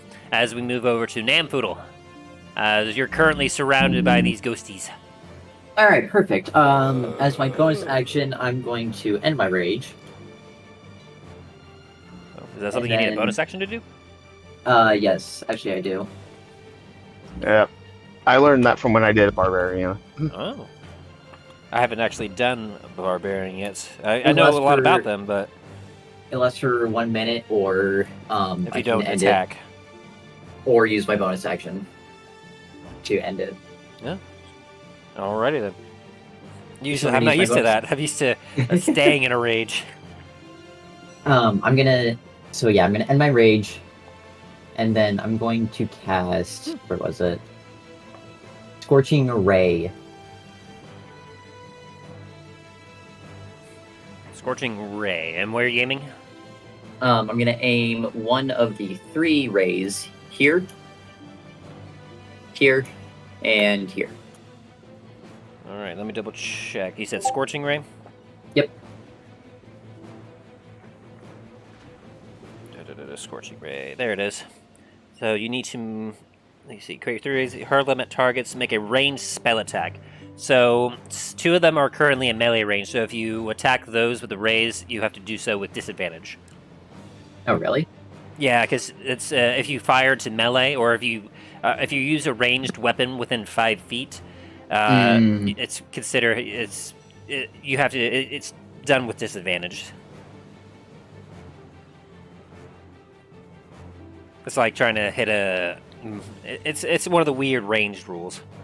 Gotcha. You have to have a specific feat, I think, for that, because I think Crossbow Expert allows you to make certain shots at melee range, but there might be also another feat specifically for magic. That's what I'm looking at right now. Anyway, I'll look that later. Alright, so go ahead and roll to hit then. Well, that changes things a little bit for me, so let me... Oh, yeah. So if you don't want to do that, go ahead. I just figured I'd let you know. I'll still use Scorching Ray, but I'll have it be a little bit different. I'll use 2 bolts here, and then the other one here. Okay. Well... The other one is up high, so you can definitely hit that. But I think the one to the north of you, there's another ghost in between the 2 of you, so you'd have to move, I think, in order to get a shot off of it. Otherwise, you're just going to be aiming directly at the other ghost. Okay, stand right here. All right. One here. As one you here, leave, one you here. do get 2 attacks of opportunity against you. That's fine. All right. So let me. Actually, can I change my turn of action a little bit? Can I move first, then end my rage, and then Scorching Ray. Yeah, we could do that. Okay. So, as you do, they reach out against you. Let me double check here. Make sure I'm doing this right.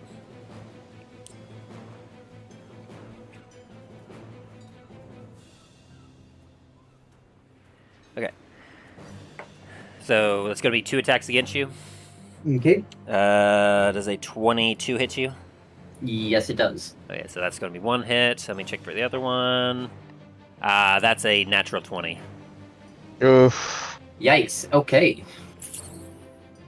Pain. As my reaction, I'm going to cast Shield on... Oh, wait.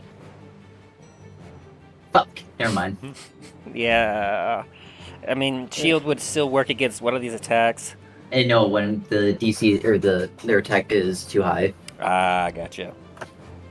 Okay, well, oh boy. So let's do the first one. Alright. So that'll be 3d6 of that. And I'll need you What to kind of make damage is 2 Constitution saving throws. What kind of damage is this? Necrotic. Which I don't think rage affects. No, it does not. So that's 5, 6, 7. So the first attack you take 11 points of necrotic damage, and is that your Constitution? Yes, both of those are. Okay, good. Yeah. So you'll save on both of those, thankfully. Now for the so you take initially 11 points of necrotic damage as one of them gets a good swipe out of you, and then 2, 7, 14. Okay, that not terrible for a crit. I got a couple ones on that, so you get an additional 14 points of necrotic damage from the other swipe. And that did not feel good for you. But you are now free of their grasp for now. Okay. End Rage, Scorching Ray, here, and here. Make your shots. Cool. Your straight attacks.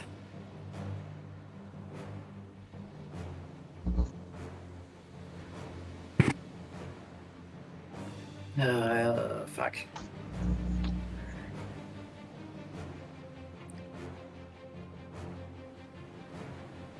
Yeah, Scorching Ray. 3 rays of fire, hurl them at targets. Upon hit, they will take 2d6 fire damage.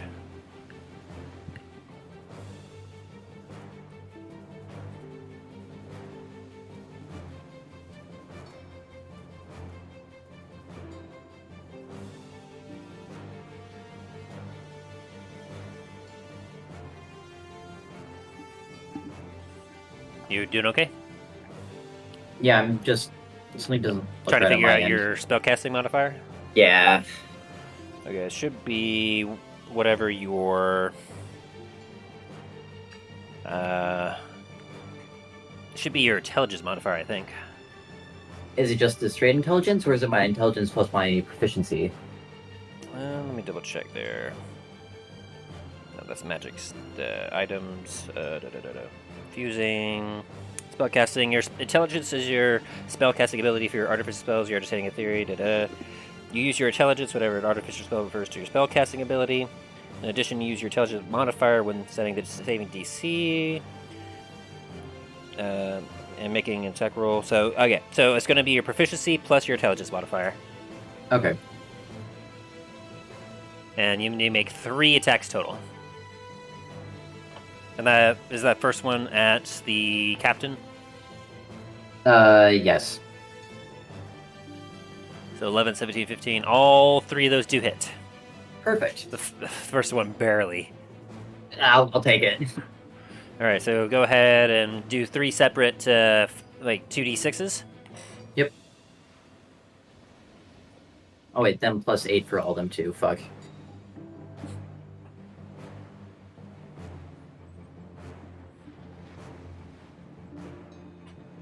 So 15, 16, and then 13.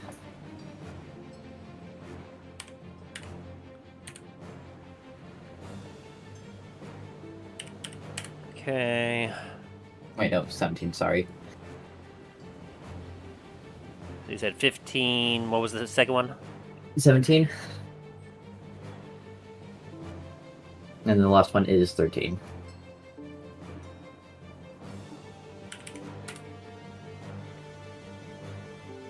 And it was this one, right, that you were aiming at?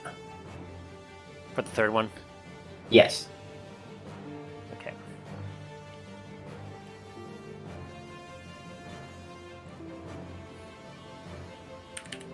All right. So you take your how do you flavor shooting these beams? Are you shooting them out of something, or are you just kind of holding up your hand? Like, You know what? I'll shoot it from my gun. so you hold up your pistol and pew pew pew. You Yep. fire off 3 bolts, and you watch as they make their impact, but they don't seem to be damaged that much from it. So they, like, it doesn't. It's not. You see them react to it, but you're noticing that it doesn't seem to be doing as much as you thought it should. Well, that's disappointing. I got bullshit. But you do hit them all. Very well. All right, is that your turn? Yeah. Okay, then Dane, we got your turn now. Alrighty. Well, seeing as there are 2 of the ghosts in front of me, I'm gonna abandon my attack against the captain for the moment. However, I will use my... Sorry, I just noticed the thing that Justin posted. Oh dear. What did That he basically post? said- No, he was just saying he wasn't going to make it this week, but he was going to be here next week. I thought he did something in memes at the end. I was gonna be like, oh lord. Oh no, Well- like there's been some stuff going on in memes, but Oh, I see that now. there was it. The one that's directly in front of me. I'm going to hit him with my flaming shield. Alrighty, go ahead and swing the hit.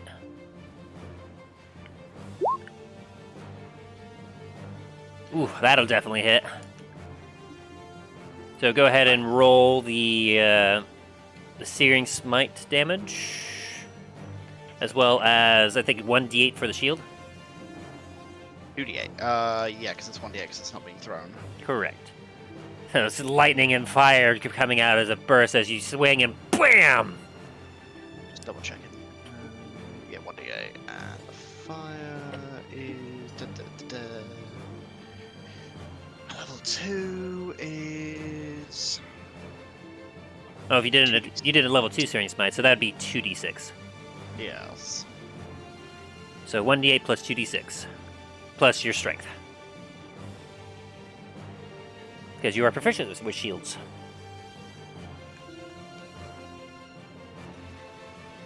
And...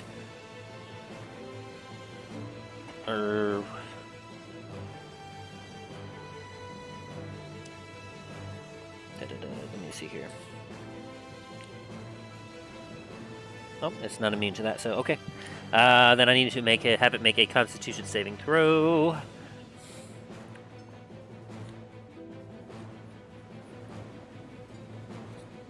Which, Or you okay. can just die. Ooh! Yeah. Or you could Which just one was it? die. Was it the top one or the middle one? Like, The middle one. yeah. Oh dear. Okay, let me. Ooh. He did. Actually. Oh wow. Okay, yeah. So.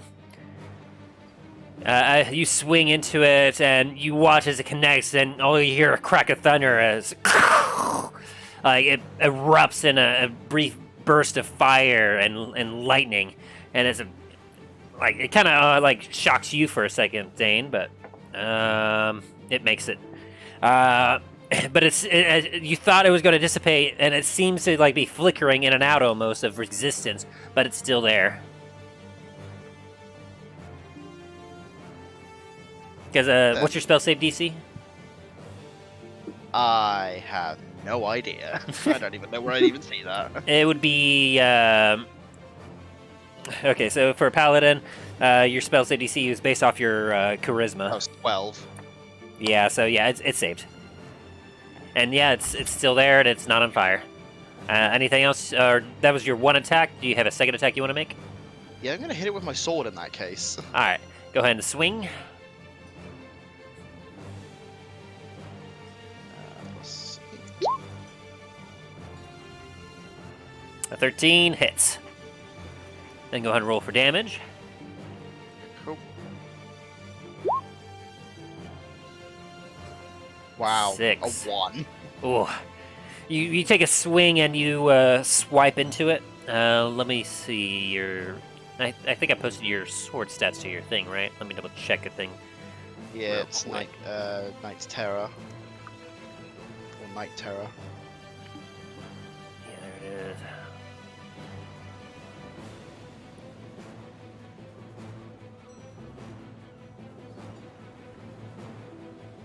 Okay.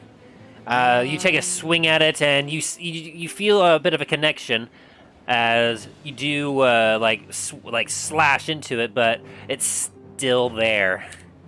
But you can see that it is just like it's flickering so badly, like it's just somehow just barely clinging to this mortal coil.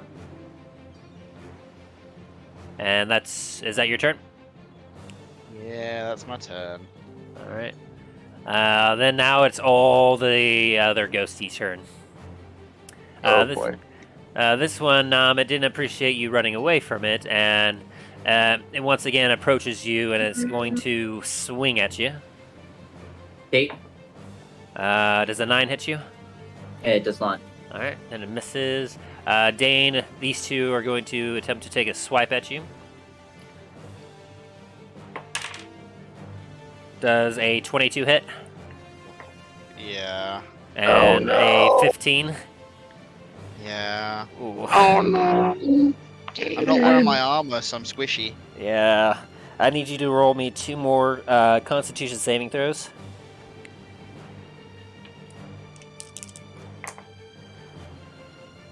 Or 6. 22 and 19. Nice. You save on both of those. So on the first attack, you take 6 points of necrotic damage.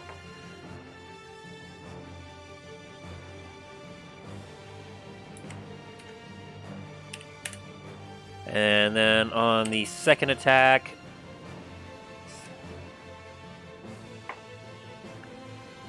you take 11 points of necrotic damage. Ow. As they take 2 swipes, as they they're moaning and they almost seem angry that you're alive and that they're not, as they're and they're very much not at rest. And now Talos, you're gonna get 2 swipes taken towards you. As these 2 ghosts, they're frightened of you, but well, actually, they are frightened of you. Let me do a check here real quick. Yeah, if they're frightened, yeah, they have to do the check first. Well, it'll be at the end of their turn, but I just want to. I'm going to do a check to see, because frightened doesn't mean They they can't have willingly approach if they're frightened. to. No, but they're already right against you, so that's going to be what we. Let's see. Yep, that'll work for that, and nope, that won't work. So, we're gonna say yeah. So, this ghost here immediately flees, which gives you an attack of opportunity if you wish to take it. Hey, yes! Go ahead and swing. 1 sec. Is it a straight D20? Plus your strength. Or would I use my strength? It's like a normal attack. Okay. Ah, damn. You miss. So it just kind of runs away. And it runs its full distance away from you. The other one, though, is going to take a swing at you. I'm assuming an 8 doesn't hit you. No, it does not. So it swings towards you, but you manage to just dodge nimbly out of its way. And with that, that's all those things' turns. We're back to Dallin, as you have this ghosty goo in front of you. Ghosts and goblins! Alrighty. think you already know what I'm gonna do. Are you gonna shoot it? Heck yeah, I'm gonna shoot it Okay, so with you're a magic missile. Oh, with magic missile. All right, so just go ahead and roll Yeah. damage. And it's the one directly in front of you. And are you doing it at level 1? Yeah, I only have level 1s right now. All right. So you once again you take your other hand and dee-dee-doo, and you continue to pelt it with these magic missile bullets, and it's definitely not appreciating it. I'm gonna use a sorcery point, my last one, to change one of those nat ones. Okay. Okay. Gives That'd it be a 4. 2 additional points of damage. Yep. Very nice, very nice.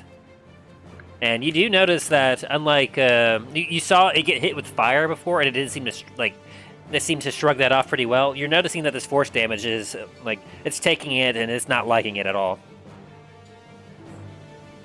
Nice. Fun fact: not a lot of things are resistant to force damage. All right, so that was your action. Mhm. What else you got? Yeah, that is my action. For a bonus, I've used up a lot of my stuff. I used up a lot of my tricks so far, so I can't really do anything else. All right, so that's Unless the end of your am turn. I do a bonus action with the spell? A bonus attack with the spell, or is that only with like a weapon? I think it's only with a weapon, unless the spell specifically says it's a bonus action to cast. Gotcha. Okay, never mind then. So that's your turn. Yep. Alright, that means that is now the ghostie's turn, who's not appreciating what you've been doing here. Does not get that back, and so it seems very grumpy as it's going to swing at you again. Dooply. Alrighty. I'm going to assume that a 8 does not hit. No, it does not. What about a 15? No. Oh wait, no, hang on. That's 12 plus. That's 17. That hits. Yeah, sorry. I'm going to use my reaction and use cast or no, fuck, what is that? God damn it! I have too much spells and shit. Flash of Genius on Dallin and have him increase. Wait, I don't think it quite never works mind. that way. Shield. Can I cast shield on him, or is it only myself? That is a good question, actually. Give me a sec. Nope, that's self. Never mind. Fuck. I tried. I appreciate it. Shield, self. Yeah, sorry. So unfortunately, it does get Alright. one hit off of you, and you take 46. So give me just a sec to roll this. What? 46 damage. Oh my That's god! just like you just see someone just like crumble away into nothingness. He just explodes. Like Thanos snaps. Oof. You take 17 points of necrotic damage as it swipes at you, and you feel the hit very hard. Okay. 17. Very sad. Okay. Ooh. But that is its turn as we go to Talos. Alright. I'ma attack this one that's right near me. I'm gonna say you're lucky that's not the attack that the other ghosts have, because otherwise you could be in bad straits right now. Anyway, sorry. Yes, Talos. I'ma go and take a swing at this one in front of me. Go ahead and take a swing. Fuck. You take a swing, and it seems to nimbly, like you just kind of swing through it almost, and you don't make a connection that time. And take another swing. Fuck. Alright, you're finding you're having a hard time making any connections. Like, these things are tough to hit. Dang, I can't. I don't think I can drink a potion. No, You can with a bonus action. All right. My ruling with potions are you could use an action to get the full amount from a potion, but if you use your bonus action, you will have to roll the amount. I'll drink up one of my potions of healing. A basic potion. Yeah, this is 2d4 one of my plus basic 2. ones. Oh, what? 2d4 plus 2. Oh, one sec. It did not recognize it. You're fine.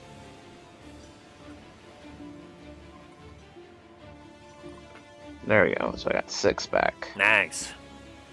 Good heal.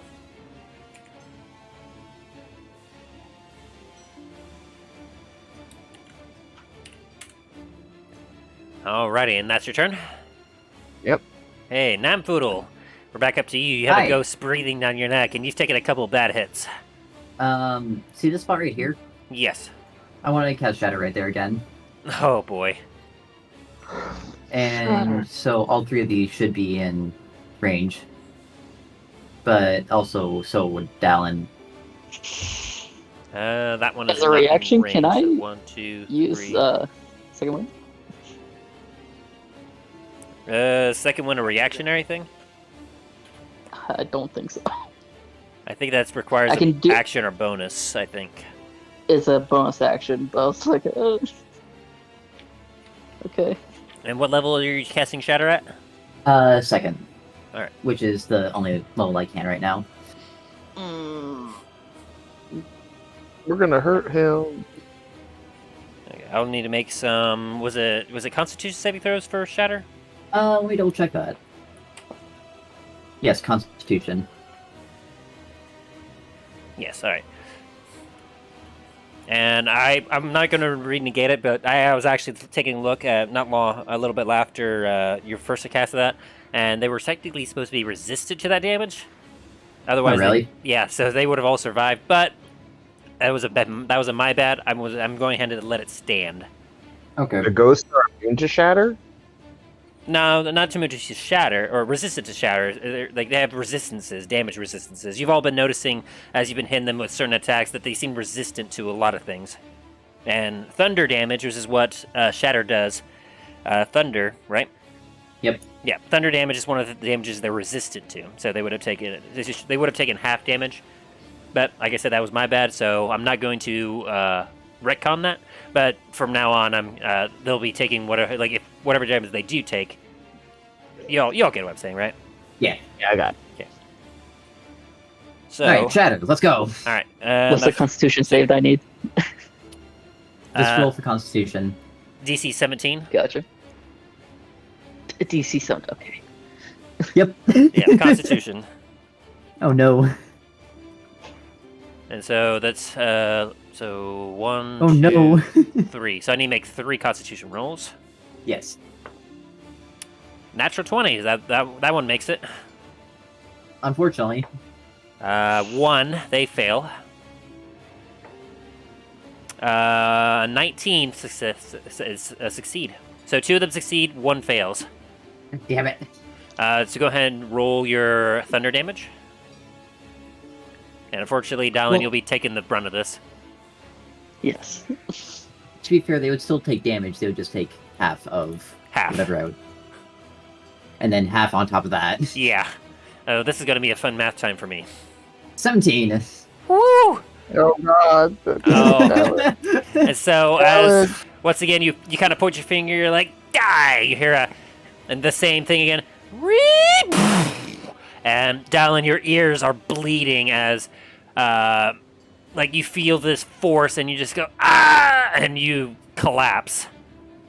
I'm gonna say right now, I had 16 health. I had 16 health. So yeah, he just knocked you out. So first one takes half of 17 plus half of that, so half rounded down, that'll be 9. Half of 9 is 5? 5. Yeah, I'll do 5 for that one. And this one hadn't taken any damage at all.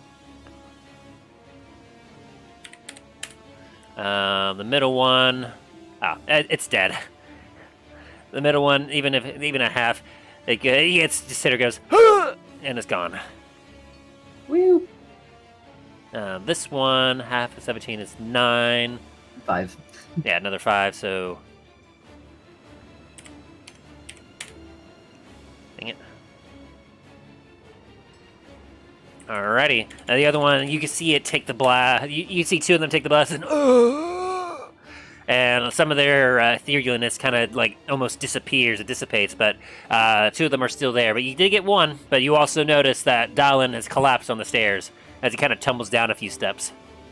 Oh no, that ain't good. Okay. I'm gonna move him downstairs then. Okay, I'll allow that. Oh, the ghost that was looking at, it saw you tumble down, is now turning its gaze. Dane, it is now your turn.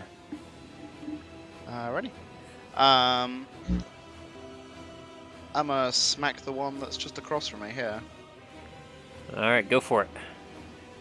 Swing, bada bada.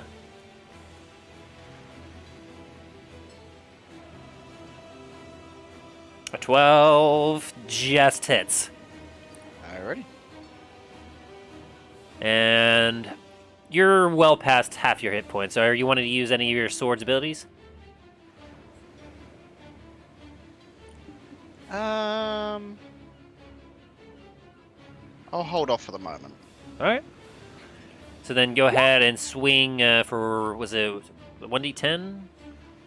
1d8. 1d8. Let's go ahead and swing for 1d8 damage. That'd be 9. 9. Alright. You swing into it. It kind of starts to go, like, you see a little bit of dissipate as you kind of cut off a bit of its, whatever it is. But it's still floating there. Alright. And you still have another attack. Oh, yes. That definitely hits again. Go ahead and swing again. And this time I think I'm going to use one of my charges on the sword. Excellent, excellent. Would you say you were feeling more frightened or angry? I would definitely say more angry. Alright, so this will be... Necrotic. Yep, necrotic 2d6. So 1d8 plus 2d6.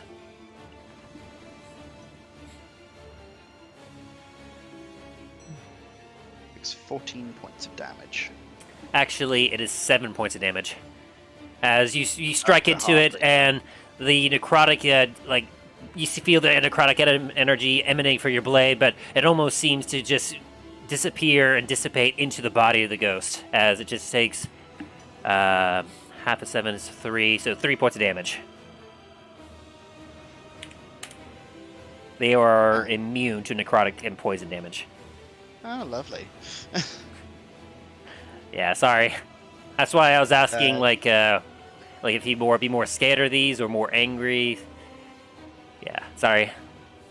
Yeah, no, it's still good. I figured I might as well just try it. Yeah. You learned something. All right, and so with that, we are now back to all the ghosty turns. And this one next to you, Nam, is going to once again take a swing at you. Does a... what is their thing again? And I have does an 18 hit you? quick question though. Mhm. Because of this ladder or like handrail, would I have partial cover? Oh wait, no, it's ghost. Never mind. Fuck. Yep, they can move through objects that is like, yeah, they just they can move and they float. I'll take 18 then. Okay, so 18 to hit, and that'd be another. Actually, no. I'm gonna cast shield on myself and make it so he doesn't hit. Oh, okay. So it swings at you, and you instinctively like, no. You bring up a shield, and their hand, which seemed almost just close enough to touch you, they get pushed back as you almost do like a, you know how in the Harry Potter movies they do that one thing to the It's called Protego. Dementors. The Dementors. Oh, that one. That's Expecto Spectrum. Patronum. Yeah, it's you have like almost like a weird energy like the Patronum, and they get pushed back as if they get hit by that Patronum. It's that kind of image is what you can see. Yeah, the old ball of light energy. Yeah, and it does not make contact. Then this one, Dane, it's going to take a swing at you. I'm assuming a 13 plus 4 is going to hit you. Yeah. Sorry, I'm sorry. That's alright. You're doing good, though, bud. You're doing good. I need you to make a Constitution saving throw.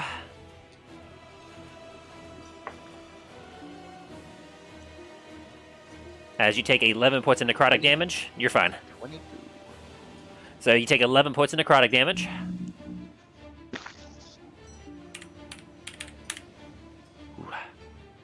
You're doing okay, I think, but you're starting to get a little low.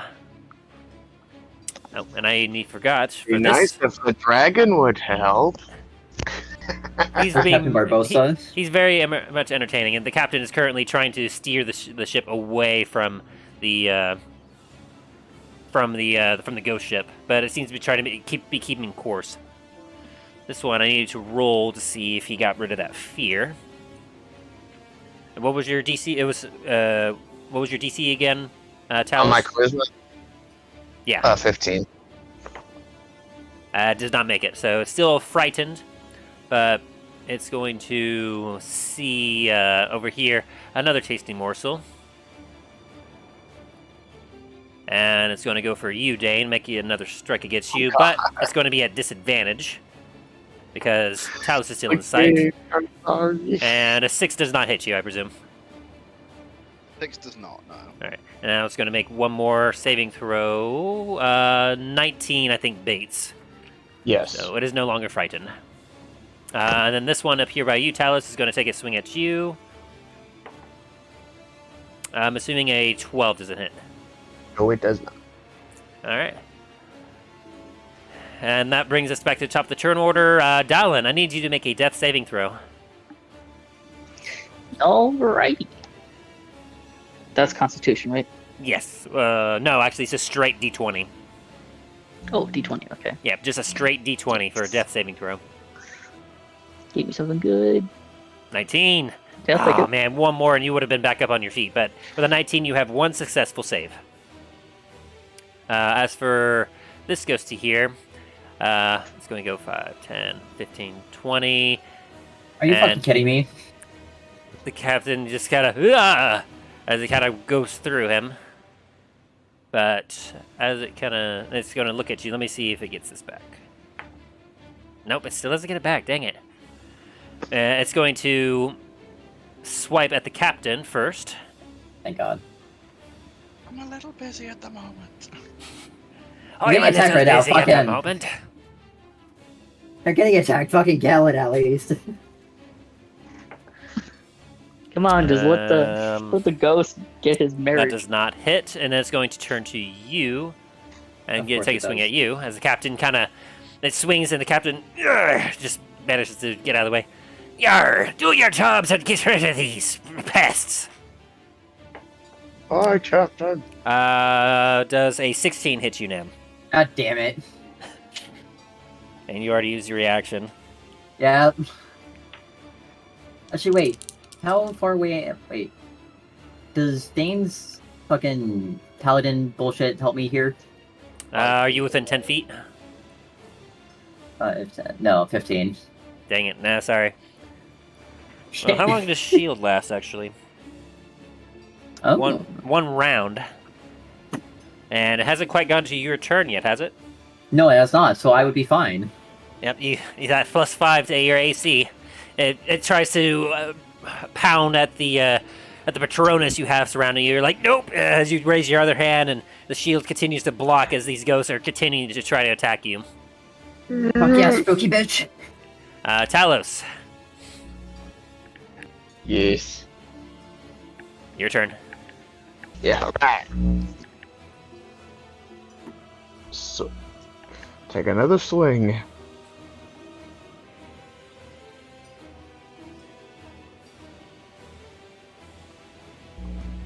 $11. just misses, unfortunately. Damn. As you swing and it's kind of, you felt like you just about had it, but it just managed to nimbly dodge just out of the way. And you got another swing in you? That one 16? hits. And so as it's kind of reforming itself, you manage to bring your hammer down and, right over its head. Go ahead and roll damage. D8 plus 3. 9. 9, very nice. As you take it and slam it on its head, and it takes the hit. It did not like that. All right, and is that your turn? Let's see. Yeah, that'll be my turn. All right, Namfoodle, we're back to you. As you're surrounded All by right. 2 ghosts, your shield goes down. You're Okay. like, uh-oh. I'm gonna run into this ghost. Oh. Okay. You're able to enter its position. Okay. Then does this one down here get an attack of opportunity? Yes, it does. Okay. And ooh, does a 25 hit you? Namfoodle, no.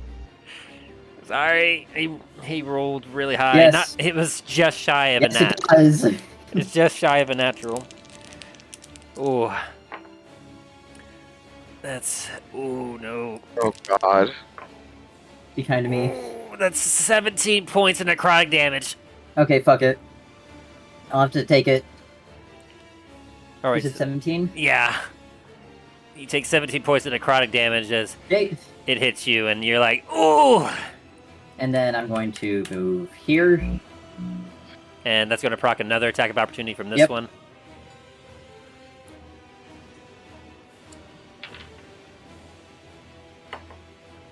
That's a natural one. Not one? Perfect. So let's go. And then I'm going to move right here. As a bonus action, can I help Dallin up? He's unconscious. Okay, fine. Can I use an action to cast Cure Wounds on him? Yes, you can. Hey, what? Okay. Can I flavor this also? Yeah, go for it. Okay, because I'm an artificer, and obviously, why the fuck would I be healing people? I'm gonna snap my fingers together and have a flame come out of my thumb.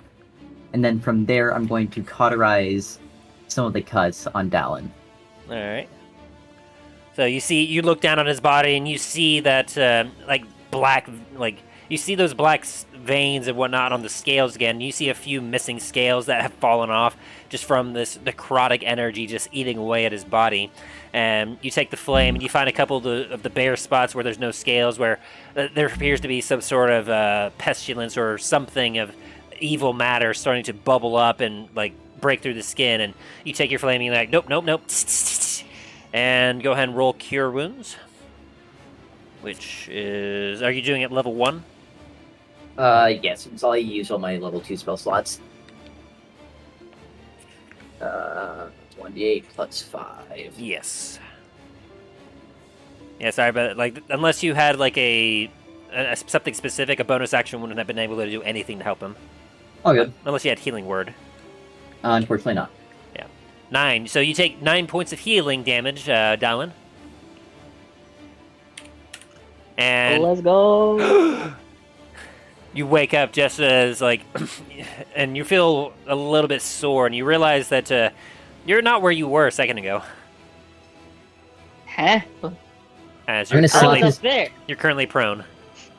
Can I slap his face and say, "Let's go, soldier! It's time to move"? Yeah. You take 9 points of healing slap damage. Yeah, you're finally awake. Anything else you want to do, Namfoodle? At the moment, no. Because I can't use a bonus action for anything, unfortunately. Alrighty, then Dane, it is now your turn. Ready? Let's have a look.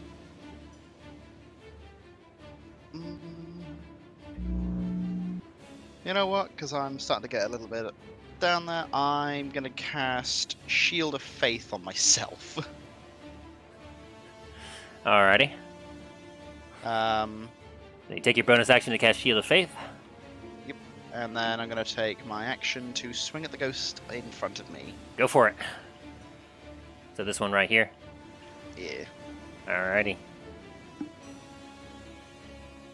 A 13 will hit. As you take your sword, and you swing it at the ghost. Go ahead and roll damage. And since I've been getting hit by these guys, I'm a little bit fearful of the ghosts at the moment. Alright, alright. So I'm at below 50%, so I'm going to throw out one of these. Oh, and it was a 1. Fuck. And so as you're kind of fearful, and you start to swing your sword. Instead, you notice that this time that instead of this black energy coming through, you see instead that your sword is starting to emit a different color energy, as it appears to be more purplish. And as you swing, you watch as your sword is going through, but then the purplish energy is staying, and it actually seems to it starts to ripple and go through this ghost as the thing it goes. And then it just explodes in ethereal mist as it is gone. Do it again. It seems like it did not. It was not able to resist that at all. Make sure you're keeping track of the charges you're using as well, because I think you only have 2 charges left. I got 1 charge left. 1 charge, okay.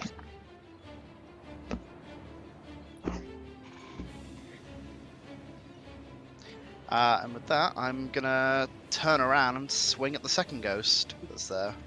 All right, go and swing. Bada swing. Alright. 12. 12 make contact. Yes, it just makes contact, barely. Beats a beats. So it takes 4 damage. Is it half set? Yep, unless you're using your thingy. Yeah, no, I'm not going to use my last one for the Alright. moment. So you take a swipe at it and you cut away some more of its etherealness. And it did not like that. Is that your turn? Yeah. Okay. So with that, it is now the ghostie's turn, as this one here is going to chase after you, Nam. God damn it. Let me alone!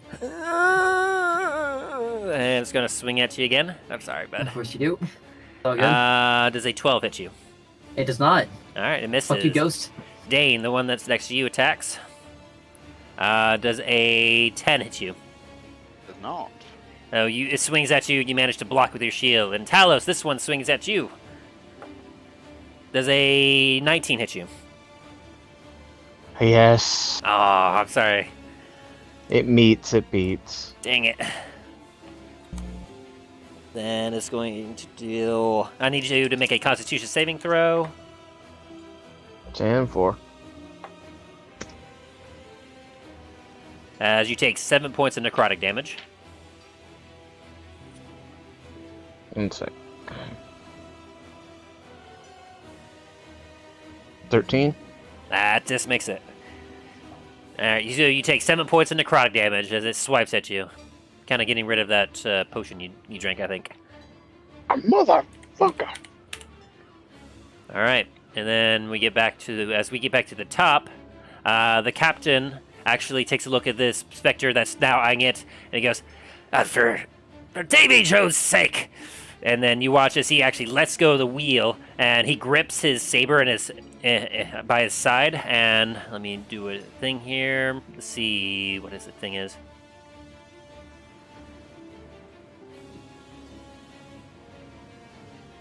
He needs to make a dexterity saving throw.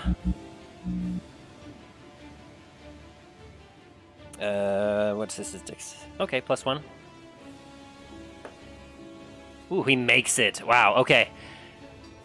I'm going to have to roll this on D20. I'll roll 20, because otherwise this is going to take a minute.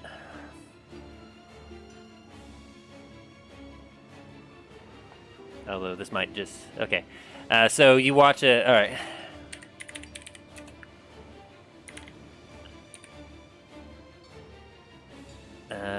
Give me just a sec. Doing a thing.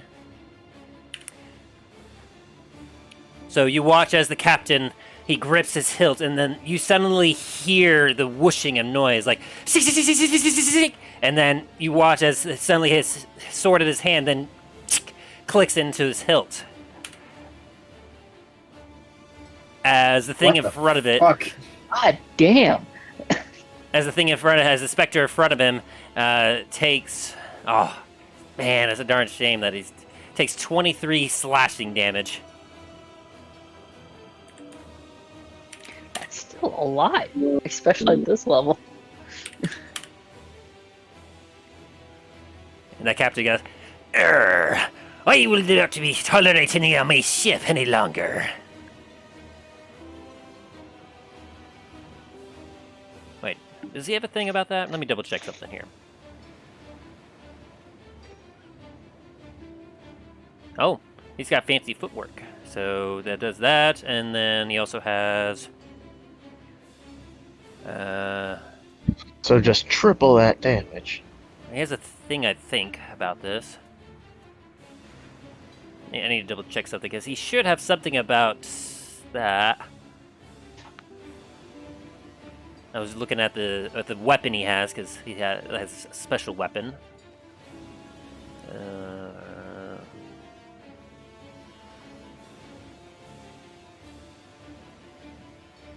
Oh, there it is. You can.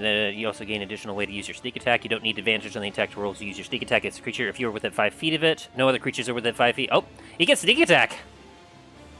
God damn.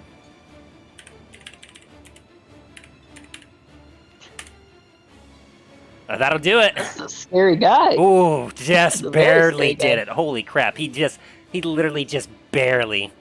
And so, have you all ever seen Dragon Ball Z and you saw essentially what Trunks did to Frieza? Oh, yeah. So it's essentially kind of Oh that, where my he went, God. and then just once he sheathed his sword, the entire thing, like a half second passes by before the entire spectre goes, "Bah!" and just explodes in etherealness. Boimo Shindelu. Get off me ship. The captain gives a grin. You're already dead. Ah, thank Captain. You definitely needed that. And Dallin, is now your turn.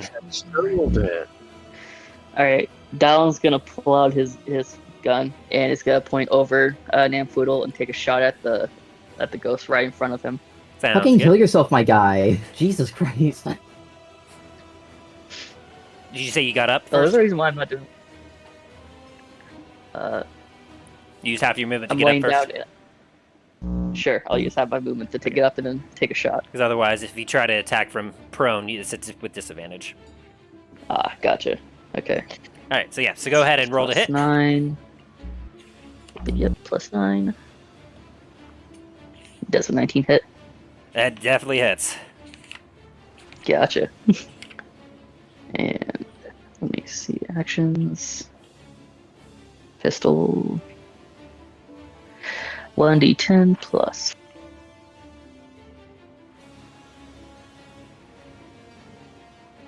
Eight damage. Very nice. So you take a shot. Pew!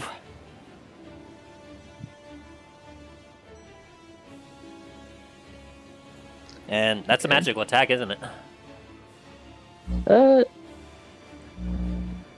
Yeah, because it's been infused. Does the enchantment? It's been infused by his Yes. thing. Yeah, so that's a magic weapon. So yeah, so you take. So how do you do this with this guy? I'm gonna get up in as fast as I can. I'm basically gonna brace my hand, my arm, like the aim on Namfoodle's shoulder. As I'm getting up, and I'm gonna take a shot. And so as you take that shot, you watch as the bullet, it kind of, it's almost slow motion for you as you watch that bullet fly out of the barrel, and it seems to hit the center mass of this, or mass, question mark, of this spectral being in front of you. And as it does, you can watch as the bullet almost seems to grab the ghost itself, and you watch as the ghost gets it just flies away with the bullet off the ship into the far distance. I'm picturing like one of those like papers like floating down, and someone throwing a pebble at it, and it flies off with the pebble. Yes. All right, and that's your first attack. Do you have more attacks, or Yes, I have a bonus attack, and I would have a bonus action after that. yeah? And My you didn't have bonus to attack reload, is- so you'd take another Yeah. shot if you want. My bonus attack is going to be I'm going to shoot the ghost right next to Dane. This one right here, Yeah. with your second attack action. Yep. Go for it. Plus 9. Ooh, 13 hit. yes, one above its AC. Go ahead, roll damage. Gotcha. Plus 10. 10 plus You watch as this, 4. the specter is starting to bring its hand down at Dane again, and you go,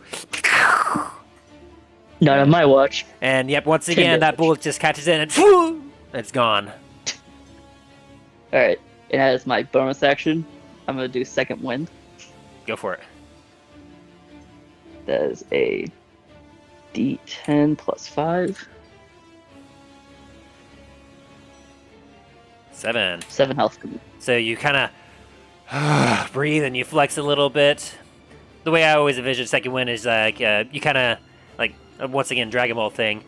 When you see that when in the earlier Dragon Ball Z, when you see Goku kind of like his muscles bulge out a little bit and he breathes like Yeah, he's flexing. yeah, he's flexing. That's how I always envision like second wind, like you're flexing and like any Nice. weapons that are in you pop out and like your wounds start to heal over.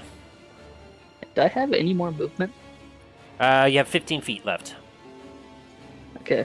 Or you have 30 feet of movement normally, right? Yeah. Then yes, you have 15 feet left. 5, 10, 15. Alright. That's the end of my turn. Alrighty. Then Talos, since Mr. Big Bad Ghosty is gone now, it is your turn. I'm attack the one that's in front of me. Go for it.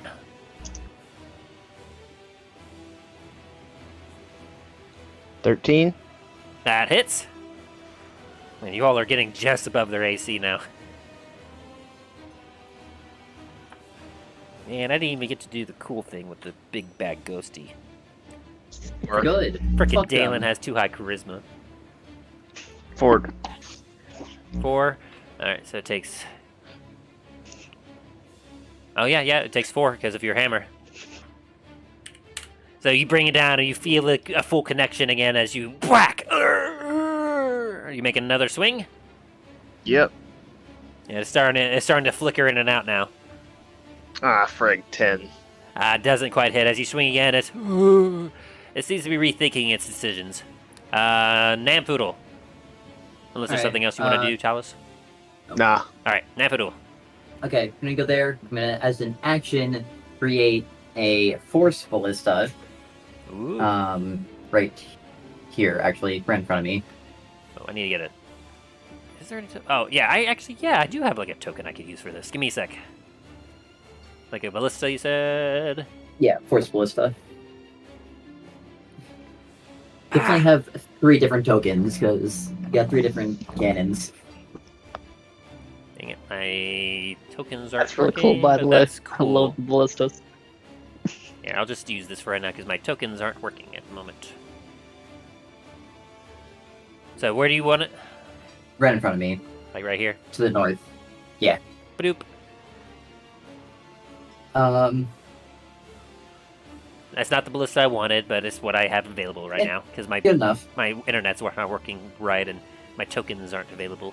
Okay, so as my bonus action now, I'm gonna have it move 15 feet forward. And then, since I can activate it on the same bonus action, I'm gonna have it shoot the ghost. Yep, you certainly can. Let me just see. However, So you made an Eldritch Cannon yep, as my action. and you did Force Ballista. Yes. All right, so it will now make a ranged spell attack. So go ahead and do. It'll be under your DC or your. So yeah, your intelligence plus proficiency. 1d20 plus that. Can I use Flash of Genius and have that hit? That's a nat 1. unfortunately.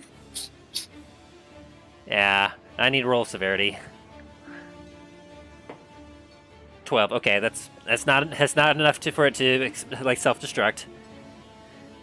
So it fires, and you watch it go, whoop, poof, and it shoots off in the just past it as the ghost goes.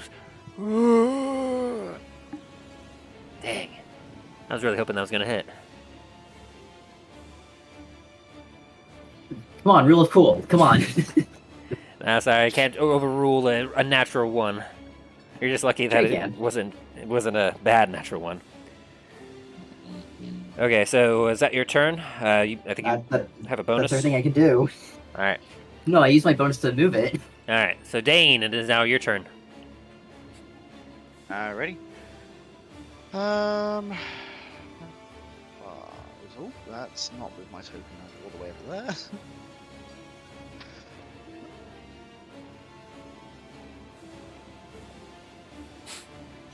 Good Lord, help us if Namfoodle reaches level 9. Oh gosh. I mean, that's next level, but... It's just like this. It's like... Well, 9th in... the Jericho. 9th in Artificer. Freaking have your cannon self-destruct. Mm-hmm. Oh no! Freaking become like a little miniature insane version of Iron Man. It's like, I give you the Jericho. No, that's until I'm level 14. Yeah. Anyway, Level so yes, 15 Dane. is better. What are you doing, Dane? How far can I throw the shield?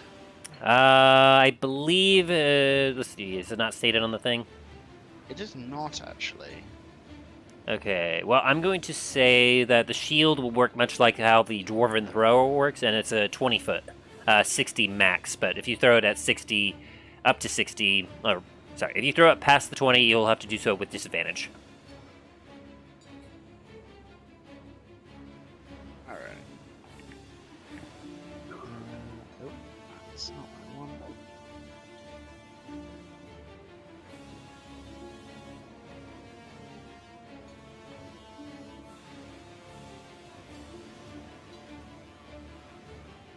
Damn. So you could throw it, but it would be with disadvantage.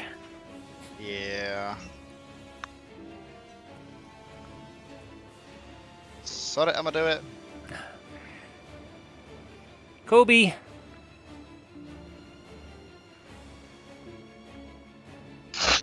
Alright, one more. Damn. 12 just hits. Let's go! Alright, roll that 2d8.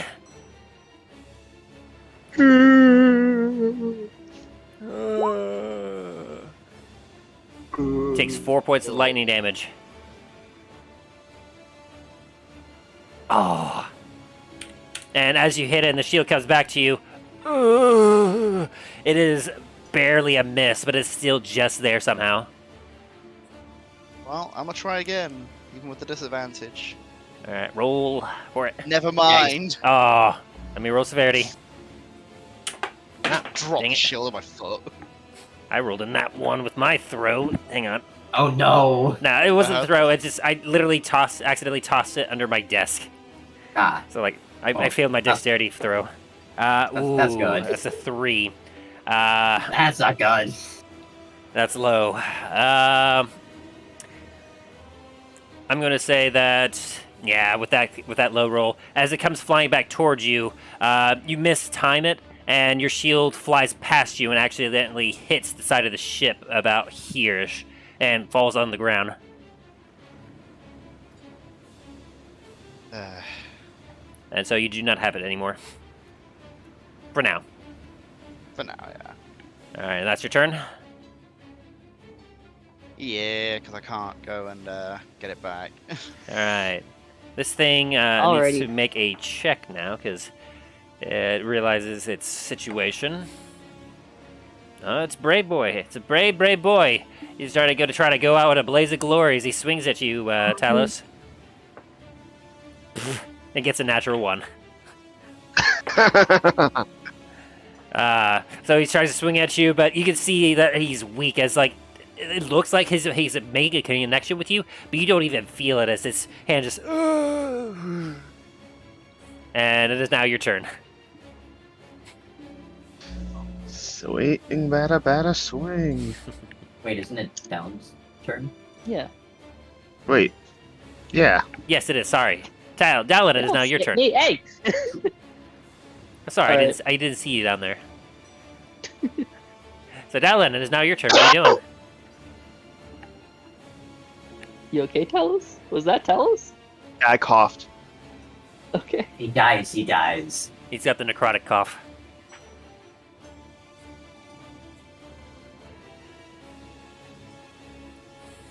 So, what are you doing, Dallin?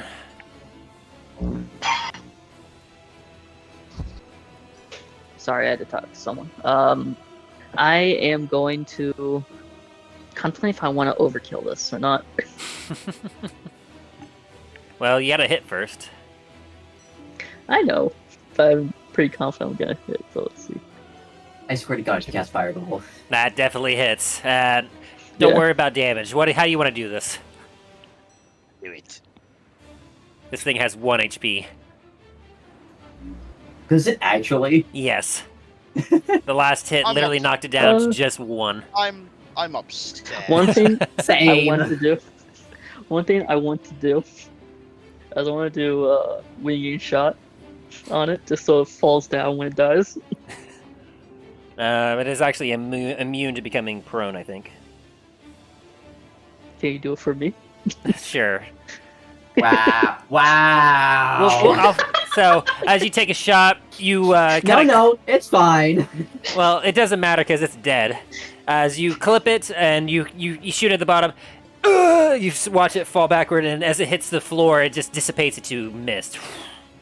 As the mist just scatters across the stairs.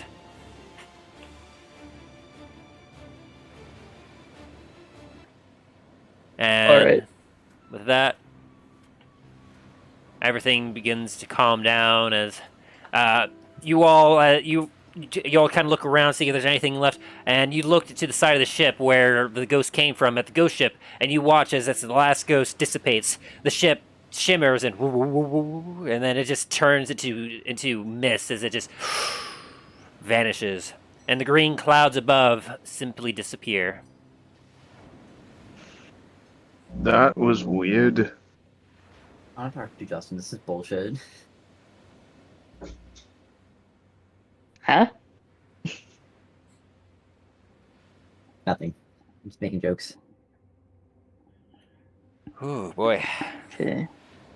And so, with that, as the sun set, like the sun's final rays through the clouds behind you go away, you all take a breather. As the captain goes, it's that be something I don't want to experience ever again.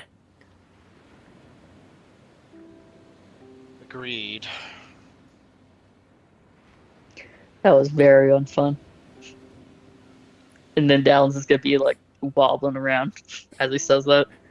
Dallin's had a rough day. He was drunk. He then got knocked to almost death, and then I'll cast Cure Wounds on him once more.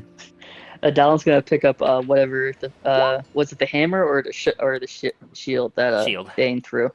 My shield. Dallin's gonna pick it up and hand it to Dane. Like, hey man, here you there go.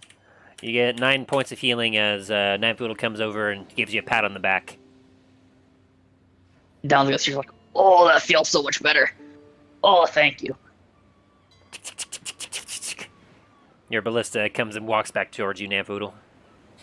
I didn't command it to, though. It just kind of did it on its own. Seemed to be drawn to you. It doesn't. No, it shouldn't be doing that. It's like, Dad. Need a mind phone. It's like, Dad. It's learning.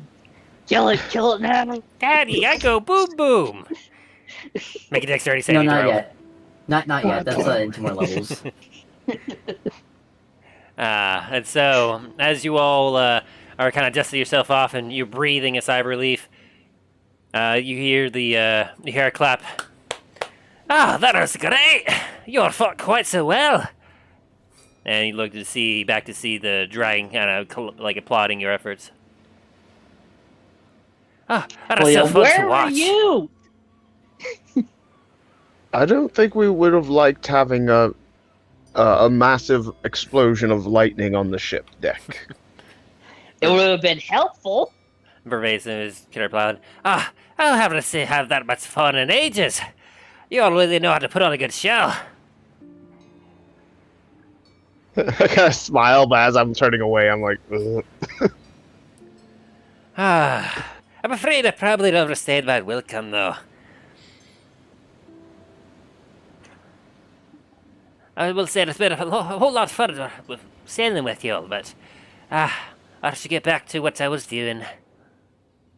Yes, it'd probably be best to make sure that nothing has gone near your lair. I'll go ahead and give a sweep around the surrounding area to make sure that there weren't any other of these weird, like invisible people around. All right, be careful. That'd be very Don't kind. let yourself get hurt. Fair winds to you lot, and I hope you all get to your destination safely. And you watch as he kind of jumps overboard. And then suddenly, you see the big body of the dragon just suddenly appear again. And you watch as he dives underneath and slowly disappears beneath the waves. That was interesting. Ah, good riddance. I'm so tired of hearing him talk. Better to hear him talk than to have lightning blasted at you. It's gotten a little quiet. Is everything all right up there now? Yes. Here below deck. I mean, we're all alive, if that's what you're asking. And you watch, bloop, poking out his head, Toriel comes up. Oh, good. I was worried that something might have happened to you. What happened to the ship?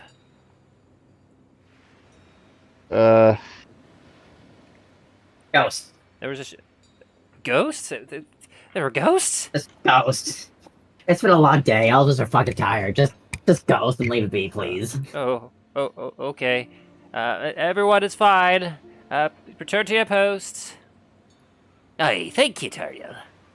And everyone will start resuming back to their original positions. Dallon's going with, hey, I saw you were getting attacked there. You alright? Aye, I managed to get off without a scratch, but he was quite bothering me. Hmm. And you look, and he hasn't taken a single hit. Well, I guess that means we did our job well. Aye, that he did. I'll be sure to try to include a bonus for y'all after dealing with all that. After all, dealing Much with appreciated. undead, the undead, it was quite in the agreement. Yes. I have a particular fear of those two. Well, you did quite well for that kind of battle. Thank you. You lot, I imagine, I'll have the rest of the crew keep an eye out in case anything else pops up, but you lot should head down below and get yourself some rest. Thank you, Captain. That'd be much welcomed. Dallon just rushes down.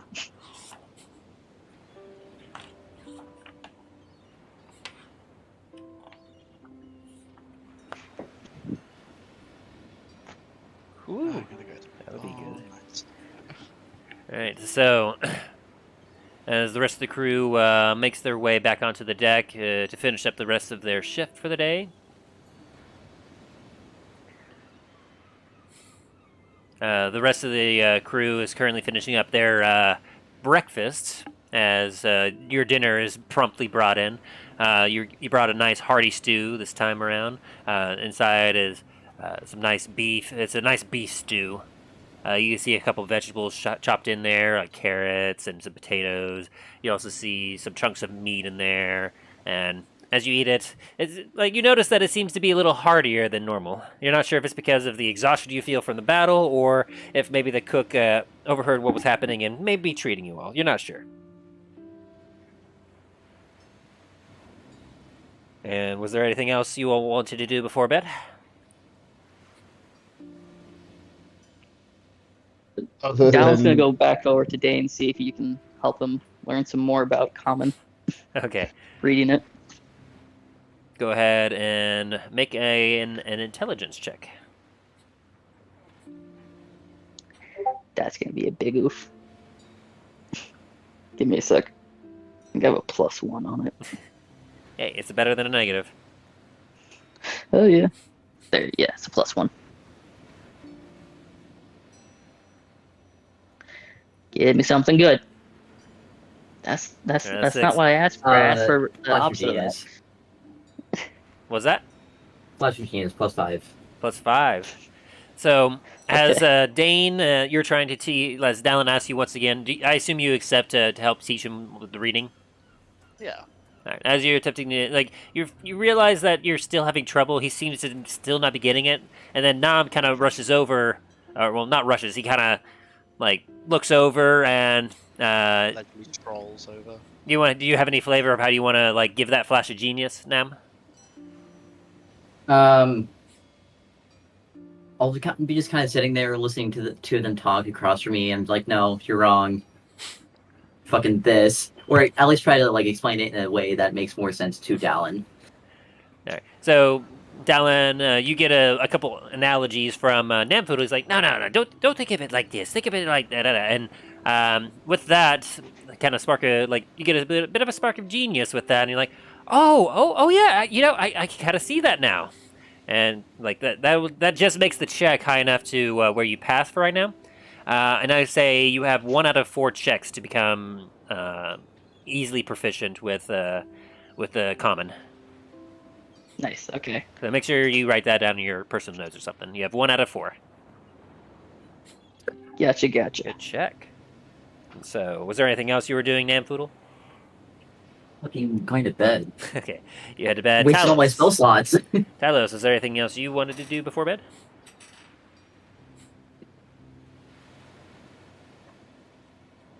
Talos?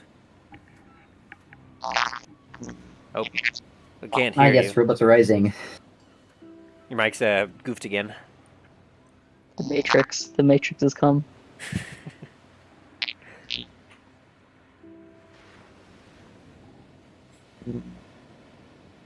Your mic's still goofed, Talos. How about now? There it is. That's better. Oh, and it's down again. Immediately went. It's not going so well.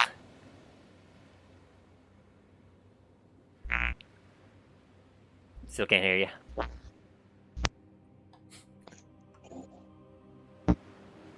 Wow.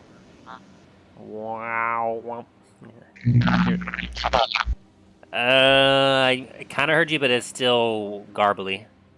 You're sounding like R2D2.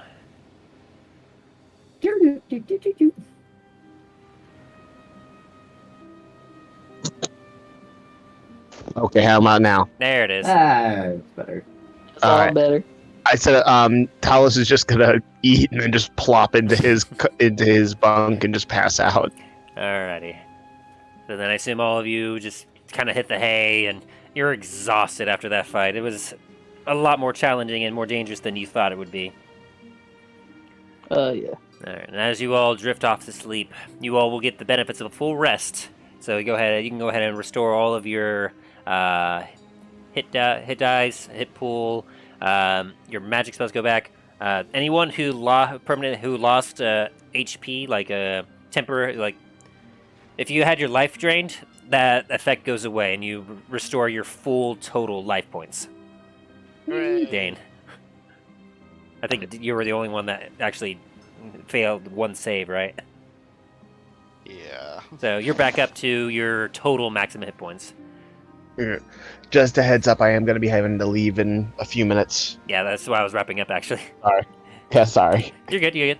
I was keeping that in mind. That's what I was trying to do. Is like, so as you all go to sleep, thinking about the long fight you had, the strange ethereal ghosts, and wondering what more could be ahead.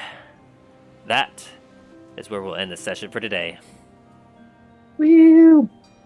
And you all get well, you didn't get any loot for that, but you do get some experience points. And for the completion of that fight, you all get 2,100 experience points. Nice. Damn. So, what will happen next time on the Adventures of Dundras. Tune in as our heroes continue to travel over the seas. And we thank you for watching. We'll see you next time on the Adventures in Dundras. Bye now. See ya. Have fun. I was afraid that we were going to have to fight Davy Jones.